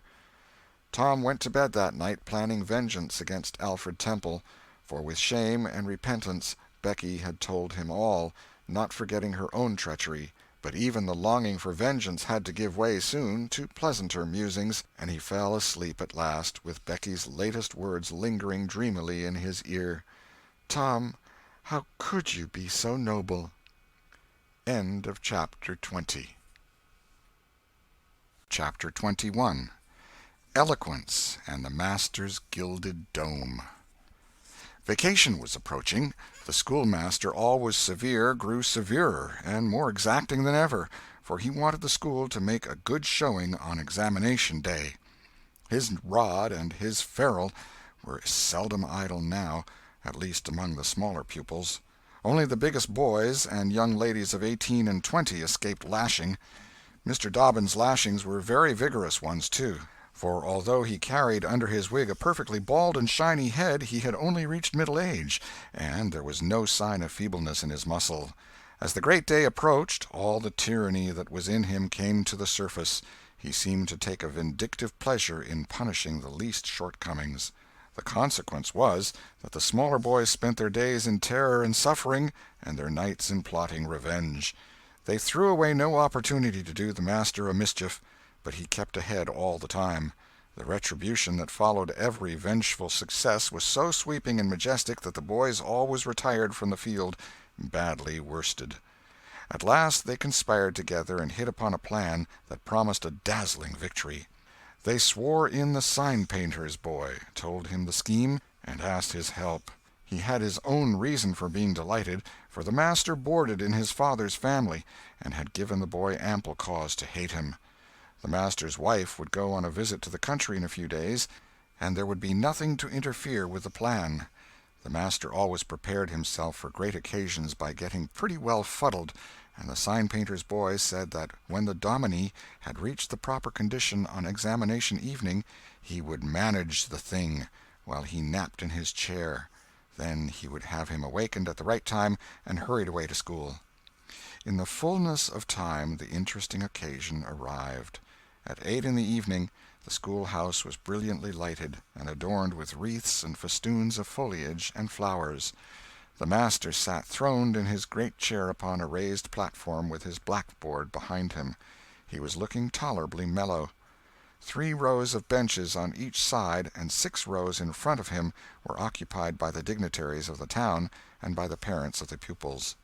To his left, back of the rows of citizens, was a spacious temporary platform upon which were seated the scholars who were to take part in the exercises of the evening. Rows of small boys, washed and dressed to an intolerable state of discomfort, rows of gawky big boys, snowbanks of girls and young ladies clad in lawn and muslin and conspicuously conscious of their bare arms, their grandmother's ancient trinkets, their bits of pink and blue ribbon, and the flowers in their hair. All the rest of the house was filled with non-participating scholars. The exercises began.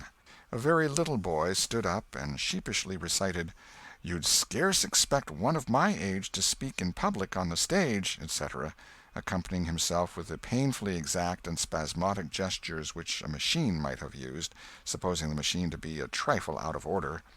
But he got through safely, though cruelly scared, and got a fine round of applause when he made his manufactured bow and retired. A little shamefaced girl lisped, "Mary had a little lamb," etc., performed a compassion-inspired curtsy, got her meed of applause, and sat down flushed and happy. Tom Sawyer stepped forward with conceited confidence, and soared into the unquenchable and indestructible "Give me liberty or give me death" speech with fine fury and frantic gesticulation, and broke down in the middle of it. A ghastly stage fright seized him, his legs quaked under him, and he was like to choke. True, he had the manifest sympathy of the house, but he had the house's silence, too, which was even worse than its sympathy. The master frowned, and this completed the disaster. Tom struggled a while, and then retired utterly defeated. There was a weak attempt at applause, but it died early. "The boy stood on the burning deck" followed. Also, "The Assyrian came down," and other declamatory gems. Then there were reading exercises and a spelling fight. The meager Latin class recited with honor. The prime feature of the evening was in order now, original compositions by the young ladies. Each in her turn stepped forward to the edge of the platform, cleared her throat, held up her manuscript tied with dainty ribbon, and proceeded to read, with labored attention to expression and punctuation. The themes were the same that had been illuminated upon similar occasions by their mothers before them, their grandmothers, and doubtless all their ancestors in the female line clear back to the Crusades.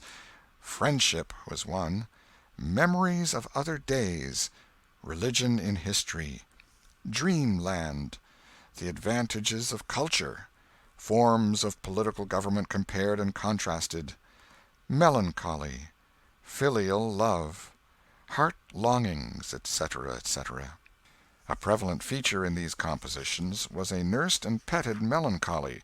Another was a wasteful and opulent gush of fine language.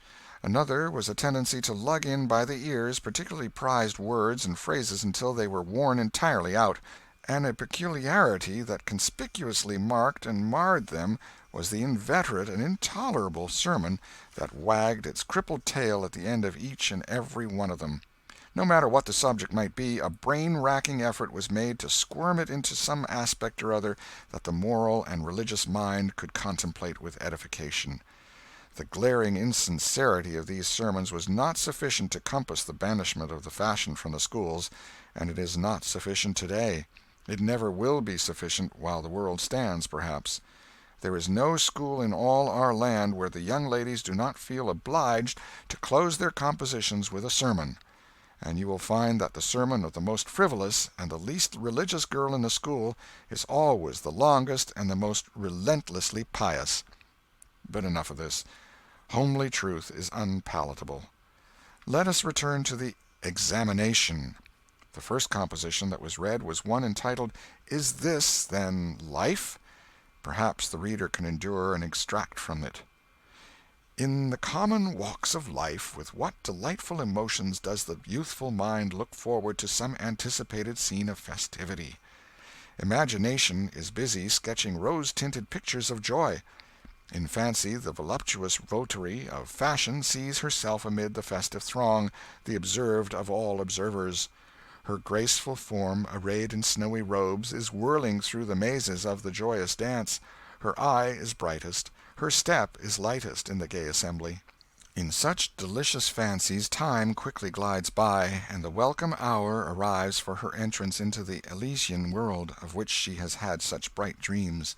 How fairy-like does everything appear to her enchanted vision! Each new scene is more charming than the last, but after a while she finds that beneath this goodly exterior all is vanity.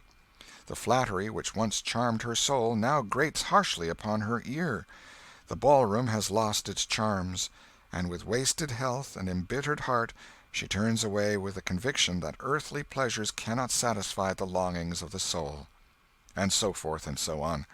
There was a buzz of gratification from time to time during the reading, accompanied by whispered ejaculations of "How sweet!" "How eloquent!" "So true!" etc., and after the thing had closed with a peculiarly afflicting sermon, the applause was enthusiastic.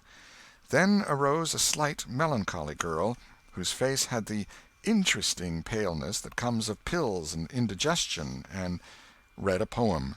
2 stanzas of it will do. A Missouri Maiden's Farewell to Alabama.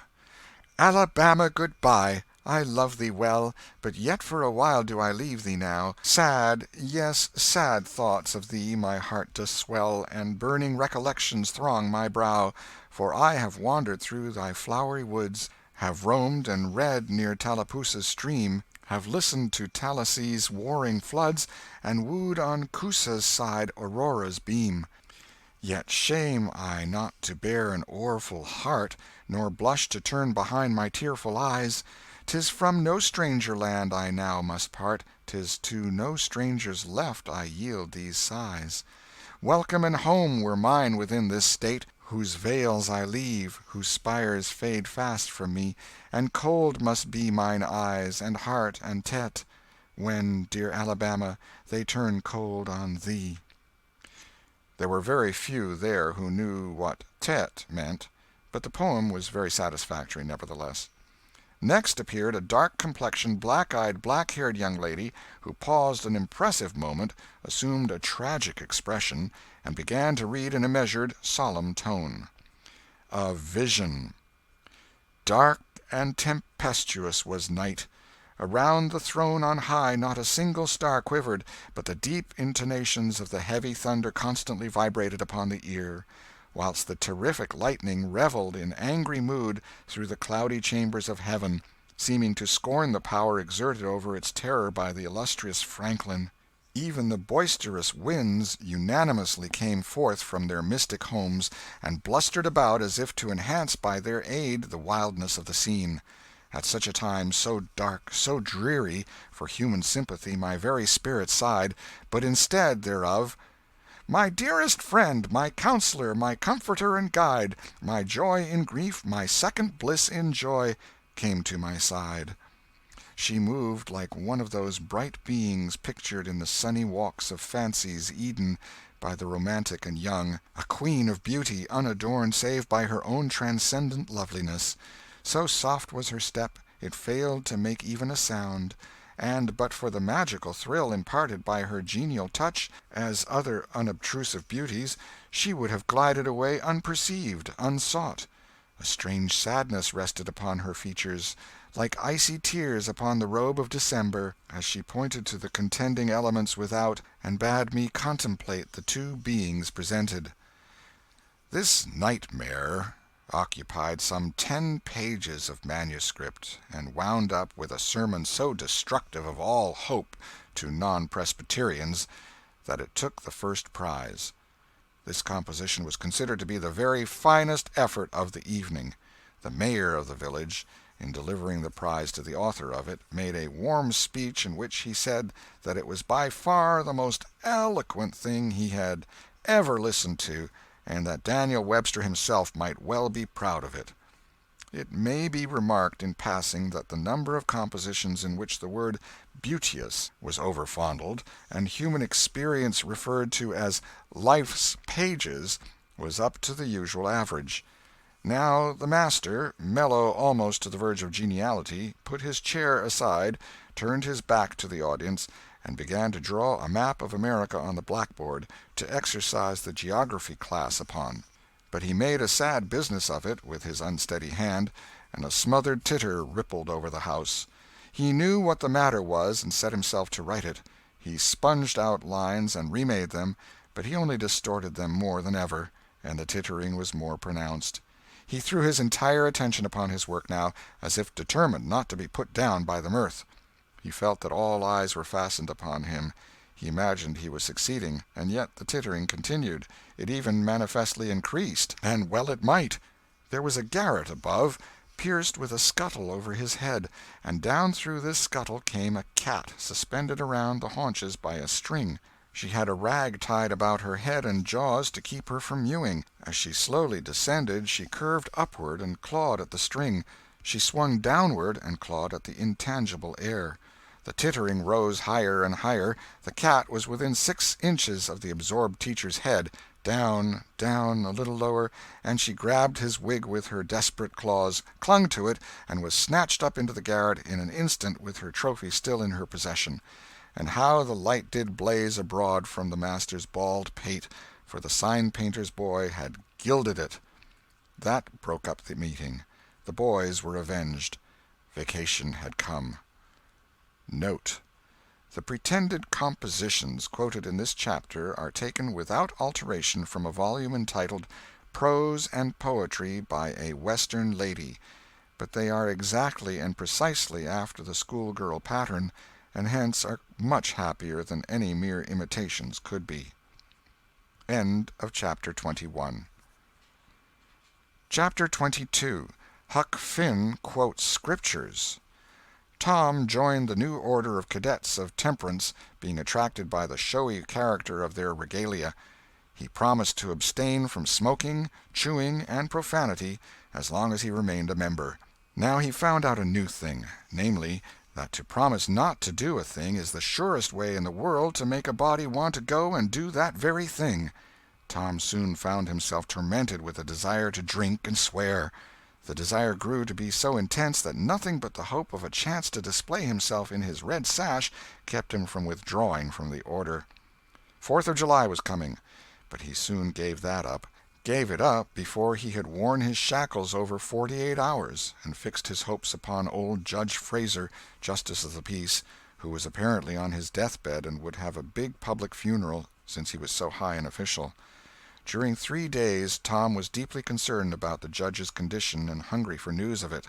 Sometimes his hopes ran high, so high that he would venture to get out his regalia and practice before the looking-glass. But the judge had a most discouraging way of fluctuating. At last he was pronounced upon the mend, and then, convalescent. Tom was disgusted, and felt a sense of injury, too. He handed in his resignation at once, and that night the judge suffered a relapse and died. Tom resolved that he would never trust a man like that again. The funeral was a fine thing. The cadets paraded in a style calculated to kill the late member with envy. Tom was a free boy again, however. There was something in that. He could drink and swear now, but found to his surprise that he did not want to. The simple fact that he could took the desire away and the charm of it. Tom presently wondered to find that his coveted vacation was beginning to hang a little heavily on his hands. He attempted a diary, but nothing happened during 3 days, and so he abandoned it. The first of all the negro minstrel shows came to town, and made a sensation. Tom and Joe Harper got up a band of performers and were happy for 2 days. Even the glorious Fourth was in some sense a failure, for it rained hard, there was no procession in consequence, and the greatest man in the world, as Tom supposed, Mr. Benton, an actual United States Senator, proved an overwhelming disappointment, for he was not 25 feet high, nor even anywhere in the neighborhood of it.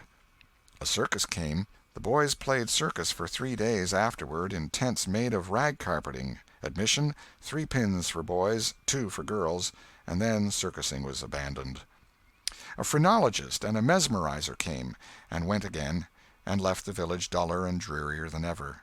There were some boys' and girls' parties, but they were so few and so delightful that they only made the aching voids between ache the harder. Becky Thatcher was gone to her Constantinople home to stay with her parents during vacation, so there was no bright side to life anywhere. The dreadful secret of the murder was a chronic misery. It was a very cancer for permanency and pain. Then came the measles. During 2 long weeks Tom lay a prisoner, dead to the world and its happenings. He was very ill. He was interested in nothing. When he got upon his feet at last and moved feebly downtown, a melancholy change had come over everything and every creature. There had been a revival, and everybody had got religion, not only the adults but even the boys and girls.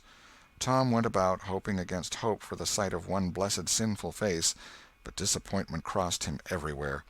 He found Joe Harper studying a Testament, and turned sadly away from the depressing spectacle. He sought Ben Rogers, and found him visiting the poor with a basket of tracts. He hunted up Jim Hollis, who called his attention to the precious blessing of his late measles as a warning.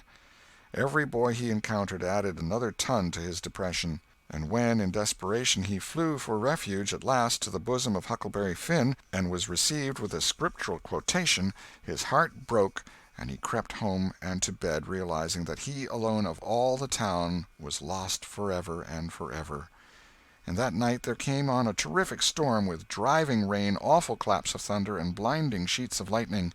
He covered his head with his bedclothes and waited in a horror of suspense for his doom, for he had not the shadow of a doubt that all this hubbub was about him.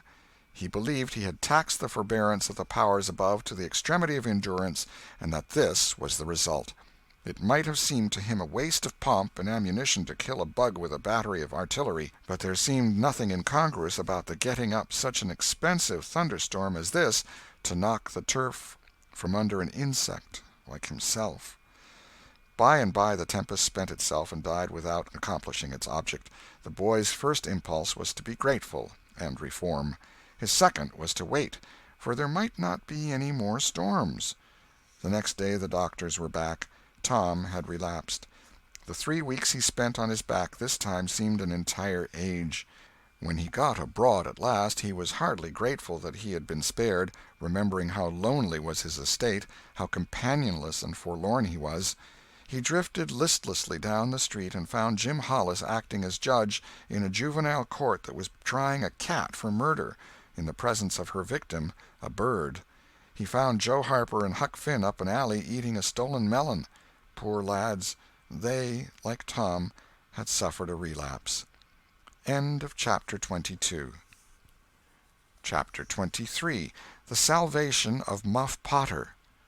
At last the sleepy atmosphere was stirred, and vigorously. The murder trial came on in the court. It became the absorbing topic of village talk immediately. Tom could not get away from it.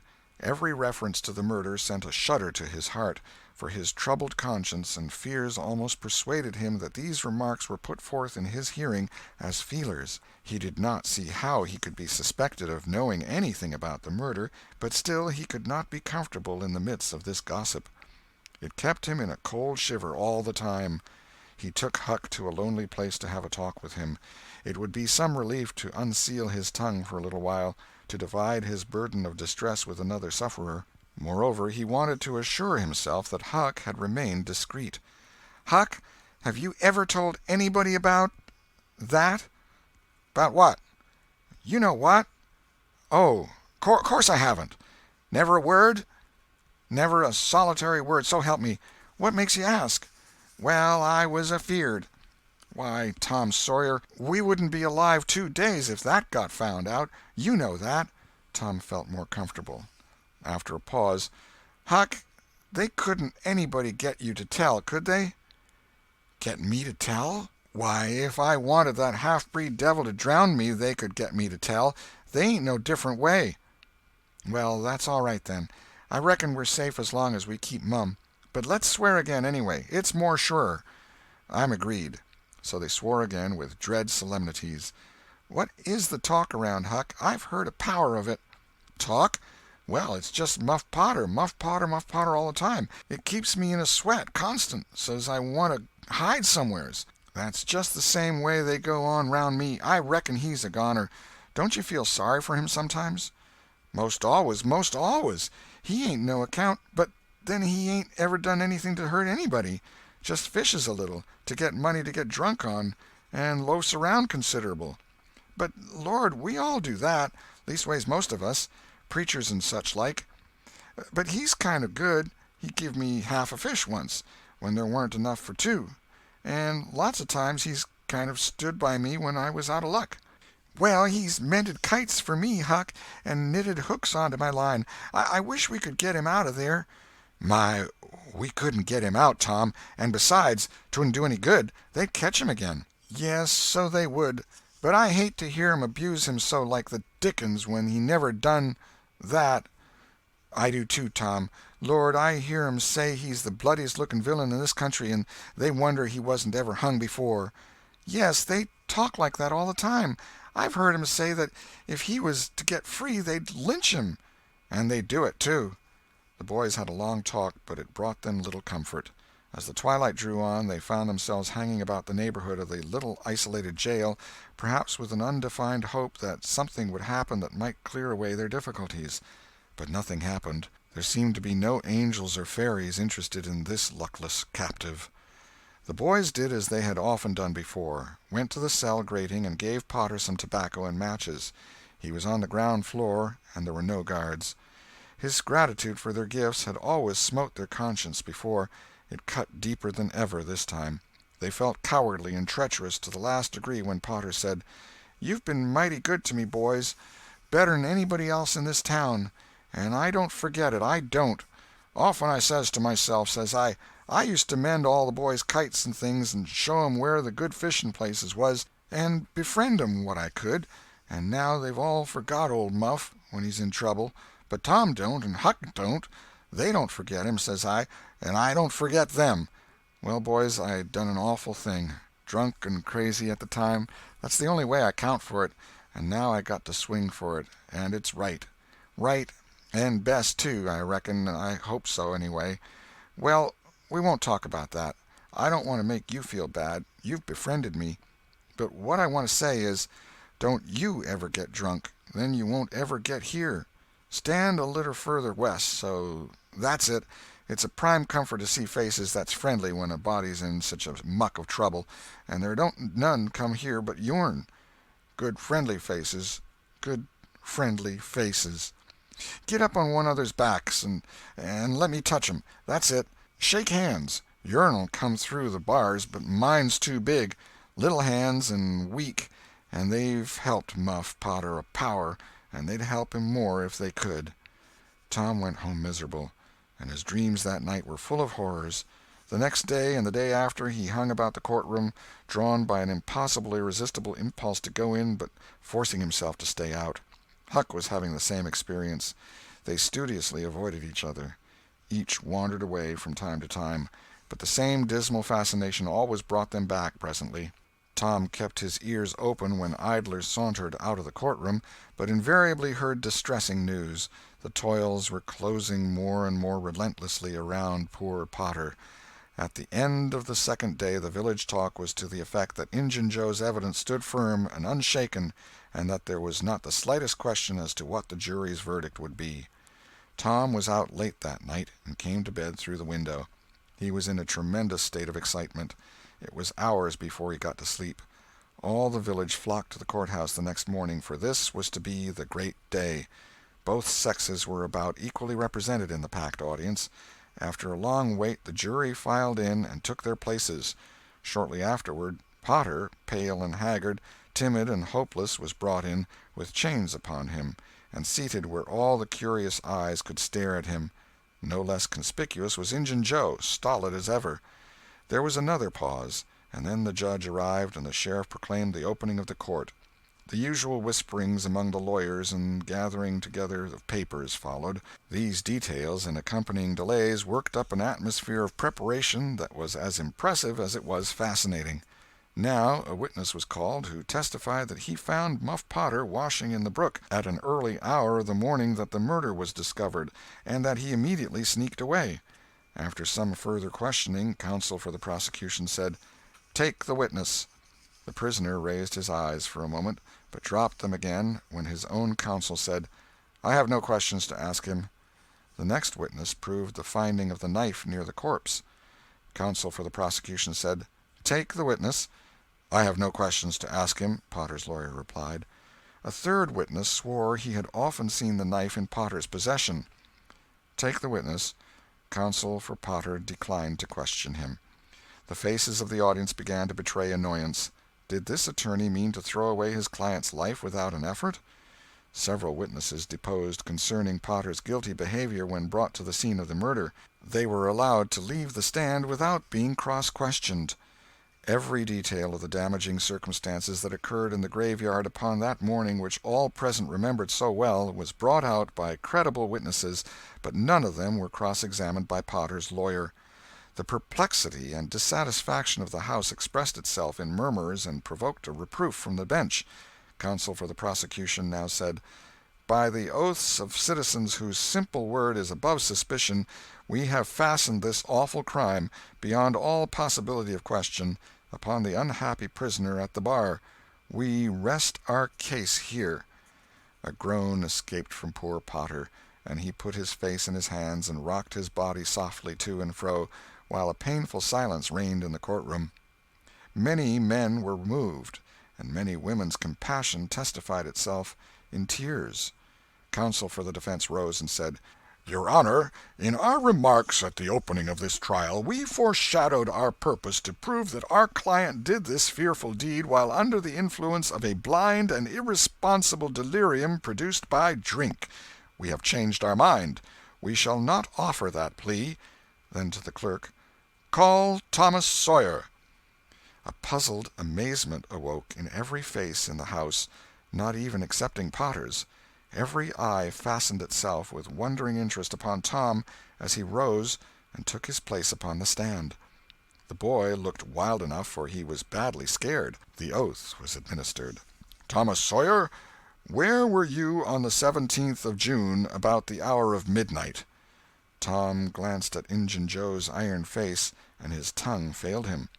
The audience listened breathless, but the words refused to come.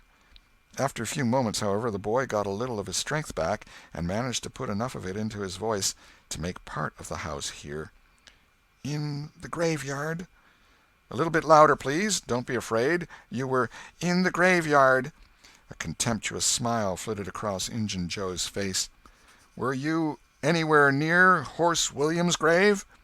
"Yes, sir." "Speak up, just a trifle louder. How near were you?" "Near as I am to you." "Were you hidden or not?" "I was hid." "Where?"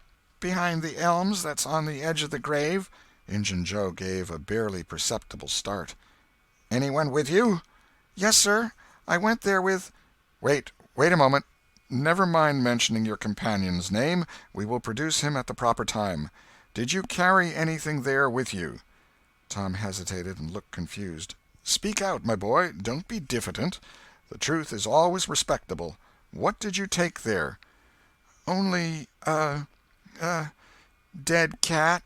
There was a ripple of mirth which the court checked. "We will produce the skeleton of that cat. Now, my boy, tell us everything that occurred. Tell it in your own way. Don't skip anything, and don't be afraid." Tom began, hesitatingly at first, but as he warmed to his subject his words flowed more and more easily. In a little while every sound ceased but his own voice. Every eye fixed itself upon him. With parted lips and bated breath the audience hung upon his words, taking no note of time, wrapped in the ghastly fascination of the tale. The strain upon pent emotion reached its climax when the boy said, "And as the doctor fetched the board around and Muff Potter fell, Injun Joe jumped with a knife and—" Crash! Quick as lightning the half-breed sprang for a window, tore his way through all opposers, and was gone. End of chapter 23. Chapter 24. Splendid Days and Fearsome Nights. Tom was a glittering hero once more, the pet of the old, the envy of the young. His name even went into immortal print, for the village paper magnified him. There were some that believed he would be president yet if he escaped hanging. As usual, the fickle, unreasoning world took Muff Potter to its bosom and fondled him as lavishly as it had abused him before. But that sort of conduct is to the world's credit, therefore it is not well to find fault with it. Tom's days were days of splendor and exaltation to him, but his nights were seasons of horror. Injun Joe infested all his dreams, and always with doom in his eye.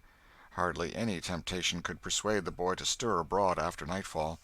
Poor Huck was in the same state of wretchedness and terror, for Tom had told the whole story to the lawyer the night before the great day of the trial, and Huck was sore afraid that his share in the business might leak out yet, notwithstanding Injun Joe's flight had saved him the suffering of testifying in court.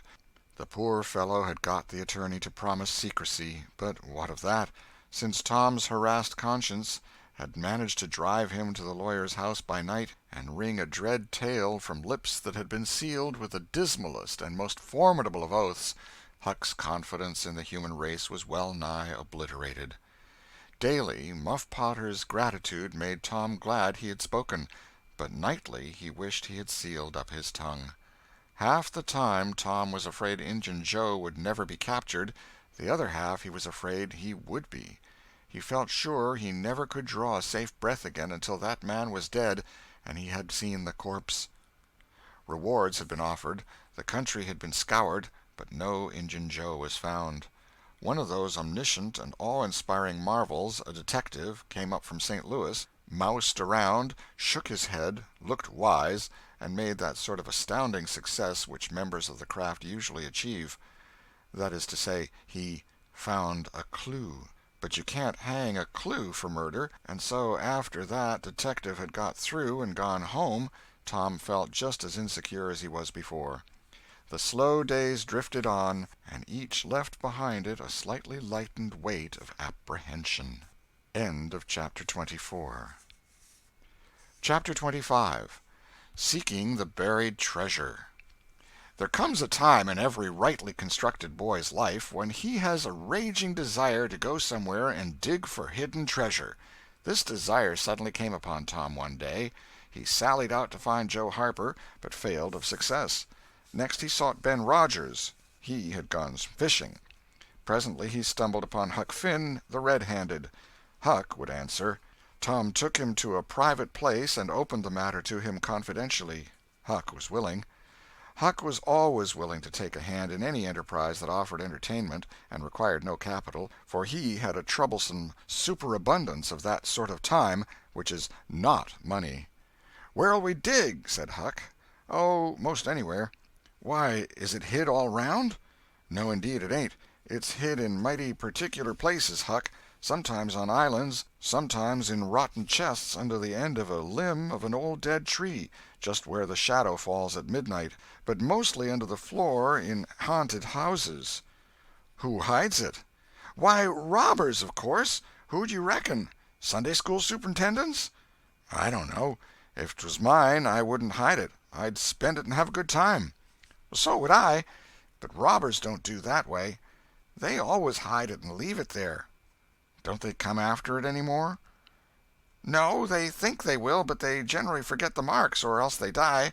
Anyway, it lays there a long time and gets rusty, and by somebody finds an old yellow paper that tells how to find the marks. A paper that's got to be ciphered over about a week, because it's mostly signs and hieroglyphics." "Hiero which?" "Hieroglyphics. Pictures and things, you know, that don't seem to mean anything." "Have you got one of them papers, Tom?" "No." "Well, then, how are you going to find the marks?" "I don't want to find any marks. They always bury it under a haunted house, or on an island, or under a dead tree that's got one limb sticking out.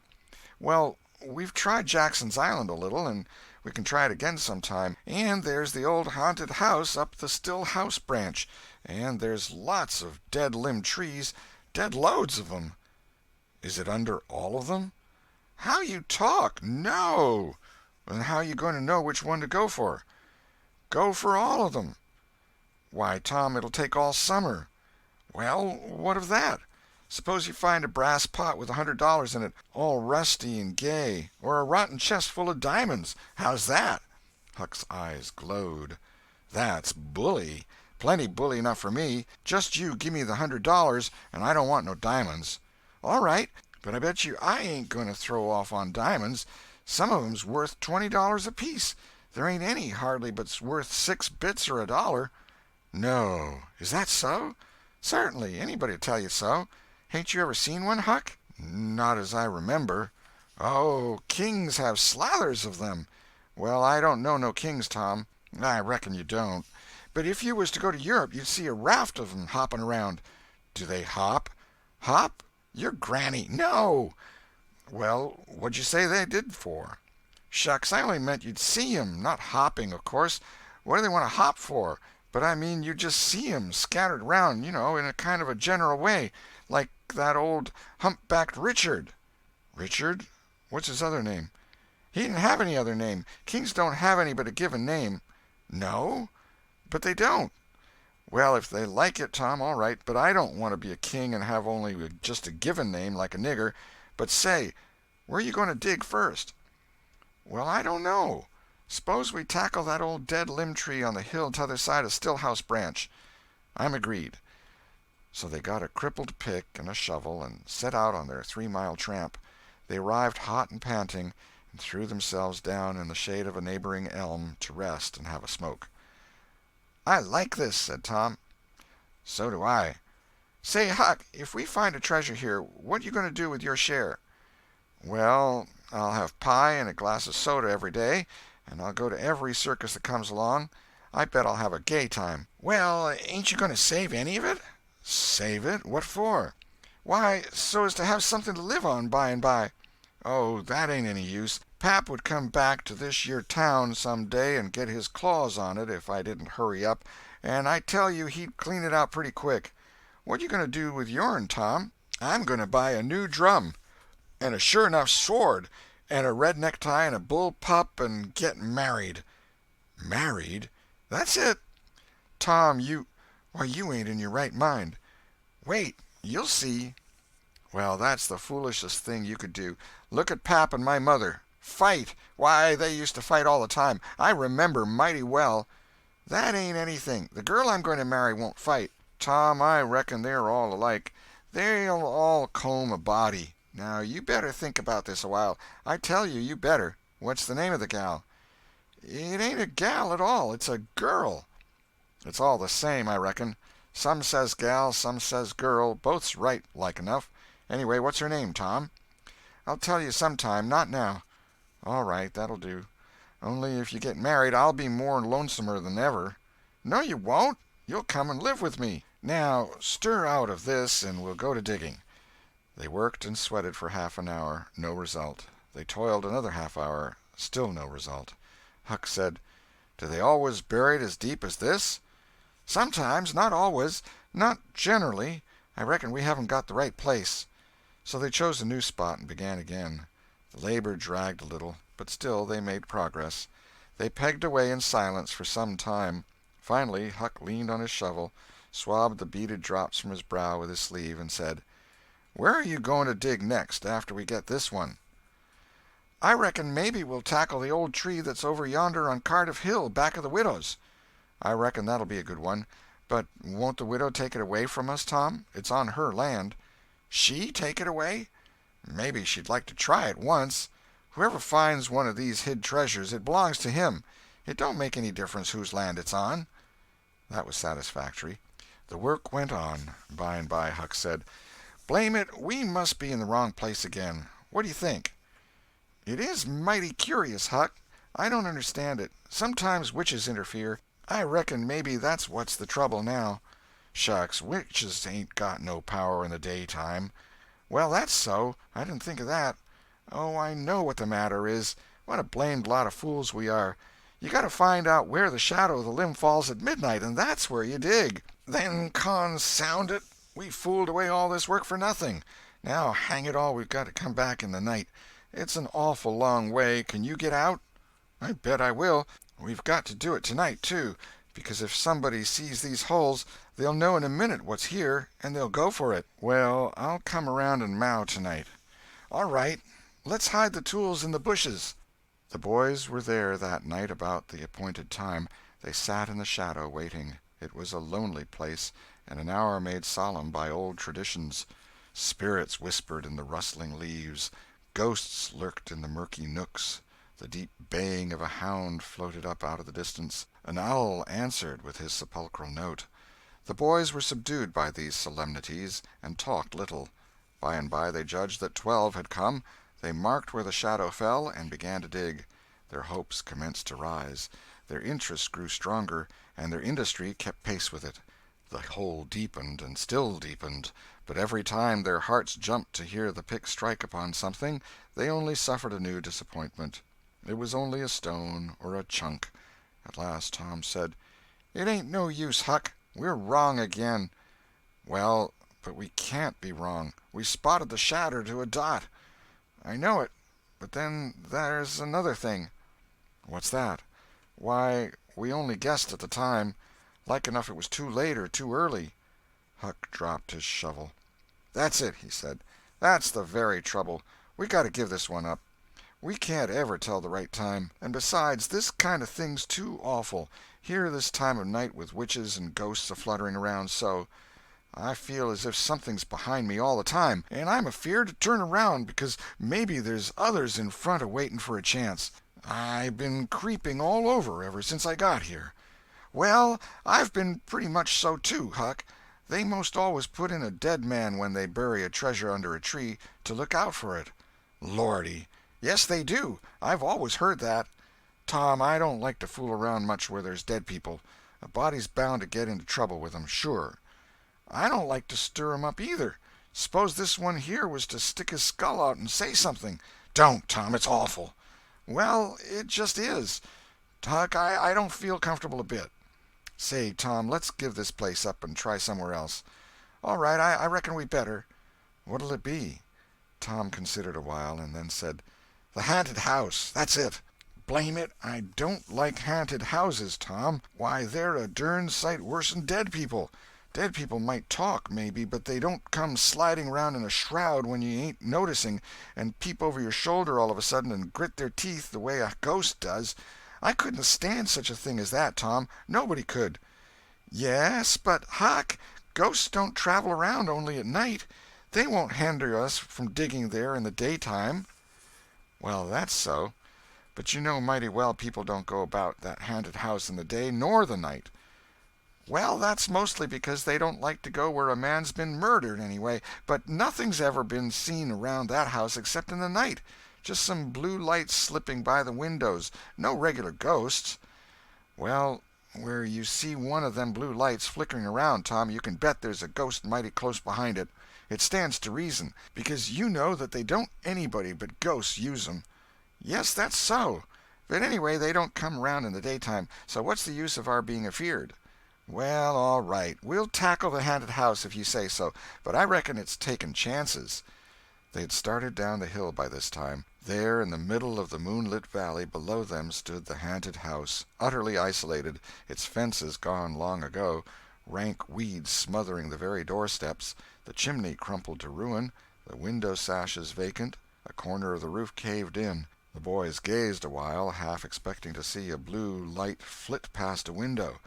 Then, talking in a low tone, as befitted the time and the circumstances, they struck far off to the right, to give the haunted house a wide berth, and took their way homeward through the woods that adorned the rearward side of Cardiff Hill. End of Chapter 25. Chapter 26. Real robbers seize the box of gold. About noon the next day the boys arrived at the dead tree. They had come for their tools. Tom was impatient to go to the haunted house.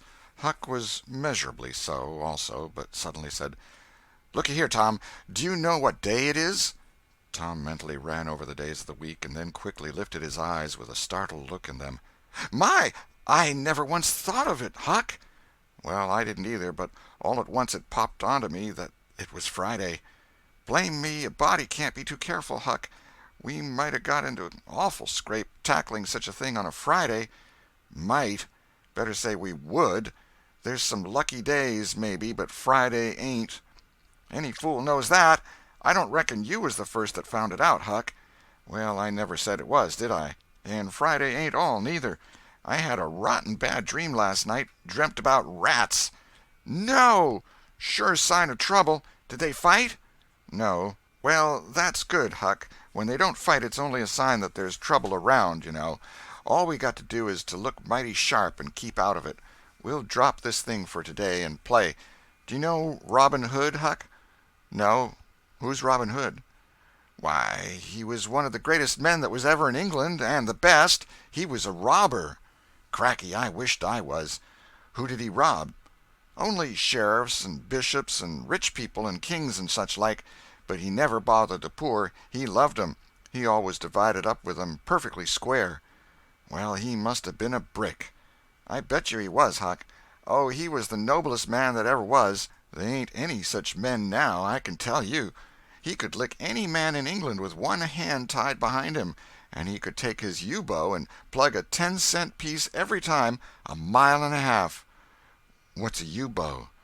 "I don't know. It's some kind of a bow, of course, and if he hit that dime only on the edge, he would set down and cry and curse. But we'll play Robin Hood, and it's nobby fun. I'll learn you." "I'm agreed." So they played Robin Hood all afternoon, now and then casting a yearning eye down upon the haunted house and passing a remark about the morrow's prospects and possibilities there. As the sun began to sink into the west, they took their way homeward athwart the long shadows of the trees, and soon were buried from sight in the forests of Cardiff Hill. On Saturday, shortly after noon, the boys were at the dead tree again. They had a smoke and a chat in the shade, and then dug a little in their last hole, not with great hope, but merely because Tom said there were so many cases where people had given up a treasure after getting down within 6 inches of it, and then somebody else had come along and turned it up with a single thrust of a shovel. The thing failed this time, however, so the boys shouldered their tools and went away feeling that they had not trifled with fortune, but had fulfilled all the requirements that belonged to the business of treasure hunting. When they reached the haunted house, there was something so weird and grisly about the dead silence that reigned there under the baking sun, and something so depressing about the loneliness and desolation of the place, that they were afraid, for a moment, to venture in. Then they crept to the door and took a trembling peep. They saw a weed-grown, floorless room, unplastered, an ancient fireplace, vacant windows, a ruinous staircase, and here, there, and everywhere hung ragged and abandoned cobwebs. They presently entered, softly, with quickened pulses, talking in whispers, ears alert to catch the slightest sound, and muscles tense and ready for instant retreat. In a little while familiarity modified their fears, and they gave the place a critical and interested examination, rather admiring their own boldness, and wondering at it, too. Next they wanted to look upstairs. This was something like cutting off the retreat. But they got to daring each other, and of course there could be but one result. They threw their tools into a corner and made the ascent. Up there were the same signs of decay. In one corner they found a closet that promised mystery, but the promise was a fraud. There was nothing in it. Their courage was up now and well in hand. They were about to go down and begin work when— "Shh!" said Tom. "What is it?" whispered Huck, blanching with fright. "Shh! There! Hear it?" "Yes. Oh, my! Let's run! Keep still! Don't you budge! They're coming right toward the door." The boys stretched themselves upon the floor with their eyes to knot-holes in the planking, and lay waiting in a misery of fear. "They've stopped! No, coming! Here they are! Don't whisper another word, Huck! My goodness, I wish I was out of this." 2 men entered. Each boy said to himself, "There's the old deaf and dumb Spaniard that's been about town once or twice lately. Never saw t'other man before." T'other was a ragged, unkempt creature with nothing very pleasant in his face. The Spaniard was wrapped in a sarape. He had bushy white whiskers, long white hair flowed from under his sombrero, and he wore green goggles. When they came in, T'other was talking in a low voice. They sat down on the ground, facing the door, with their backs to the wall, and the speaker continued his remarks. His manner became less guarded and his words more distinct as he proceeded. "No," said he, "I've thought it all over, and I don't like it. It's dangerous." "Dangerous?" grunted the deaf and dumb Spaniard, to the vast surprise of the boys. "Milksop!" This voice made the boys gasp and quake. It was Injun Joe's. There was silence for some time. Then Joe said, "What's any more dangerous than that job up yonder? But nothing's come of it." "That's different. Away up the river so, and not another house about. 'Twon't ever be known that we tried, anyway, long as we didn't succeed." "Well, what's more dangerous than coming here in the daytime? Anybody would suspicion us that saw us." "I know that. But there weren't any other places handy after that fool of a job. I want to quit this shanty. I wanted to yesterday, only it weren't any use trying to stir out of here with those infernal boys playing over there on the hill right in full view." Those infernal boys quaked again under the inspiration of this remark, and thought how lucky it was that they had remembered it was Friday and concluded to wait a day. They wished in their hearts they had waited a year. The 2 men got out some food and made a luncheon. After a long and thoughtful silence, Injun Joe said, "Look here, lad. You go back up the river where you belong. Wait there till you hear from me. I'll take the chances on dropping into this town just once more for a look. We'll do that dangerous job after I've spied around a little and think things look well for it. Then for Texas. We'll leg it together." This was satisfactory. Both men presently fell to yawning, and Injun Joe said, "I'm dead for sleep. It's your turn to watch." He curled down into the weeds, and soon began to snore. His comrade stirred him once or twice, and he became quiet. Presently the watcher began to nod. His head drooped lower and lower. Both men began to snore now. The boys drew a long, grateful breath. Tom whispered, "Now's our chance. Come." Huck said, "I can't. I'd die if they was to wake." Tom urged. Huck held back. At last Tom rose slowly and softly and started alone. But the first step he made wrung such a hideous creak from the crazy floor that he sank down almost dead with fright. He never made a second attempt. The boys lay there counting the dragging moments till it seemed to them that time must be done and eternity growing gray. And then they were grateful to note that at last the sun was setting. Now one snore ceased. Injun Joe sat up, stared around, smiled grimly upon his comrade, whose head was drooping upon his knees, stirred him up with his foot, and said, "Here, you're a watchman, ain't you? All right, though. Nothing's happened." "My, have I been asleep?" "Oh, partly. Nearly time for us to be moving, pard. What'll we do with what little swag we've got left?" "I don't know. Leave it here, as we've always done, I reckon. No use to take it away till we start south. 650 in silver's something to carry." "Well, all right, it won't matter to come here once more." "No, but I'd say come in the night, as we used to do. It's better." "Yes, but look here, it may be a good while before I get the right chance at that job. Accidents might happen. 'Tain't in such a very good place. We'll just regularly bury it, and bury it deep." "Good idea," said the comrade, who walked across the room, knelt down, raised one of the rearward hearthstones, and took out a bag that jingled pleasantly. He subtracted from it $20 or $30 for himself, and as much for Injun Joe, and passed the bag to the latter, who was on his knees in the corner now, digging with his bowie knife. The boys forgot all their fears, all their miseries in an instant. With gloating eyes they watched every movement. Luck! The splendor of it was beyond all imagination. $600 was money enough to make half a dozen boys rich. Here was treasure hunting under the happiest auspices. There would not be any bothersome uncertainty as to where to dig. They nudged each other every moment, eloquent nudges and easily understood, for they simply meant, "Oh, but ain't you glad now we're here?" Joe's knife struck upon something. "Hello," he said. "What is it?" said his comrade.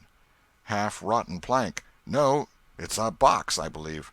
Here, bear a hand and we'll see what it's here for. Never mind, I've broke a hole." He reached his hand in and drew it out.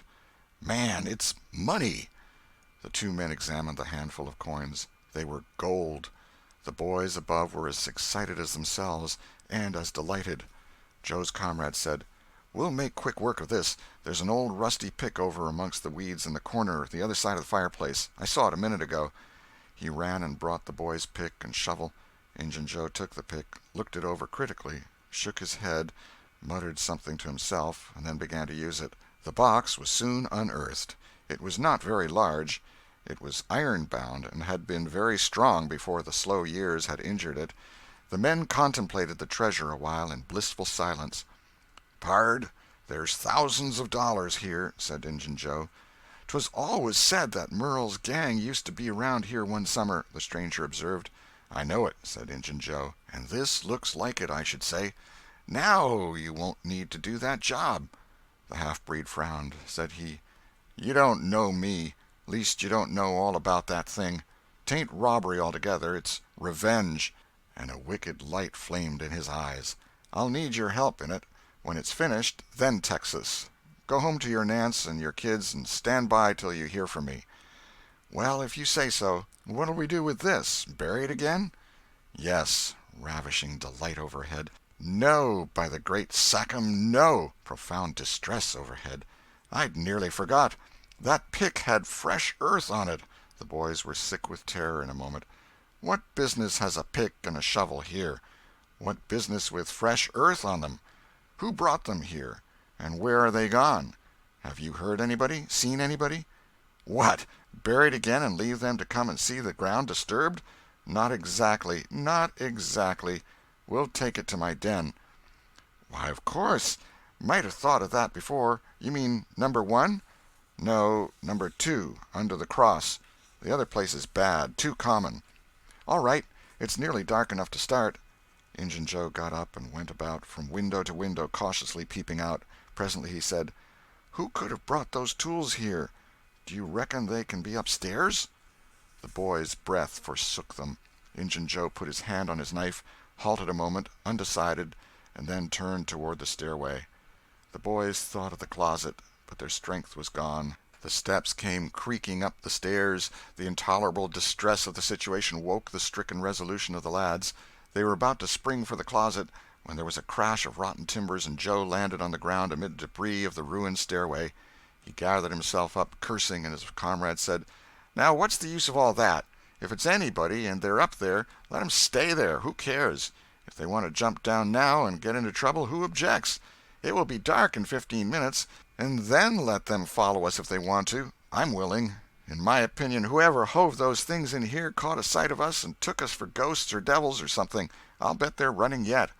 Joe grumbled a while. Then he agreed with his friend that what daylight was left ought to be economized in getting things ready for leaving. Shortly afterward they slipped out of the house in the deepening twilight and moved towards the river with their precious box. Tom and Huck rose up, weak but vastly relieved, and stared after them through the chinks between the logs of the house. Follow? Not they. They were content to reach ground again without broken necks and take the townward track over the hill. They did not talk much. They were too much absorbed in hating themselves, hating the ill luck that made them take the spade and the pick there. But for that, Injun Joe never would have suspected. He would have hidden the silver with the gold to wait there till his revenge was satisfied, and then he would have had the misfortune to find that money turn up missing. Bitter, bitter luck that the tools were ever brought there. They resolved to keep a lookout for that Spaniard when he should come to town spying out for chances to do his revengeful job, and follow him to number 2, wherever that might be. Then a ghastly thought occurred to Tom. Revenge? What if he means us, Huck? "Oh, don't," said Huck, nearly fainting. They talked it all over, and as they entered town they agreed to believe that he might possibly mean somebody else, at least that he might at least mean nobody but Tom, since only Tom had testified. Very, very small comfort it was to Tom to be alone in danger. Company would be palpable improvement, he thought. End of chapter 26. Chapter 27. Trembling on the Trail. The adventure of the day mightily tormented Tom's dreams that night. 4 times he had his hands on that rich treasure, and 4 times it wasted to nothingness in his fingers, as sleep forsook him, and wakefulness brought back the hard reality of his misfortune. As he lay in the early morning recalling the incidents of his great adventure, he noticed that they seemed curiously subdued and far away, somewhat as if they had happened in another world, or in a time long gone by. Then it occurred to him that the great adventure itself must be a dream. There was one very strong argument in favor of this idea, namely, that the quantity of coin he had seen was too vast to be real. He had never seen as much as $50 in one mass before, and he was like all boys of his age and station in life, in that he imagined that all references to hundreds and thousands were mere fanciful forms of speech, and that no such sums really existed in the world. He never had supposed for a moment that so large a sum as $100 was to be found in actual money in anyone's possession. If his notions of hidden treasure had been analyzed, they would have been found to consist of a handful of real dimes and a bushel of vague, splendid, ungraspable dollars.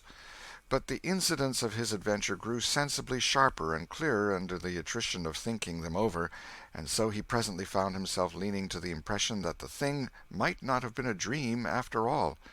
This uncertainty must be swept away. He would snatch a hurried breakfast and go and find Huck. Huck was sitting on the gunwale of a flatboat, listlessly dangling his feet in the water and looking very melancholy.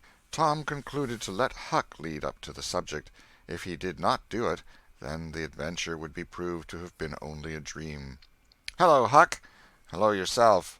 Silence for a minute. "Tom, if we'd 'a' left the blamed tools at the dead tree, we'd 'a' got the money." "Oh, ain't it awful!" "'Tain't a dream, then. 'Tain't a dream. Somehow I most wish it was. Dogged if I don't, Huck." "What ain't a dream?" "Oh, that thing yesterday. I been half thinking it was." "Dream! If them stairs hadn't broke down, you'd 'a' seen how much dream it was. I've had dreams enough all night, with that patch-eyed Spanish devil going for me all through 'em. Rot him!" "No, not rot him. Find him. Track the money." "Tom, we'll never find him. A feller don't have only one chance for such a pile, and that one's lost. I'd feel mighty shaky if I was to see him anyway." "Well, so'd I, but I'd like to see him anyway. Track him out. To his number 2. "Number 2, yes, that's it. I been thinking about that, but I can't make nothing out of it. What do you reckon it is?"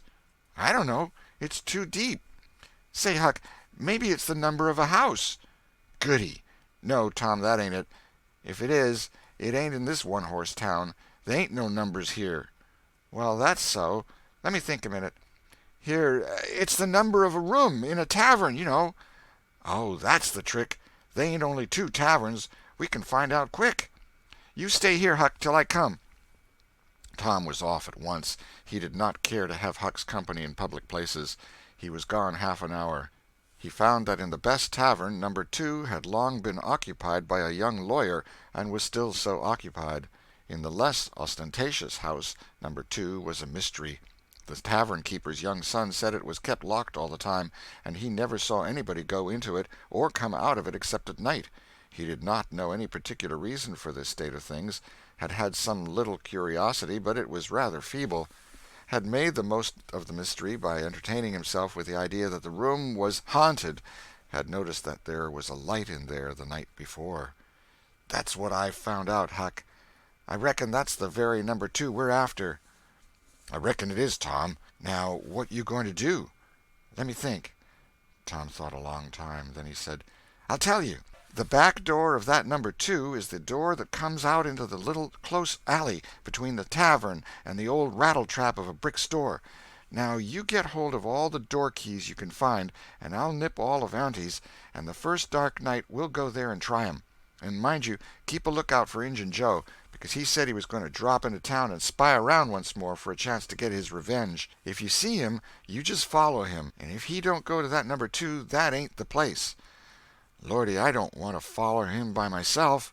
"Why, it'll be night, sure. He mightn't ever see you, and if he did, maybe he'd never think anything." "Well, if it's pretty dark, I reckon I'll track him. I don't know. I'll try." "You bet I'll follow him if it's dark, Huck. Why, he might have found out he couldn't get his revenge and be going right after that money." "It's so, Tom, it's so. I'll follow him. I will, by jingoes." "Now you're talking. Don't you ever weaken, Huck, and I won't." End of chapter 27. Chapter 28. In the Lair of Injun Joe. That night Tom and Huck were ready for their adventure. They hung about the neighborhood of the tavern until after 9, one watching the alley at a distance and the other the tavern door. Nobody entered the alley or left it. Nobody resembling the Spaniard entered or left the tavern door.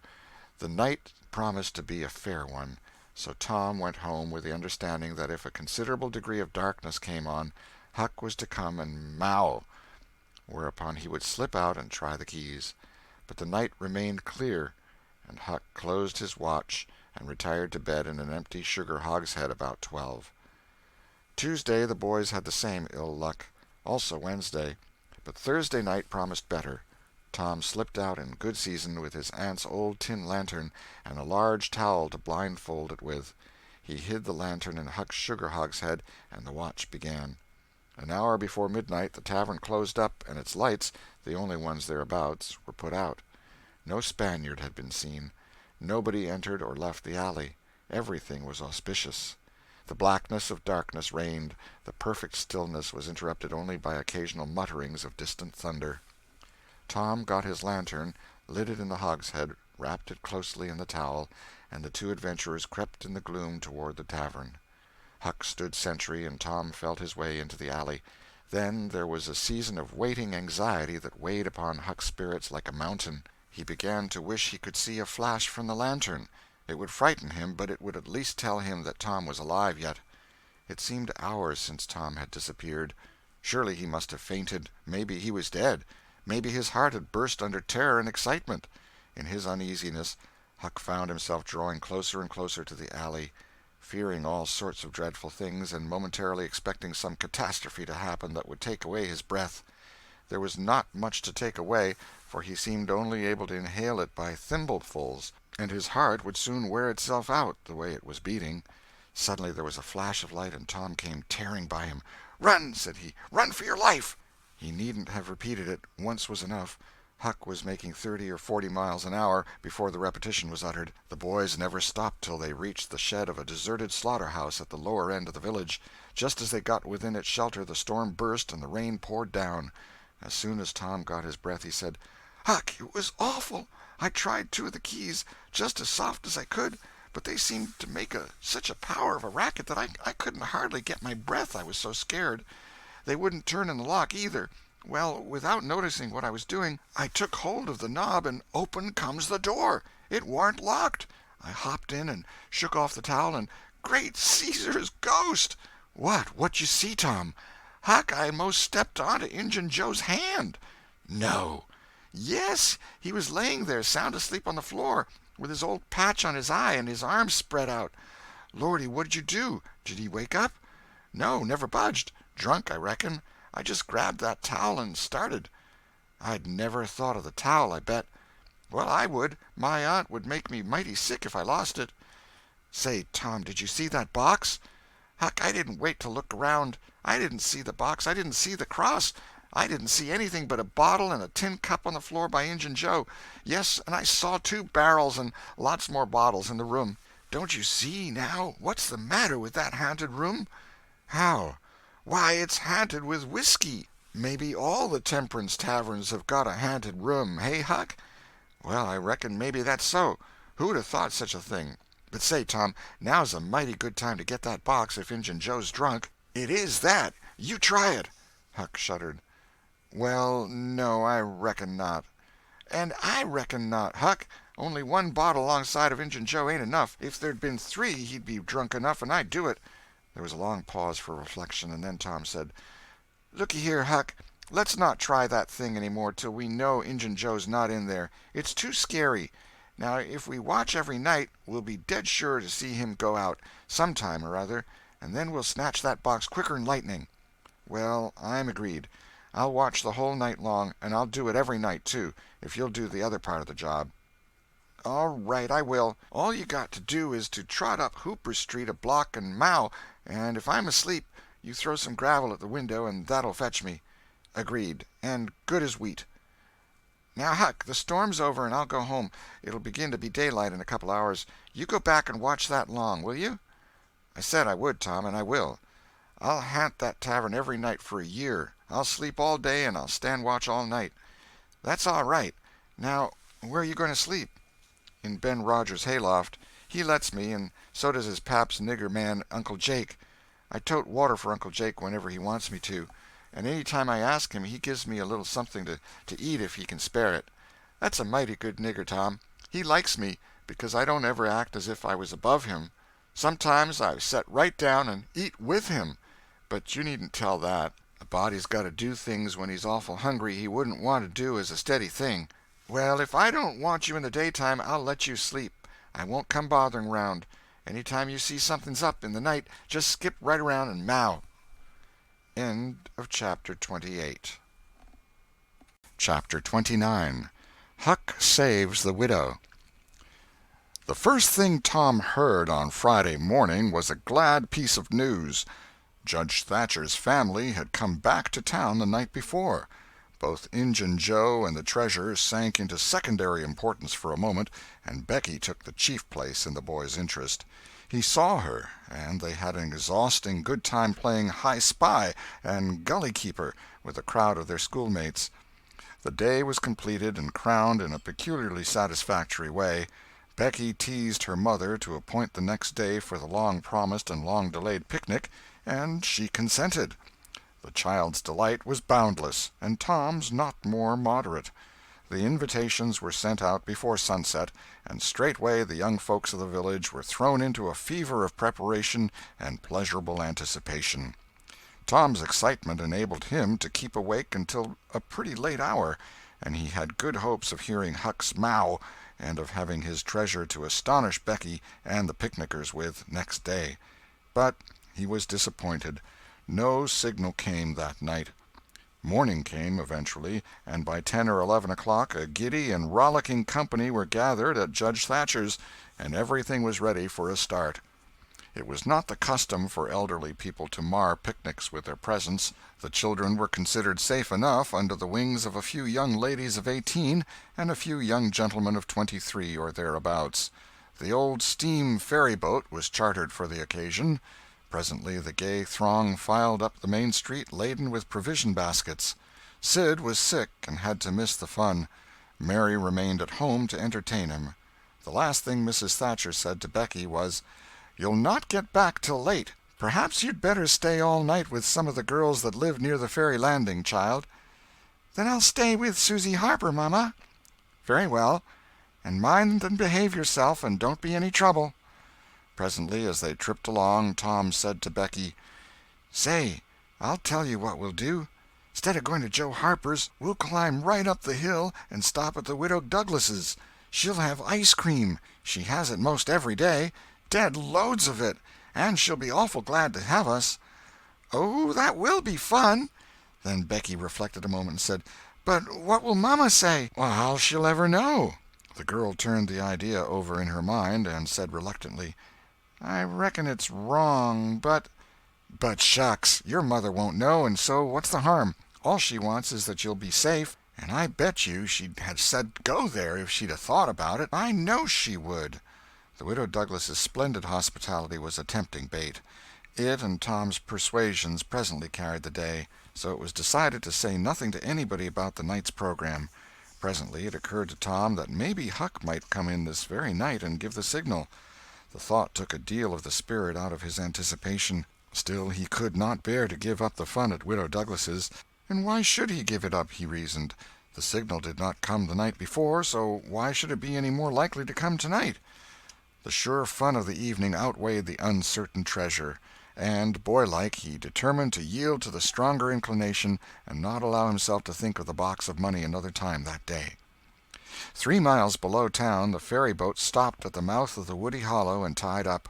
The crowd swarmed ashore, and soon the forest distances and craggy heights echoed far and near with shoutings and laughter.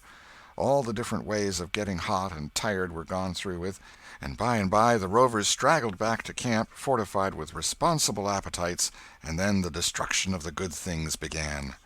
After the feast there was a refreshing season of rest and chat in the shade of spreading oaks. By and by somebody shouted, "Who's ready for the cave?" Everybody was. Bundles of candles were procured, and straightway there was a general scamper up the hill. The mouth of the cave was up the hillside, an opening shaped like a letter A. Its massive oaken door stood unbarred. Within was a small chamber, chilly as an ice-house, and walled by nature with solid limestone that was dewy with a cold sweat. It was romantic and mysterious to stand here in the deep gloom and look out upon the green valley shining in the sun. But the impressiveness of the situation quickly wore off, and the romping began again. The moment a candle was lighted there was a general rush upon the owner of it. A struggle and a gallant defense followed, but the candle was soon knocked down or blown out, and then there was a glad clamor of laughter and a new chase. But all things have an end. By and by the procession went filing down the steep descent of the main avenue, the flickering rank of lights dimly revealing the lofty walls of rock almost to their point of junction 60 feet overhead. This main avenue was not more than 8 or 10 feet wide. Every few steps other lofty and still narrower crevices branched from it on either hand, for McDougal's cave was but a vast labyrinth of crooked aisles that ran into each other and out again and led nowhere. It was said that one might wander days and nights together through its intricate tangle of rifts and chasms and never find the end of the cave, and that he might go down and still down into the earth, and it was just the same, labyrinth underneath labyrinth, and no end to any of them. No man knew the cave. That was an impossible thing. Most of the young men knew a portion of it, and it was not customary to venture much beyond this known portion. Tom Sawyer knew as much of the cave as anyone.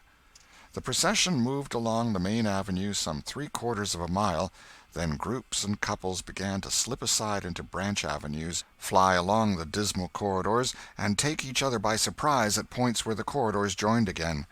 Parties were able to elude each other for the space of half an hour without going beyond the known ground. By and by one group after another came straggling back to the mouth of the cave, panting, hilarious, smeared from head to foot with tallow drippings, daubed with clay, and entirely delighted with the success of the day.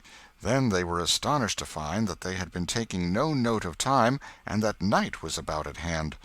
The clanging bell had been calling for half an hour. However, this sort of close to the day's adventures was romantic and therefore satisfactory. When the ferry-boat with her wild freight pushed into the stream, nobody cared sixpence for the wasted time but the captain of the craft. Huck was already upon his watch when the ferry-boat's lights went glinting past the wharf. He heard no noise on board, for the young people were as subdued and still as people usually are who are nearly tired to death. He wondered what boat it was, and why she did not stop at the wharf, and then he dropped her out of his mind and put his attention upon his business. The night was growing cloudy and dark. 10 o'clock came, and the noise of vehicles ceased. Scattered lights began to wink out. All straggling foot-passengers disappeared. The village betook itself to its slumbers, and left the small watcher alone with the silence and the ghosts. 11 o'clock came, and the tavern lights were put out. Darkness everywhere now. Huck waited what seemed a weary long time, but nothing happened. His faith was weakening. Was there any use? Was there really any use? Why not give it up and turn in? A noise fell upon his ear. He was all attention in an instant. The alley door closed softly. He sprang to the corner of the brick store. The next moment 2 men brushed by him, and one seemed to have something under his arm. It must be that box. So they were going to remove the treasurer. Why call Tom now? It would be absurd. The men would get away with the box and never be found again. No, he would stick to their wake and follow them. He would trust to the darkness for security from discovery. So, communing with himself, Huck stepped out and glided along behind the men, cat-like, with bare feet, allowing them to keep just far enough ahead not to be invisible. They moved up the river street 3 blocks, then turned to the left up a cross street. They went straight ahead, then, until they came to the path that led up Cardiff Hill. This they took. They passed by the old Welshman's house, halfway up the hill, without hesitating, and still climbed upward. Good, thought Huck, they will bury it in the old quarry. But they never stopped at the quarry. They passed on, up the summit. They plunged into the narrow path between the tall sumac bushes, and were at once hidden in the gloom. Huck closed up and shortened his distance now, for they would never be able to see him. He trotted along a while, then slackened his pace, fearing he was gaining too fast, moved on a piece, then stopped altogether, listened. No sound. None, save that he seemed to hear the beating of his own heart.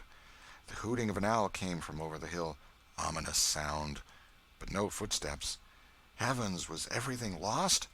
He was about to spring with winged feet when a man cleared his throat not 4 feet from him. Huck's heart shot into his throat, but he swallowed it again, and then he stood there, shaking as if a dozen agues had taken charge of him at once, and so weak that he thought he must surely fall to the ground. He knew where he was. He knew he was within 5 steps of the stile leading into Widow Douglas's grounds. Very well, he thought, let them bury it there. It won't be hard to find. Now there was a voice, a very low voice, Injun Joe's. Damn her. Maybe she's got company. There's lights, late as it is. I can't see any. This was that stranger's voice, the stranger of the haunted house. A deadly chill went to Huck's heart. This, then, was the revenge job. His thought was to fly. Then he remembered that the Widow Douglas had been kind to him more than once, and maybe these men were going to murder her. He wished he dared venture to warn her, but he knew he didn't dare. They might come and catch him. He thought all this and more in the moment that lapsed between the stranger's remark and Injun Joe's next, which was, "Because the bush is in your way. Now this way. Now you see, don't you?" "Yes. Well, there is company there, I reckon. Better give it up." "Give it up? And I just leaving this country forever? Give it up and maybe never have another chance? I tell you again, as I've told you before, I don't care for her swag. You may have it. But her husband was rough on me. Many times he was rough on me. And mainly he was the justice of the peace that jugged me for a vagrant. And that ain't all. It ain't a millionth part of it. He had me horsewhipped. Horsewhipped in front of the jail like a nigger, with all the town looking on. Horsewhipped, do you understand? He took advantage of me and died, but I'll take it out of her." "Oh, don't kill her. Don't do that." "Kill? Who said anything about killing? I would kill him if he were here, but not her. When you want to get revenge on a woman, you don't kill her. Bosh, you go for her looks. You slit her nostrils. You notch her ears like a sow." "By God, that's—" "Keep your opinion to yourself. It will be safest for you. I'll tie her to the bed. If she bleeds to death, is that my fault? I'll not cry if she does. My friend, you'll help in this thing, for my sake. That's why you're here. I mightn't be able alone. If you flinch, I'll kill you. Do you understand that? And if I have to kill you, I'll kill her, and then I reckon nobody'll ever know much about who done this business." "Well, if it's got to be done, let's get at it. The quicker the better. I'm all in a shiver." "Do it now? And company there?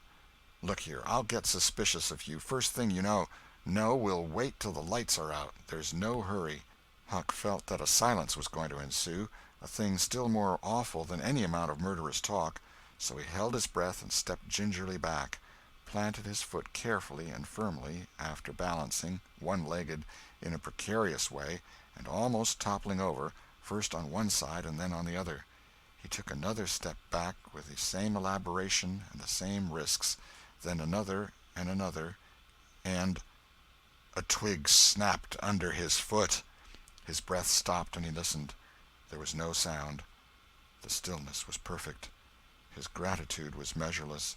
Now he turned in his tracks, between the walls of sumac bushes, turned himself as carefully as if he were a ship, and then stepped quickly but cautiously along.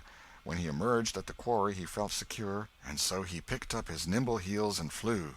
Down, down he sped till he reached the Welshman's. He banged at the door, and presently the heads of the old man and his two stalwart sons were thrust from windows. "What's the row there? Who's banging? What do you want?" "Let me in, quick! I'll tell everything." "Why, who are you?" "Huckleberry Finn! Quick, let me in!" "Huckleberry Finn, indeed! It ain't a name to open many doors, I judge. But let him in, lads, and let's see what's the trouble." "Please don't ever tell I told you," were Huck's first words when he got in. "Please don't. I'd be killed, sure. But the widow's been good friends to me sometimes, and I want to tell. I will tell if you'll promise you won't ever say it was me." "By George, he has got something to tell, or he wouldn't act so!" exclaimed the old man. "Out with it, and nobody here'll ever tell, lad."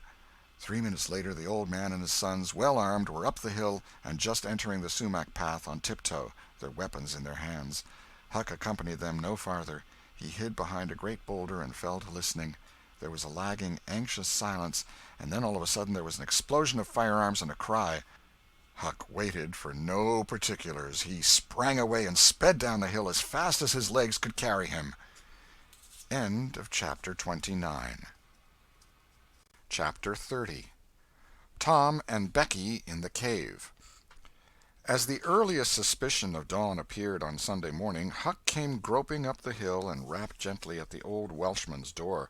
The inmates were asleep, but it was a sleep that was set on a hair-trigger on account of the exciting episode of the night. A call came from a window. "Who's there?" Huck's scared voice answered in a low tone. "Please let me in. It's only Huck Finn." "It's a name that can open this door night or day, lad, and welcome." These were strange words to the vagabond boy's ears, and the pleasantest he had ever heard. He could not recollect that the closing word had ever been applied in his case before. The door was quickly unlocked, and he entered. Huck was given a seat, and the old man and his brace of tall sons speedily dressed themselves. "Now, my boy, I hope you're good and hungry, because breakfast will be ready as soon as the sun's up, and we'll have a piping hot one, too. Make yourself easy about that. I and the boys hoped you'd turn up and stop here last night." "I was awful scared," said Huck, "and I run. I took out when the pistols went off, and I didn't stop for 3 miles. I've come now because I wanted to know about it, you know, and I come before daylight because I didn't want to run across them devils, even if they was dead." "Well, poor chap, you do look as if you'd had a hard night of it, but there's a bed here for you when you've had your breakfast. No, they ain't dead, lad. We are sorry enough for that. You see, we knew right where to put our hands on them, by your description, so we crept along on tiptoe till we got within 15 feet of them, dark as a cellar that sumac path was, and just then I found I was going to sneeze. It was the meanest kind of luck. I tried to keep it back, but no use. 'Twas bound to come, and it did come. I was in the lead with my pistol raised, and when the sneeze started, those scoundrels a-rustling to get out of the path, I sung out, 'Fire, boys!' and blazed away at the place where the rustling was. So did the boys, but they were off in a jiffy, those villains, and we after them down through the woods. I judge we never touched them. They fired a shot apiece as they started, but their bullets whizzed by and didn't do us any harm. As soon as we lost the sound of their feet, we quit chasing, and went down and stirred up the constables. They got a posse together and went off to guard the river bank, and as soon as it is light the sheriff and a gang are going to beat up the woods. My boys will be with them presently. I wish we had some sort of description of those rascals. 'Twould help a good deal. But you couldn't see what they were like in the dark, lad, I suppose?" "Oh, yes, I saw them downtown and followed them." "Splendid. Describe them. Describe them, my boy." "One's the old deaf and dumb Spaniard that's been round here once or twice, and t'other's a mean-looking, ragged—" "That's enough, lad. We know the men. Happened on them in the woods back of the widow's one day, and they slunk away. Off with you, boys, and tell the sheriff. Get your breakfast tomorrow morning." The Welshman's sons departed at once. As they were leaving the room, Huck sprang up and exclaimed, "Oh, please don't tell anybody it was me that blowed on them. Oh, please." "All right if you say it, Huck, but you ought to have the credit of what you did." "Oh, no, no, please don't tell." When the young men were gone, the old Welshman said, "They won't tell, and I won't. But why don't you want it known?" Huck would not explain, further than to say that he already knew too much about one of those men, and would not have the man know that he knew anything against him for the whole world. He would be killed for knowing it, sure. The old man promised secrecy once more, and said, "How did you come to follow these fellows, lad? Were they looking suspicious?" Huck was silent while he framed a duly cautious reply. Then he said, "Well, you see, I'm a kind of a hard lot, least everybody says so, and I don't see nothing agin it, and sometimes I can't sleep much on accounts of thinking about it and sort of trying to strike out a new way of doing. That was the way it was last night. I couldn't sleep, and so I come along up street 'bout midnight, turning it all over, and when I got to that old shackly brick store by the Temperance Tavern, I backed up agin the wall to have another think. Well, just then along comes these two chaps slipping along close by me, with something under their arm, and I reckoned they'd stole it. One was a-smoking, and t'other one wanted a light, so they stopped right before me, and the cigars lit up their faces, and I see that the big one was the deaf and dumb Spaniard, by his white whiskers and the patch on his eye, and t'other one was a rusty, ragged-looking devil." "Could you see the rags by the light of the cigars?" This staggered Huck for a moment. Then he said, "Well, I don't know, but somehow it seems as if I did." "Then they went on, and you—" "Follered them, yes. That was it. I wanted to see what was up. They sneaked along so. I dogged 'em to the widder's stile, and stood in the dark and heard the ragged one beg for the widder, and the Spaniard swear he'd spile her looks, just as I told you, and your two—" "What? The deaf and dumb man said all that?" Huck had made another terrible mistake. He was trying his best to keep the old man from getting the faintest hint of who the Spaniard might be, and yet his tongue seemed determined to get him into trouble in spite of all he could do. He made several efforts to creep out of his scrape, but the old man's eye was upon him, and he made blunder after blunder. Presently the Welshman said, "My boy, don't be afraid of me. I wouldn't hurt a hair of your head for all the world. No, I'd protect you. I'd protect you. This Spaniard is not deaf and dumb. You've let that slip without intending it. You can't cover that up now. You know something about that Spaniard that you want to keep dark. Now trust me. Tell me what it is, and trust me. I won't betray you." Huck looked into the old man's honest eyes a moment, then bent over and whispered in his ear, "'Tain't a Spaniard. It's Injun Joe." The Welshman almost jumped out of his chair. In a moment he said, "It's all plain enough now. When you talked about notching ears and slitting noses, I judged that was your own embellishment, because white men don't take that sort of revenge. But an Injun, that's a different matter altogether." During breakfast the talk went on, and in the course of it the old man said that the last thing which he and his sons had done, before going to bed, was to get a lantern and examine the stile and its vicinity for marks of blood. They found none, but captured a bulky bundle of— "Of what?" If the words had been lightning, they could not have leapt with a more stunning suddenness from Huck's blanched lips. His eyes were staring wide now, and his breath suspended, waiting for the answer. The Welshman started, stared in return 3 seconds, 5 seconds, 10, then replied, "Of burglars' tools. Why, what's the matter with you?" Huck sank back, panting gently but deeply, unutterably grateful. The Welshman eyed him gravely, curiously, and presently said, "Yes, burglars' tools. That appears to relieve you a good deal. But what did give you that turn? What were you expecting we'd found?" Huck was in a close place. The inquiring eye was upon him. He would have given anything for material for a plausible answer. Nothing suggested itself. The inquiring eye was boring deeper and deeper. A senseless reply offered. There was no time to weigh it. So, at a venture, he uttered it, feebly. "Sunday school books, maybe?" Poor Huck was too distressed to smile, but the old man laughed loud and joyously, shook up the details of his anatomy from head to foot, and ended by saying that such a laugh was money in a man's pocket, because it cut down the doctor's bills like everything. Then he added, "Poor old chap, You're white and jaded. You ain't well a bit. No wonder you're a little flighty and off your balance. But you'll come out of it. Rest and sleep will catch you up all right, I hope." Huck was irritated to think he had been such a goose and betrayed such a suspicious excitement, for he had dropped the idea that the parcel brought from the tavern was the treasure as soon as he had heard the talk at the widow's stile. He had only thought it was not the treasure, however; he had not known that it wasn't, and so the suggestion of a captured bundle was too much for his self-possession. But on the whole he felt glad the little episode had happened, for now he knew beyond all question that that bundle was not the bundle, and so his mind was at rest and exceedingly comfortable. In fact, everything seemed to be drifting just in the right direction now. The treasure must be still in number 2. The men would be captured and jailed that day, and he and Tom could seize the gold that night without any trouble or any fear of interruption. Just as breakfast was completed, there was a knock at the door. Huck jumped for a hiding-place, for he had no mind to be connected even remotely with the late event.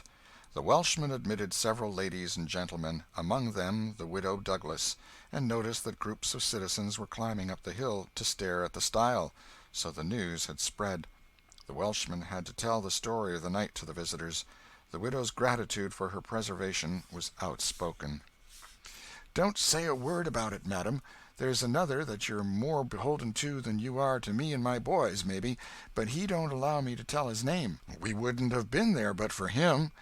Of course this excited a curiosity so vast that it almost belittled the main matter, but the Welshman allowed it to eat into the vitals of his visitors, and through them be transmitted to the whole town, for he refused to part with his secret.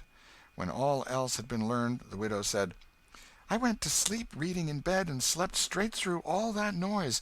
Why didn't you come and wake me?" "We judged it weren't worth while. Those fellows weren't likely to come again. They hadn't any tools left to work with, and what was the use of waking you up and scaring you to death? My 3 negro men stood guard at your house all the rest of the night. They've just come back." More visitors came, and the story had to be told and retold for a couple of hours more. There was no Sabbath school during day school vacation, but everybody was early at church. The stirring event was well canvassed. News came that not a sign of the 2 villains had been yet discovered. When the sermon was finished, Judge Thatcher's wife dropped alongside of Mrs. Harper as she moved down the aisle with the crowd, and said, "Is my Becky going to sleep all day? I just expected she would be tired to death." "Your Becky?" "Yes," with a startled look. "Didn't she stay with you last night?" "Why, no." Mrs. Thatcher turned pale and sank into a pew, just as Aunt Polly, talking briskly with a friend, passed by. Aunt Polly said, "Good morning, Mrs. Thatcher. Good morning, Mrs. Harper. I've got a boy that's turned up missing. I reckon my Tom stayed at your house last night, one of you, and now he's afraid to come to church. I've got to settle with him." Mrs. Thatcher shook her head feebly and turned paler than ever. "He didn't stay with us," said Mrs. Harper, beginning to look uneasy. A marked anxiety came into Aunt Polly's face. "Joe Harper, have you seen my Tom this morning?" "No, ma'am." "When did you see him last?" Joe tried to remember, but was not sure he could say. The people had stopped moving out of church. Whispers passed along, and a boding uneasiness took possession of every countenance. Children were anxiously questioned, and young teachers. They all said they had not noticed whether Tom and Becky were on board the ferry-boat on the homeward trip. It was dark. No one thought of inquiring if anyone was missing. One young man finally blurted out his fear that they were still in the cave. Mrs. Thatcher swooned away. Aunt Polly fell to crying and wringing her hands. The alarm swept from lip to lip, from group to group, from street to street, and within 5 minutes the bells were wildly clanging and the whole town was up. The Cardiff Hill episode sank into instant insignificance, the burglars were forgotten, horses were saddled, skiffs were manned, the ferry-boat ordered out, and before the horror was half an hour old 200 men were pouring down high road and river toward the cave. All the long afternoon the village seemed empty and dead. Many women visited Aunt Polly and Mrs. Thatcher and tried to comfort them. They cried with them, too, and that was still better than words. All the tedious night the town waited for news. But when the morning dawned at last, all the word that came was, "Send more candles, and send food." Mrs. Thatcher was almost crazed, and Aunt Polly also. Judge Thatcher sent messages of hope and encouragement from the cave, but they conveyed no real cheer. The old Welshman came home toward daylight, spattered with candle grease, smeared with clay, and almost worn out. He found Huck still in the bed that had been provided for him, and delirious with fever. The physicians were all at the cave, so the Widow Douglas came and took charge of the patient. She said she would do her best by him, because whether he was good, bad, or indifferent, he was the Lord's, and nothing that was the Lord's was a thing to be neglected. The Welshman said Huck had good spots in him, and the widow said, "You can depend on it. That's the Lord's mark. He don't leave it off. He never does. Puts it somewhere on every creature that comes from his hands." Early in the forenoon, parties of jaded men began to straggle into the village, but the strongest of the citizens continued searching. All the news that could be gained was that remotenesses of the cavern were being ransacked that had never been visited before, that every corner and crevice was going to be thoroughly searched, that wherever one wandered through the maze of passages, lights were to be seen flitting hither and thither in the distance, and shoutings and pistol-shots sent their hollow reverberations to the ear down the somber aisles. In one place, far from the section usually traversed by tourists, the names Becky and Tom had been found traced upon the rocky wall with candle smoke, and near at hand a grease-soiled bit of ribbon. Mrs. Thatcher recognized the ribbon and cried over it. She said it was the last relic she would ever have of her child, and that no other memorial of her could ever be so precious, because this one parted latest from the living body before the awful death came. Some said that now and then in the cave a far-away speck of light would glimmer, and then a glorious shout would burst forth, and a score of men go trooping down the echoing aisle, and then a sickening disappointment always followed. The children were not there. It was only a searcher's light. 3 dreadful days and nights dragged their tedious hours along, and the village sank into a hopeless stupor. No one had heart for anything. The accidental discovery just made, that the proprietor of the Temperance Tavern kept liquor on his premises, scarcely fluttered the public pulse, tremendous as the fact was. In a lucid interval, Huck feebly led up to the subject of taverns, and finally asked, dimly dreading the worst, if anything had been discovered at the Temperance Tavern since he had been ill. "Yes," said the widow. Huck started up in bed, wild-eyed. "What? What was it?" "Liquor, and the place has been shut up. Lie down, child. What a turn you did give me." "Only tell me just one thing, only just one, please. Was it Tom Sawyer that found it?" The widow burst into tears. "Hush, hush, child, hush. I've told you before, you must not talk. You are very, very sick." Then nothing but liquor had been found. There would have been a great powwow if it had been the gold. So the treasure was gone forever, gone forever. But what could she be crying about? Curious that she should cry. These thoughts worked their dim way through Huck's mind, and under the weariness they gave him he fell asleep. The widow said to herself, "There, he's asleep, poor wreck. Tom Sawyer find it. Pity but somebody could find Tom Sawyer. Ah, there ain't many left now that's got hope enough, or strength enough either, to go on searching." End of Chapter 30. Chapter 31. Found and Lost Again. Now to return to Tom and Becky's share in the picnic. They tripped along the murky aisles with the rest of the company, visiting the familiar wonders of the cave, wonders dubbed with rather over-descriptive names such as the drawing-room, the cathedral, Aladdin's palace, and so on. Presently the hide-and-seek frolicking began, and Tom and Becky engaged in it with zeal until the exertion began to grow a trifle wearisome. Then they wandered down a sinuous avenue, holding their candles aloft and reading the tangled webwork of names, dates, post-office addresses, and mottos with which the rocky walls had been frescoed in the candle-smoke. Still drifting along and talking, they scarcely noticed that they were now in a part of the cave whose walls were not frescoed. They smoked their own names under an overhanging shelf and moved on. Presently they came to a place where a little stream of water, trickling over a ledge, and carrying a limestone sediment with it, had, in the slow-dragging ages, formed a laced and ruffled Niagara in gleaming and imperishable stone. Tom squeezed his small body behind it in order to illuminate it for Becky's gratification. He found that it curtained a sort of steep natural stairway which was enclosed between narrow walls, and at once the ambition to be a discoverer seized him. Becky responded to his call, and they made a smoke mark for future guidance and started upon their quest.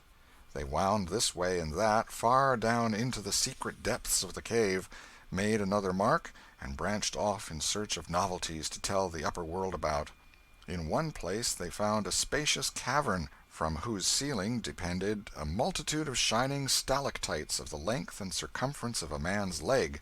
They walked all about it, wondering and admiring, and presently left it by one of the numerous passages that opened into it. This shortly brought them to a bewitching spring, whose basin was encrusted with a frostwork of glittering crystals. It was in the midst of a cavern whose walls were supported by many fantastic pillars, which had been formed by the joining of great stalactites and stalagmites together, the result of the ceaseless water-drip of centuries. Under the roof vast knots of bats had packed themselves together, thousands in a bunch. The lights disturbed the creatures, and they came flocking down by hundreds, squeaking and darting furiously at the candles. Tom knew their ways and the danger of this sort of conduct. He seized Becky's hand and hurried her into the first corridor that offered, and none too soon, for a bat struck Becky's light out with its wing while she was passing out of the cavern. The bats chased the children a good distance, but the fugitives plunged into every new passage that offered, and at last got rid of the perilous things. Tom found a subterranean lake shortly, which stretched its dim length away until its shape was lost in the shadows. He wanted to explore its borders, but concluded that it would be best to sit down and rest a while first. Now, for the first time, the deep stillness of the place laid a clammy hand upon the spirits of the children. Becky said, "Why, I didn't notice, but it seems ever so long since I heard of any of the others." "Come to think, Becky, we are away down below them, and I don't know how far away north or south or east or whichever it is. We couldn't hear them here." Becky grew apprehensive. "I wonder how long we've been down here, Tom. We better start back." "Yes, I reckon we better. Perhaps we better.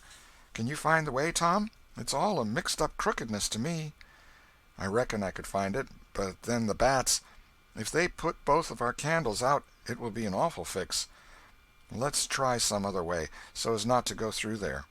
"Well, but I hope we won't get lost. It would be so awful." And the girl shuddered at the thought of the dreadful possibilities. They started through a corridor and traversed it in silence a long way, glancing at each new opening to see if there was anything familiar about the look of it. But they were all strange. Every time Tom made an examination, Becky would watch his face for an encouraging sign, and he would say cheerily, "Oh, it's all right. This ain't the one, but we'll come to it right away." But he felt less and less hopeful with each failure, and presently began to turn off into diverging avenues at sheer random in desperate hope of finding the one that was wanted. He still said it was all right, but there was such a leaden dread at his heart that the words had lost their ring and sounded just as if he had said, "All is lost." Becky clung to his side in an anguish of fear, and tried hard to keep back the tears, but they would come. At last she said, "Oh, Tom, never mind the bats. Let's go back that way. We seem to get worse and worse off all the time." Tom stopped. "Listen," said he. Profound silence. Silence so deep that even their breathings were conspicuous in the hush. Tom shouted. The call went echoing down the empty aisles and died out in the distance in a faint sound that resembled a ripple of mocking laughter. "Oh, don't do it again, Tom. It is too horrid," said Becky. "It is horrid, but I better, Becky. They might hear us, you know." And he shouted again. The might was even a chillier horror than the ghostly laughter. It so confessed a perishing hope. The children stood still and listened, but there was no result. Tom turned upon the back track at once and hurried his steps. It was but a little while before a certain indecision in his manner revealed another fearful fact to Becky. He could not find his way back. "Oh, Tom, you didn't make any marks." "Becky, I was such a fool, such a fool. I never thought we might want to come back. No, I can't find the way. It's all mixed up." Tom, we're lost. We're lost. We never can get out of this awful place. Oh, why did we ever leave the others?" She sank to the ground and burst into such a frenzy of crying that Tom was appalled with the idea that she might die, or lose her reason. He sat down by her and put his arms around her. She buried her face in his bosom. She clung to him. She poured out her terrors, her unavailing regrets, and the far echoes turned them all to jeering laughter. Tom begged her to pluck up hope again, and she said she could not. He fell to blaming and abusing himself for getting her into this miserable situation, and this had a better effect. She said she would try to hope again. She would get up and follow wherever he might lead, if only he would not talk like that any more, for he was no more to blame than she said. So they moved on again, aimlessly, simply at random. All they could do was to move, keep moving. For a little while, hope made a show of reviving, not with any reason to back it, but only because it is its nature to revive when the spring has not been taken out of it by age and familiarity with failure. By and by Tom took Becky's candle and blew it out. This economy meant so much. Words were not needed. Becky understood, and her hope died again. She knew that Tom had a whole candle and 3 or 4 pieces in his pockets, yet he must economize. By and by fatigue began to assert its claims. The children tried to pay no attention, for it was dreadful to think of sitting down when time was grown to be so precious. Moving in some direction, in any direction, was at least progress, and might bear fruit, but to sit down was to invite death and shorten its pursuit. At last Becky's frail limbs refused to carry her farther. She sat down. Tom rested with her, and they talked of home, and the friends there, and the comfortable beds, and, above all, the light. Becky cried, and Tom tried to think of some way of comforting her, but all his encouragements were grown threadbare with use, and sounded like sarcasms. Fatigue bore so heavily upon Becky that she drowsed off to sleep. Tom was grateful. He sat looking into her drawn face and saw it grow smooth and natural under the influence of pleasant dreams, and by a smile dawned and rested there.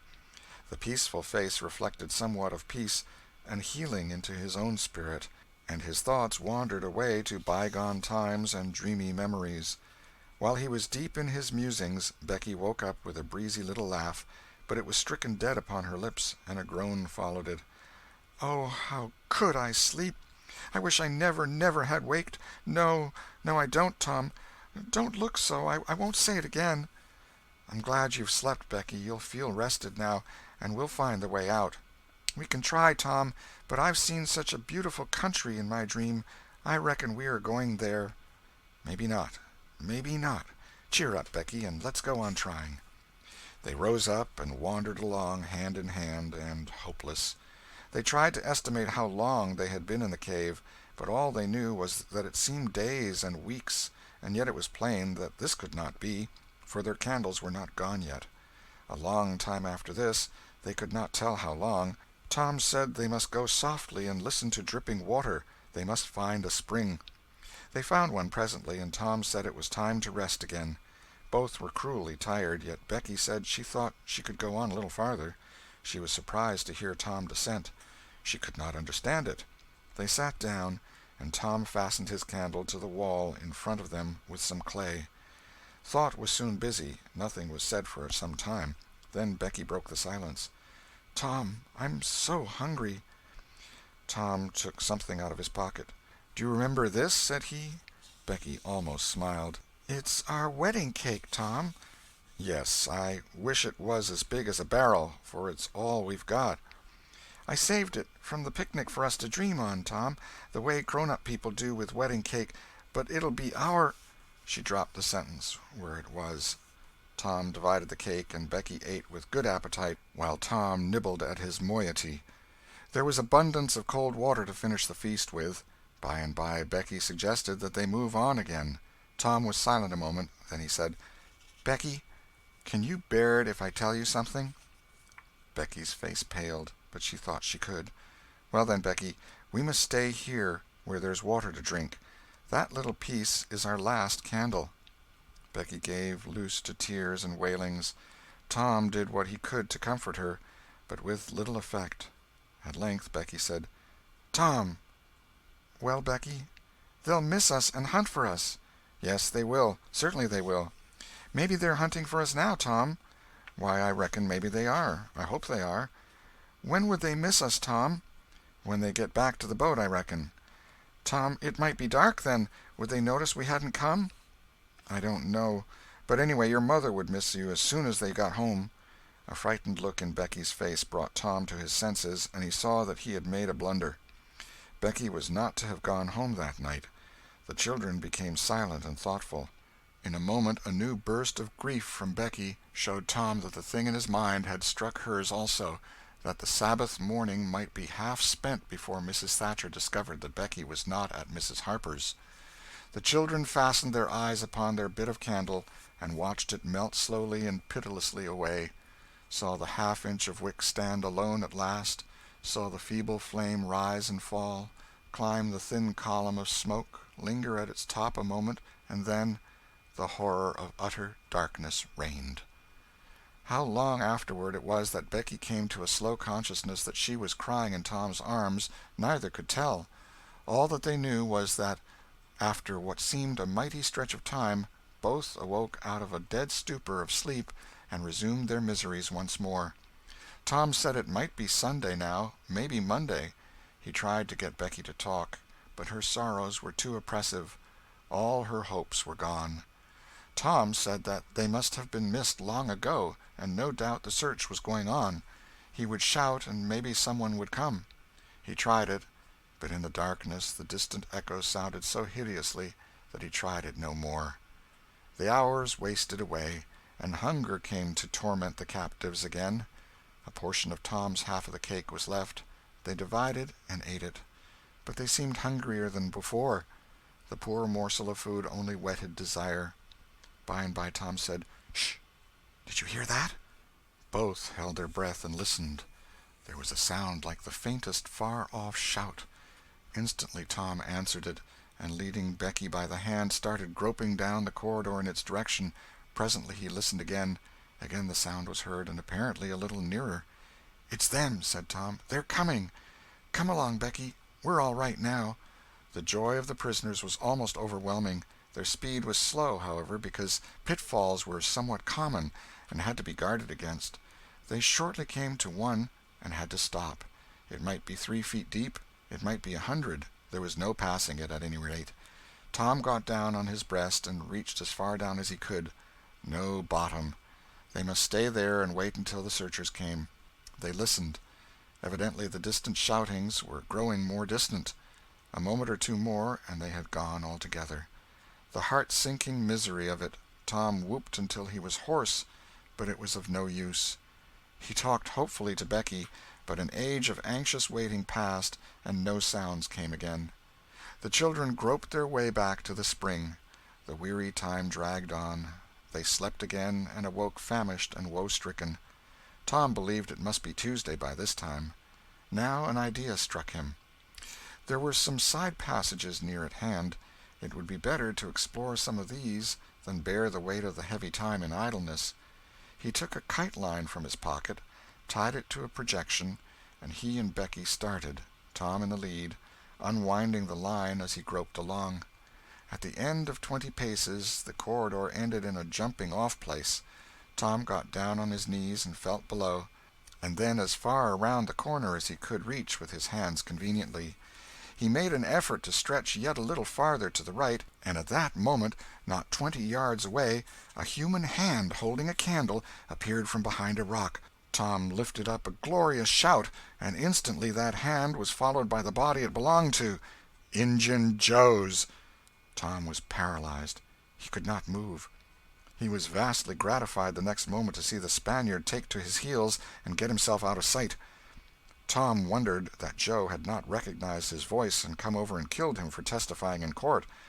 But the echoes must have disguised the voice. Without doubt that was it, he reasoned. Tom's fright weakened every muscle in his body. He said to himself that if he had strength enough to get back to the spring he would stay there, and nothing should tempt him to run the risk of meeting Injun Joe again. He was careful to keep from Becky what it was he had seen. He told her he had only shouted for luck. But hunger and wretchedness rise superior to fears in the long run. Another tedious wait at the spring and another long sleep brought changes. The children awoke tortured with a raging hunger.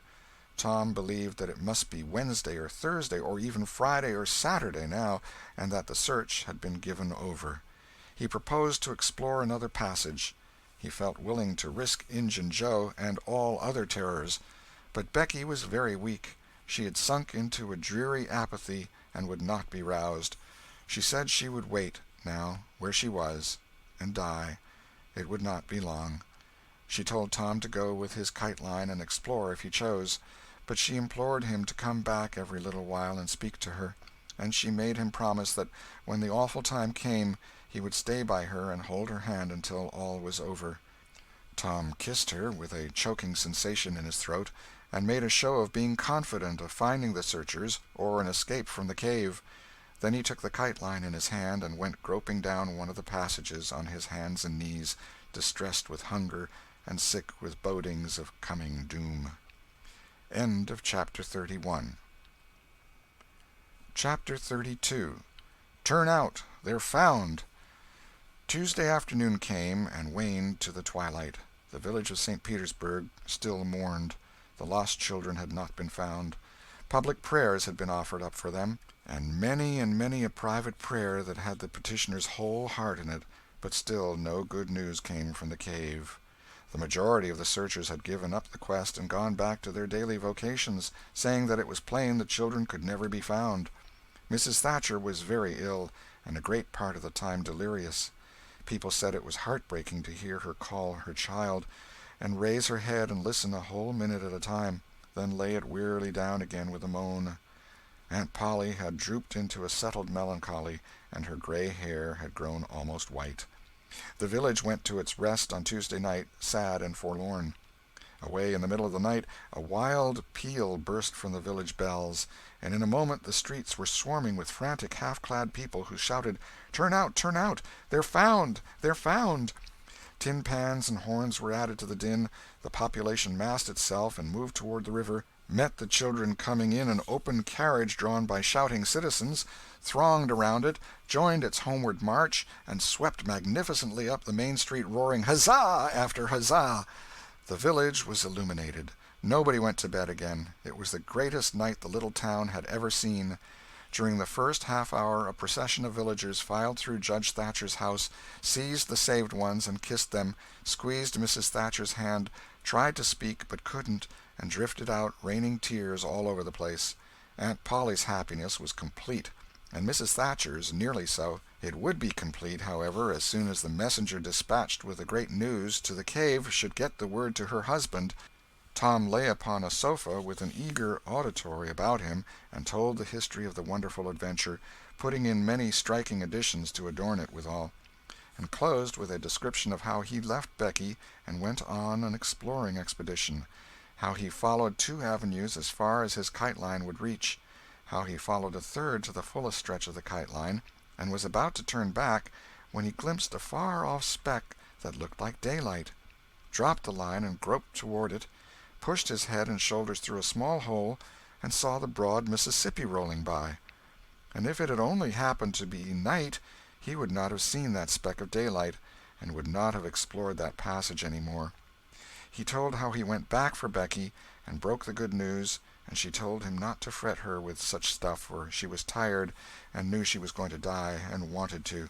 He described how he labored with her and convinced her, and how she almost died for joy when she had groped to where she actually saw the blue speck of daylight, how he pushed his way out at the hole and then helped her out, how they sat there and cried for gladness, how some men came along in a skiff, and Tom hailed them and told them their situation and their famished condition, how the men didn't believe the wild tale at first, because, said they, you are 5 miles down the river below the valley the cave is in.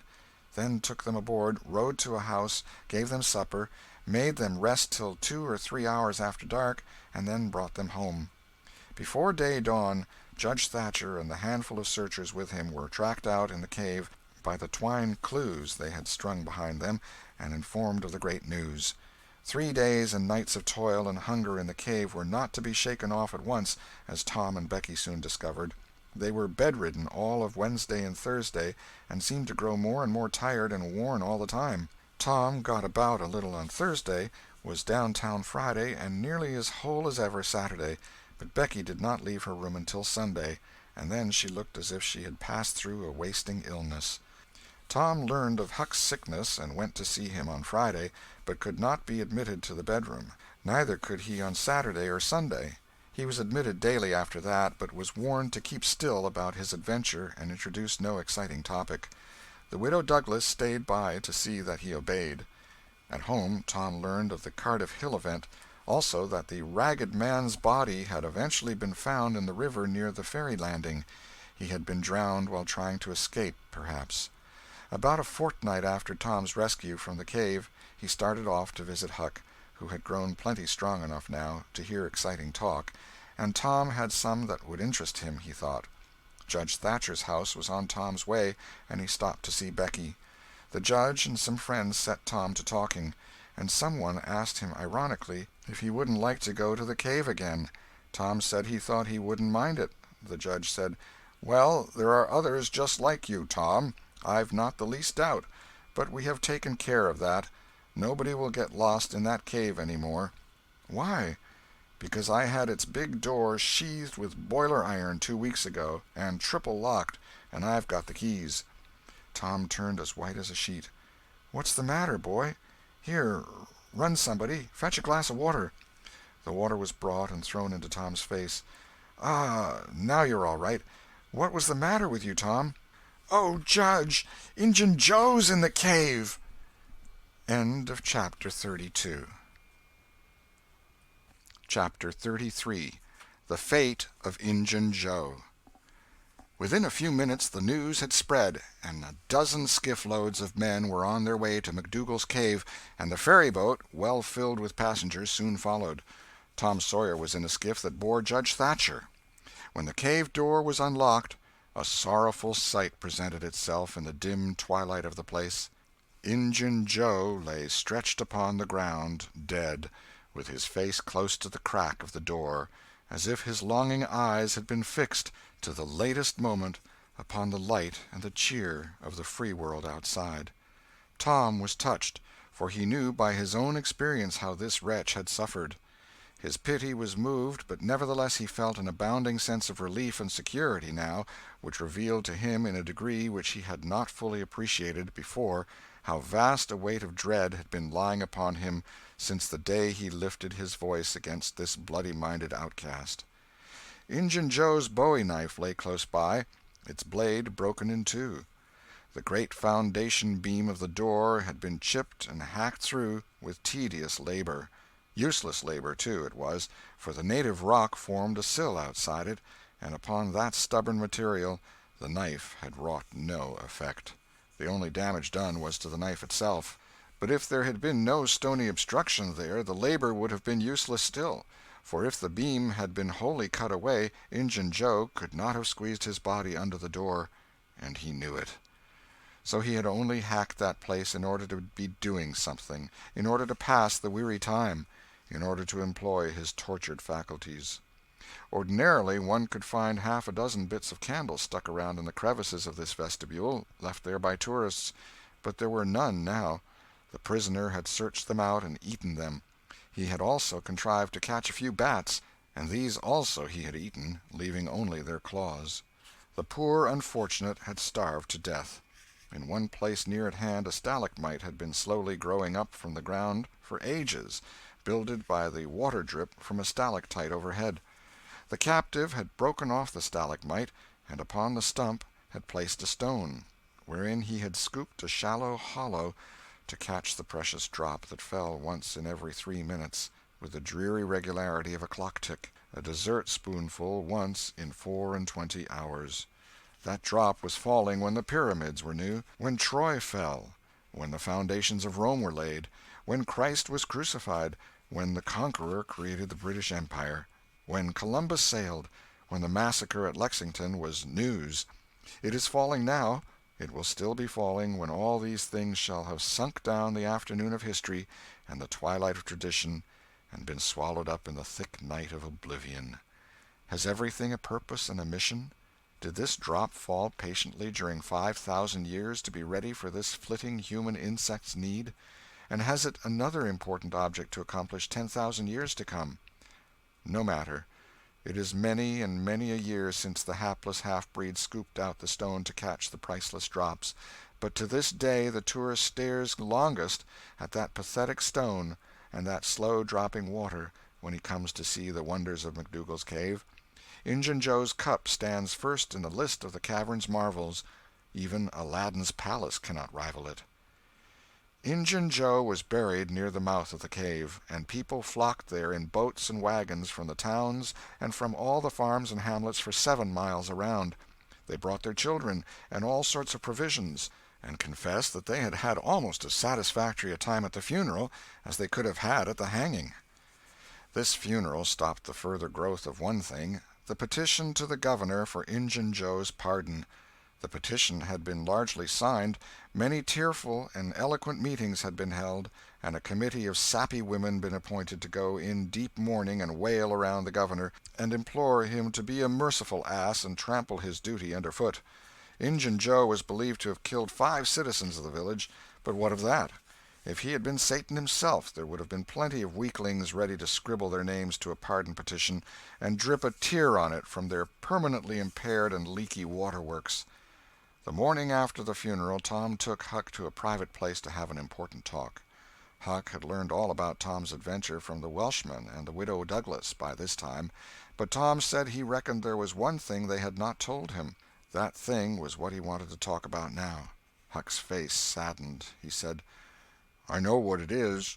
You got into number 2 and never found anything but whiskey. Nobody told me it was you, but I just knowed it must have been you soon as I heard about that whiskey business. And I knowed you hadn't got the money because you'd 'a' got at me some way or other and told me even if you was mum to everybody else. Tom, something's always told me we'd never get hold of that swag." "Why, Huck, I never told on that tavern keeper. You know his tavern was all right the Saturday I went to the picnic. Don't you remember you was to watch there that night?" "Oh, yes. Why, it seems 'bout a year ago. It was that very night that I followed Injun Joe to the Widder's." "You followed him?" "Yes, but you keep mum. I reckon Injun Joe's left friends behind him, and I don't want them soring on me and doing me mean tricks. If it hadn't been for me, he'd be down in Texas now, all right." Then Huck told his entire adventure in confidence to Tom, who had only heard of the Welshman's part of it before.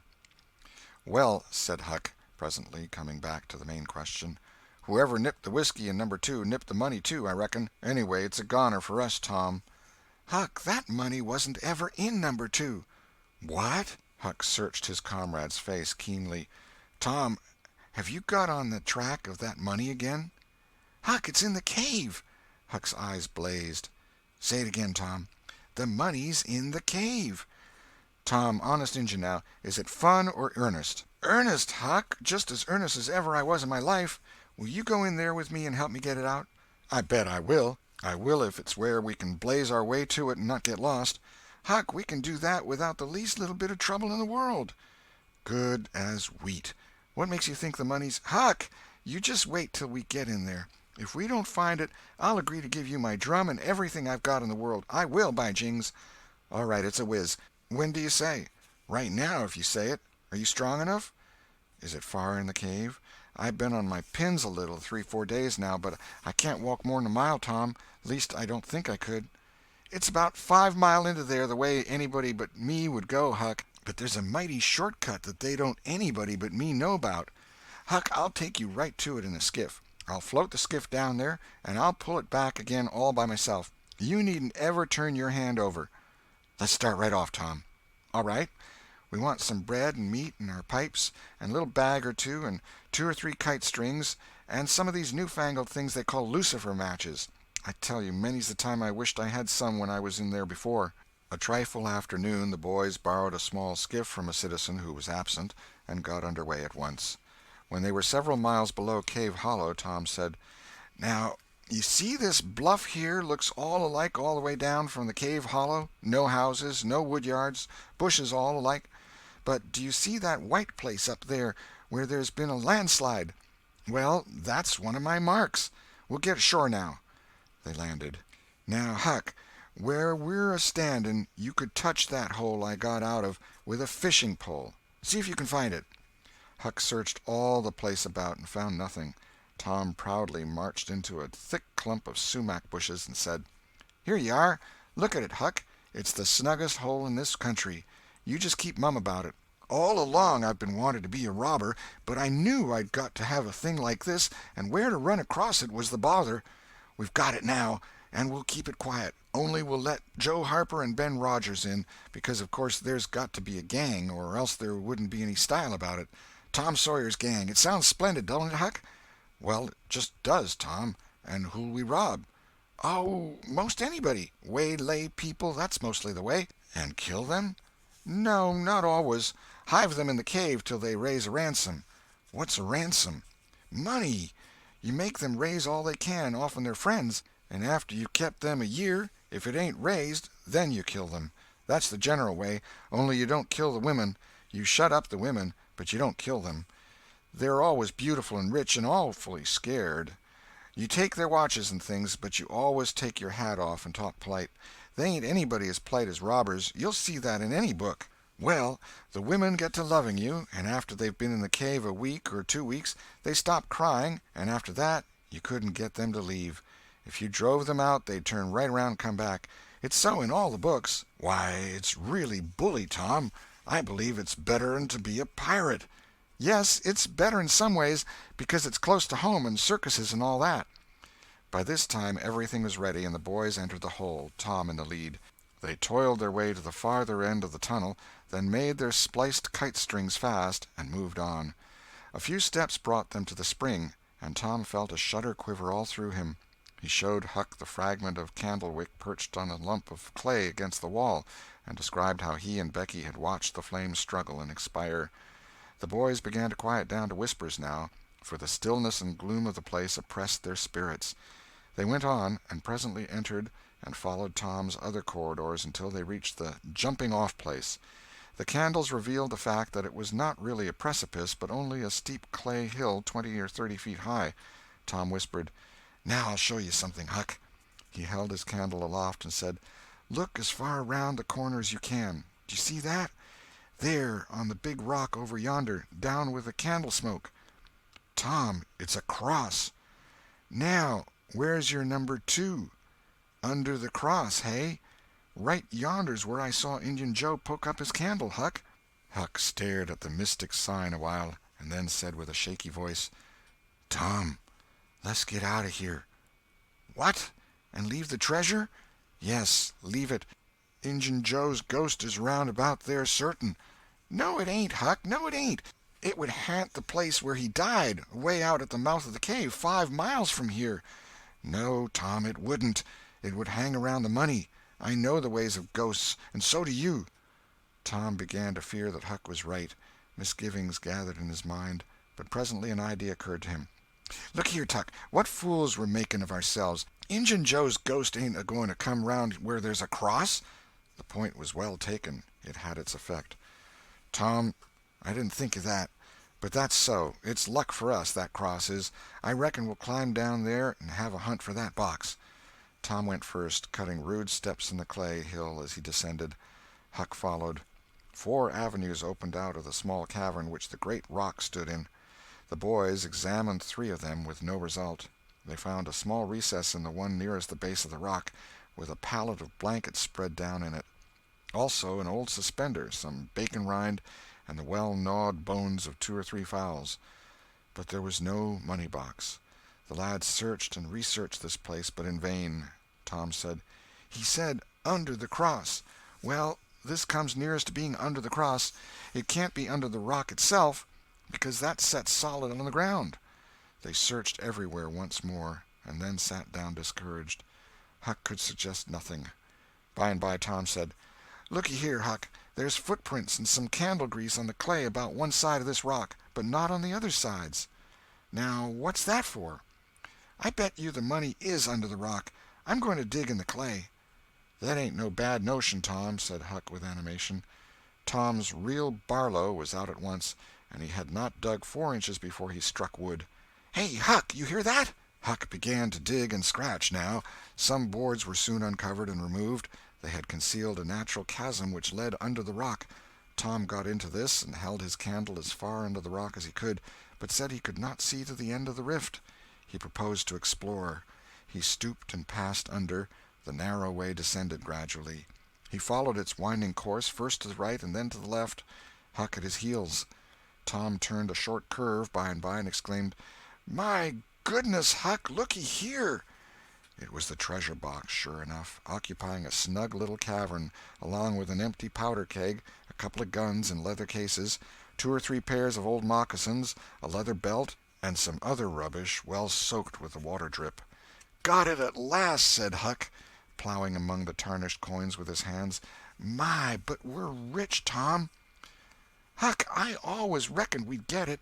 It's just too good to believe. But we have got it, sure. Say, let's not fool around here. Let's snake it out. Let me see if we can lift the box." It weighed about 50 pounds. Tom could lift it after an awkward fashion, but could not carry it conveniently. "I thought so," he said. "They carried it like it was heavy, that day at the haunted house. I noticed that. I reckon I was right to think of fetching the little bags along." The money was soon in the bags, and the boys took it up to the cross rock. "Now let's fetch the guns and things," said Huck. "No, Huck, leave them there. They're just the tricks to have when you go to robbing.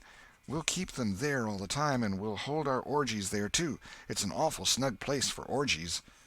"What's orgies?" "I don't know, but robbers always have orgies, and of course we've got to have them, too. Come along, Huck. We've been in here a long time. It's getting late, I reckon. I'm hungry, too. We'll eat and smoke when we get to the skiff." They presently emerged into the clump of sumac bushes, looked warily about, found the coast clear, and were soon lunching and smoking in the skiff. As the sun dipped toward the horizon, they pushed out and got under way. Tom skimmed up the shore through the long twilight, chatting cheerily with Huck, and landed shortly after dark. "Now, Huck," said Tom, "we'll hide the money in the loft of the widow's woodshed, and I'll come up in the morning and we'll count it and divide it, and then we'll hunt up a place out in the woods for it where it will be safe. Just you lay quiet here and watch the stuff till I run up and hook Benny Taylor's little wagon. I won't be gone a minute." He disappeared, and presently returned with the wagon, put the 2 small sacks into it, threw some old rags on top of them, and started off, dragging his cargo behind him. When the boys reached the Welshman's house, they stopped to rest. Just as they were about to move on, the Welshman stepped out and said, "Hello, who's that?" "Huck and Tom Sawyer." "Good. Come along with me, boys. You are keeping everybody waiting. Here, hurry up, trot ahead. I'll haul the wagon for you. Why, it's not as light as it might be. Got bricks in it? Or old metal?" "Old metal," said Tom. "I judge so. The boys in this town will take more trouble and fool away more time hunting up 6 bits worth of old iron to sell to the foundry than they would to make twice the money at regular work. But that's human nature. Hurry along, hurry along." The boys wanted to know what the hurry was about. "Never mind, you'll see when we get to the Widow Douglas's." Huck said with some apprehension, for he was long used to being falsely accused, "Mr. Jones, we haven't been doing nothing." The Welshman laughed. "Well, I don't know, Huck, my boy. I don't know about that.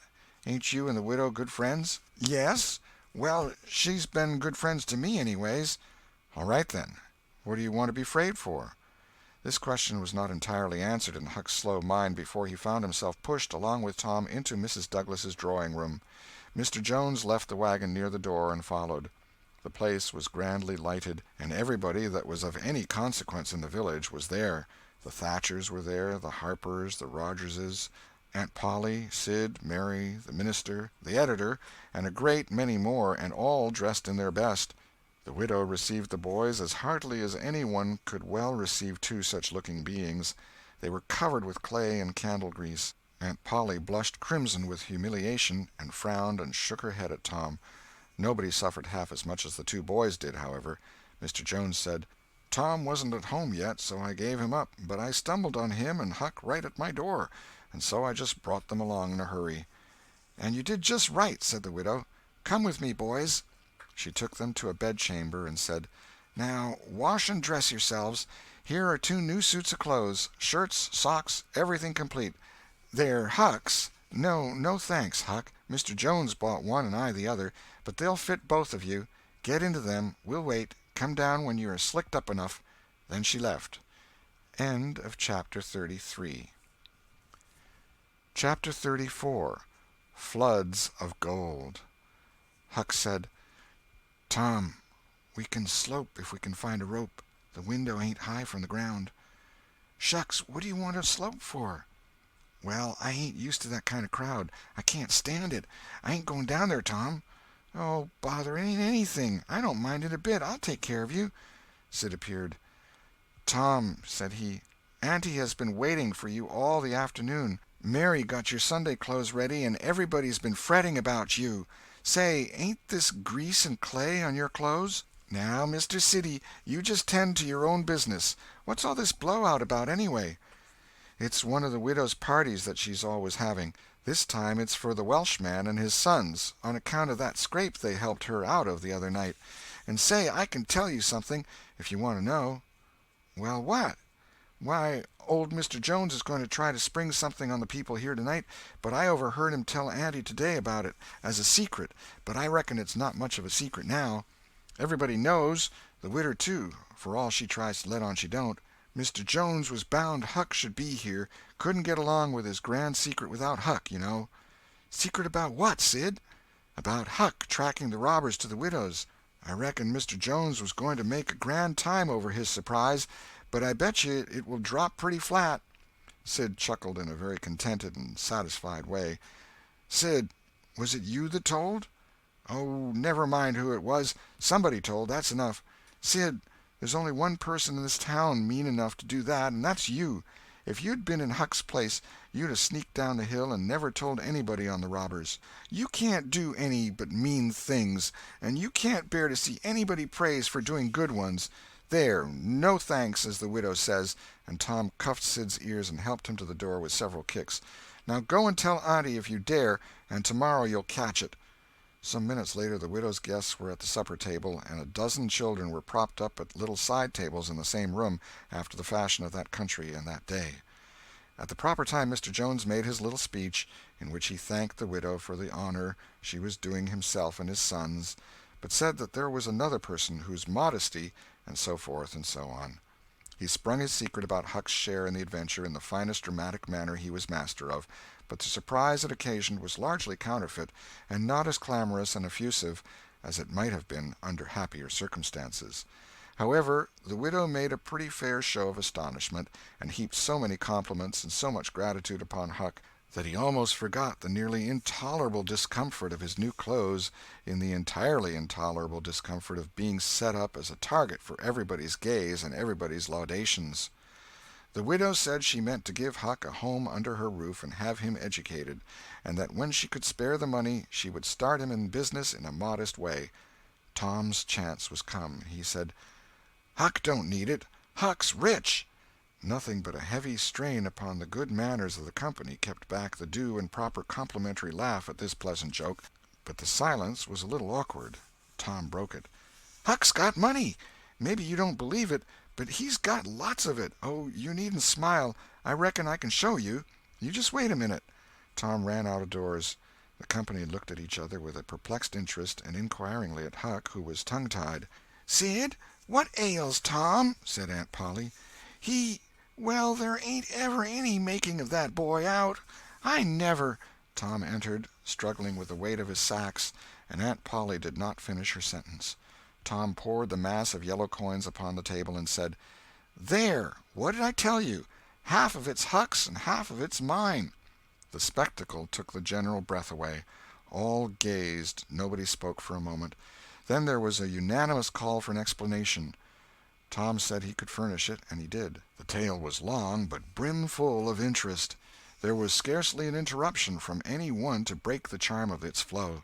When he had finished, Mr. Jones said, "I thought I had fixed up a little surprise for this occasion, but it don't amount to anything now. This one makes it sing mighty small, I'm willing to allow." The money was counted. The sum amounted to a little over $12,000. It was more than anyone present had ever seen at one time before, though several persons were there who were worth considerably more than that in property. End of chapter 34. Chapter 35. Respectable Huck Joins the Gang. The reader may rest satisfied that Tom's and Huck's windfall made a mighty stir in the poor little village of St. Petersburg. So vast a sum, all in actual cash, seemed next to incredible. It was talked about, gloated over, glorified, until the reason of many of the citizens tottered under the strain of the unhealthy excitement. Every haunted house in St. Petersburg and the neighboring villages was dissected plank by plank, and its foundations dug up and ransacked for hidden treasure, and not by boys, but men, pretty grave, unromantic men, too, some of them. Wherever Tom and Huck appeared they were courted, admired, stared at. The boys were not able to remember that their remarks had possessed weight before, but now their sayings were treasured and repeated. Everything they did seemed somehow to be regarded as remarkable. They had evidently lost the power of doing and saying commonplace things. Moreover, their past history was raked up and discovered to bear marks of conspicuous originality. The village paper published biographical sketches of the boys. The Widow Douglas put Huck's money out at 6%, and Judge Thatcher did the same with Tom's at Aunt Polly's request. Each lad had an income now that was simply prodigious, $1 for every weekday in the year and half of the Sundays. It was just what the minister got. No, it was what he was promised. He generally couldn't collect it. $1.25 a week would board, lodge, and school a boy in those old simple days, and clothe him and wash him, too, for that matter. Judge Thatcher had conceived a great opinion of Tom. He said that no commonplace boy would ever have got his daughter out of the cave. When Becky told her father, in strict confidence, how Tom had taken her whipping at school, the judge was visibly moved. And when she pleaded grace for the mighty lie which Tom had told in order to shift that whipping from her shoulders to his own, the judge said with a fine outburst that it was a noble, a generous, a magnanimous lie. A lie that was worthy to hold up its head and march down through history breast to breast with George Washington's lauded truth about the hatchet. Becky thought her father had never looked so tall and so superb as when he walked the floor and stamped his foot and said that. She went straight off and told Tom about it.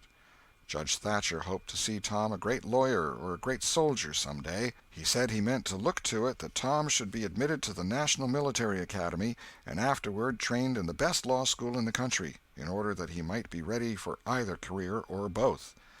Huck Finn's wealth and the fact that he was now under the Widow Douglas's protection introduced him into society. No, dragged him into it, hurled him into it, and his sufferings were almost more than he could bear. The widow's servants kept him clean and neat, combed and brushed, and they bedded him nightly in unsympathetic sheets that had not one little spot or stain which he could press to his heart and know for a friend. He had to eat with knife and fork, and had to use napkin, cup, and plate. He had to learn his book. He had to go to church. He had to talk so properly that speech was become insipid in his mouth. Whithersoever he turned, the bars and shackles of civilization shut him in and bound him hand and foot. He bravely bore his miseries 3 weeks, and then one day turned up missing. For 48 hours the widow hunted for him everywhere in great distress. The public were profoundly concerned. They searched high and low. They dragged the river for his body. Early the third morning Tom Sawyer wisely went poking among some old empty hogsheads down behind the abandoned slaughterhouse, and in one of them he found the refugee. Huck had slept there. He had just breakfasted upon some stolen odds and ends of food, and was lying off now in comfort with his pipe. He was unkempt, uncombed, and clad in the same old ruin of rags that had made him picturesque in the days when he was free and happy. Tom routed him out, told him the trouble he had been causing, and urged him to go home. Huck's face lost its tranquil content and took a melancholy cast. He said, "Don't talk about it, Tom. I've tried it, and it don't work. It don't work, Tom. It ain't for me. I ain't used to it. The widder's good to me and friendly, but I can't stand them ways. She makes me get up just at the same time every morning. She makes me wash. They comb me all to thunder. She won't let me sleep in the woodshed. I got to wear them blamed clothes that just smothers me, Tom. They don't seem to let any air get through 'em somehow, and they're so rotten nice that I can't set down, nor lay down, nor roll around anywheres. I ain't slid on a cellar door for, well, it 'pears to be years. I got to go to church and sweat and sweat. I hate them ornery sermons. I can't catch a fly in there. I can't chaw. I got to wear shoes all Sunday. The widder eats by a bell. She goes to bed by a bell. She gets up by a bell. Everything's so awful regular a body can't stand it. Well, everybody does that, Huck. Tom, it don't make no difference. I ain't everybody, and I can't stand it. It's awful to be tied up so, and grub comes too easy. I don't take no interest in victuals that way. I got to ask to go a-fishing. I got to ask to go in a-swimming. Derned if I hain't got to ask to do everything. Well, I'd got to talk so nice it wasn't no comfort. I'd got to go up in the attic and rip out a while every day to get a taste in my mouth, or I'd have died, Tom. The widder wouldn't let me smoke. She wouldn't let me yell. She wouldn't let me gape, nor stretch, nor scratch before folks.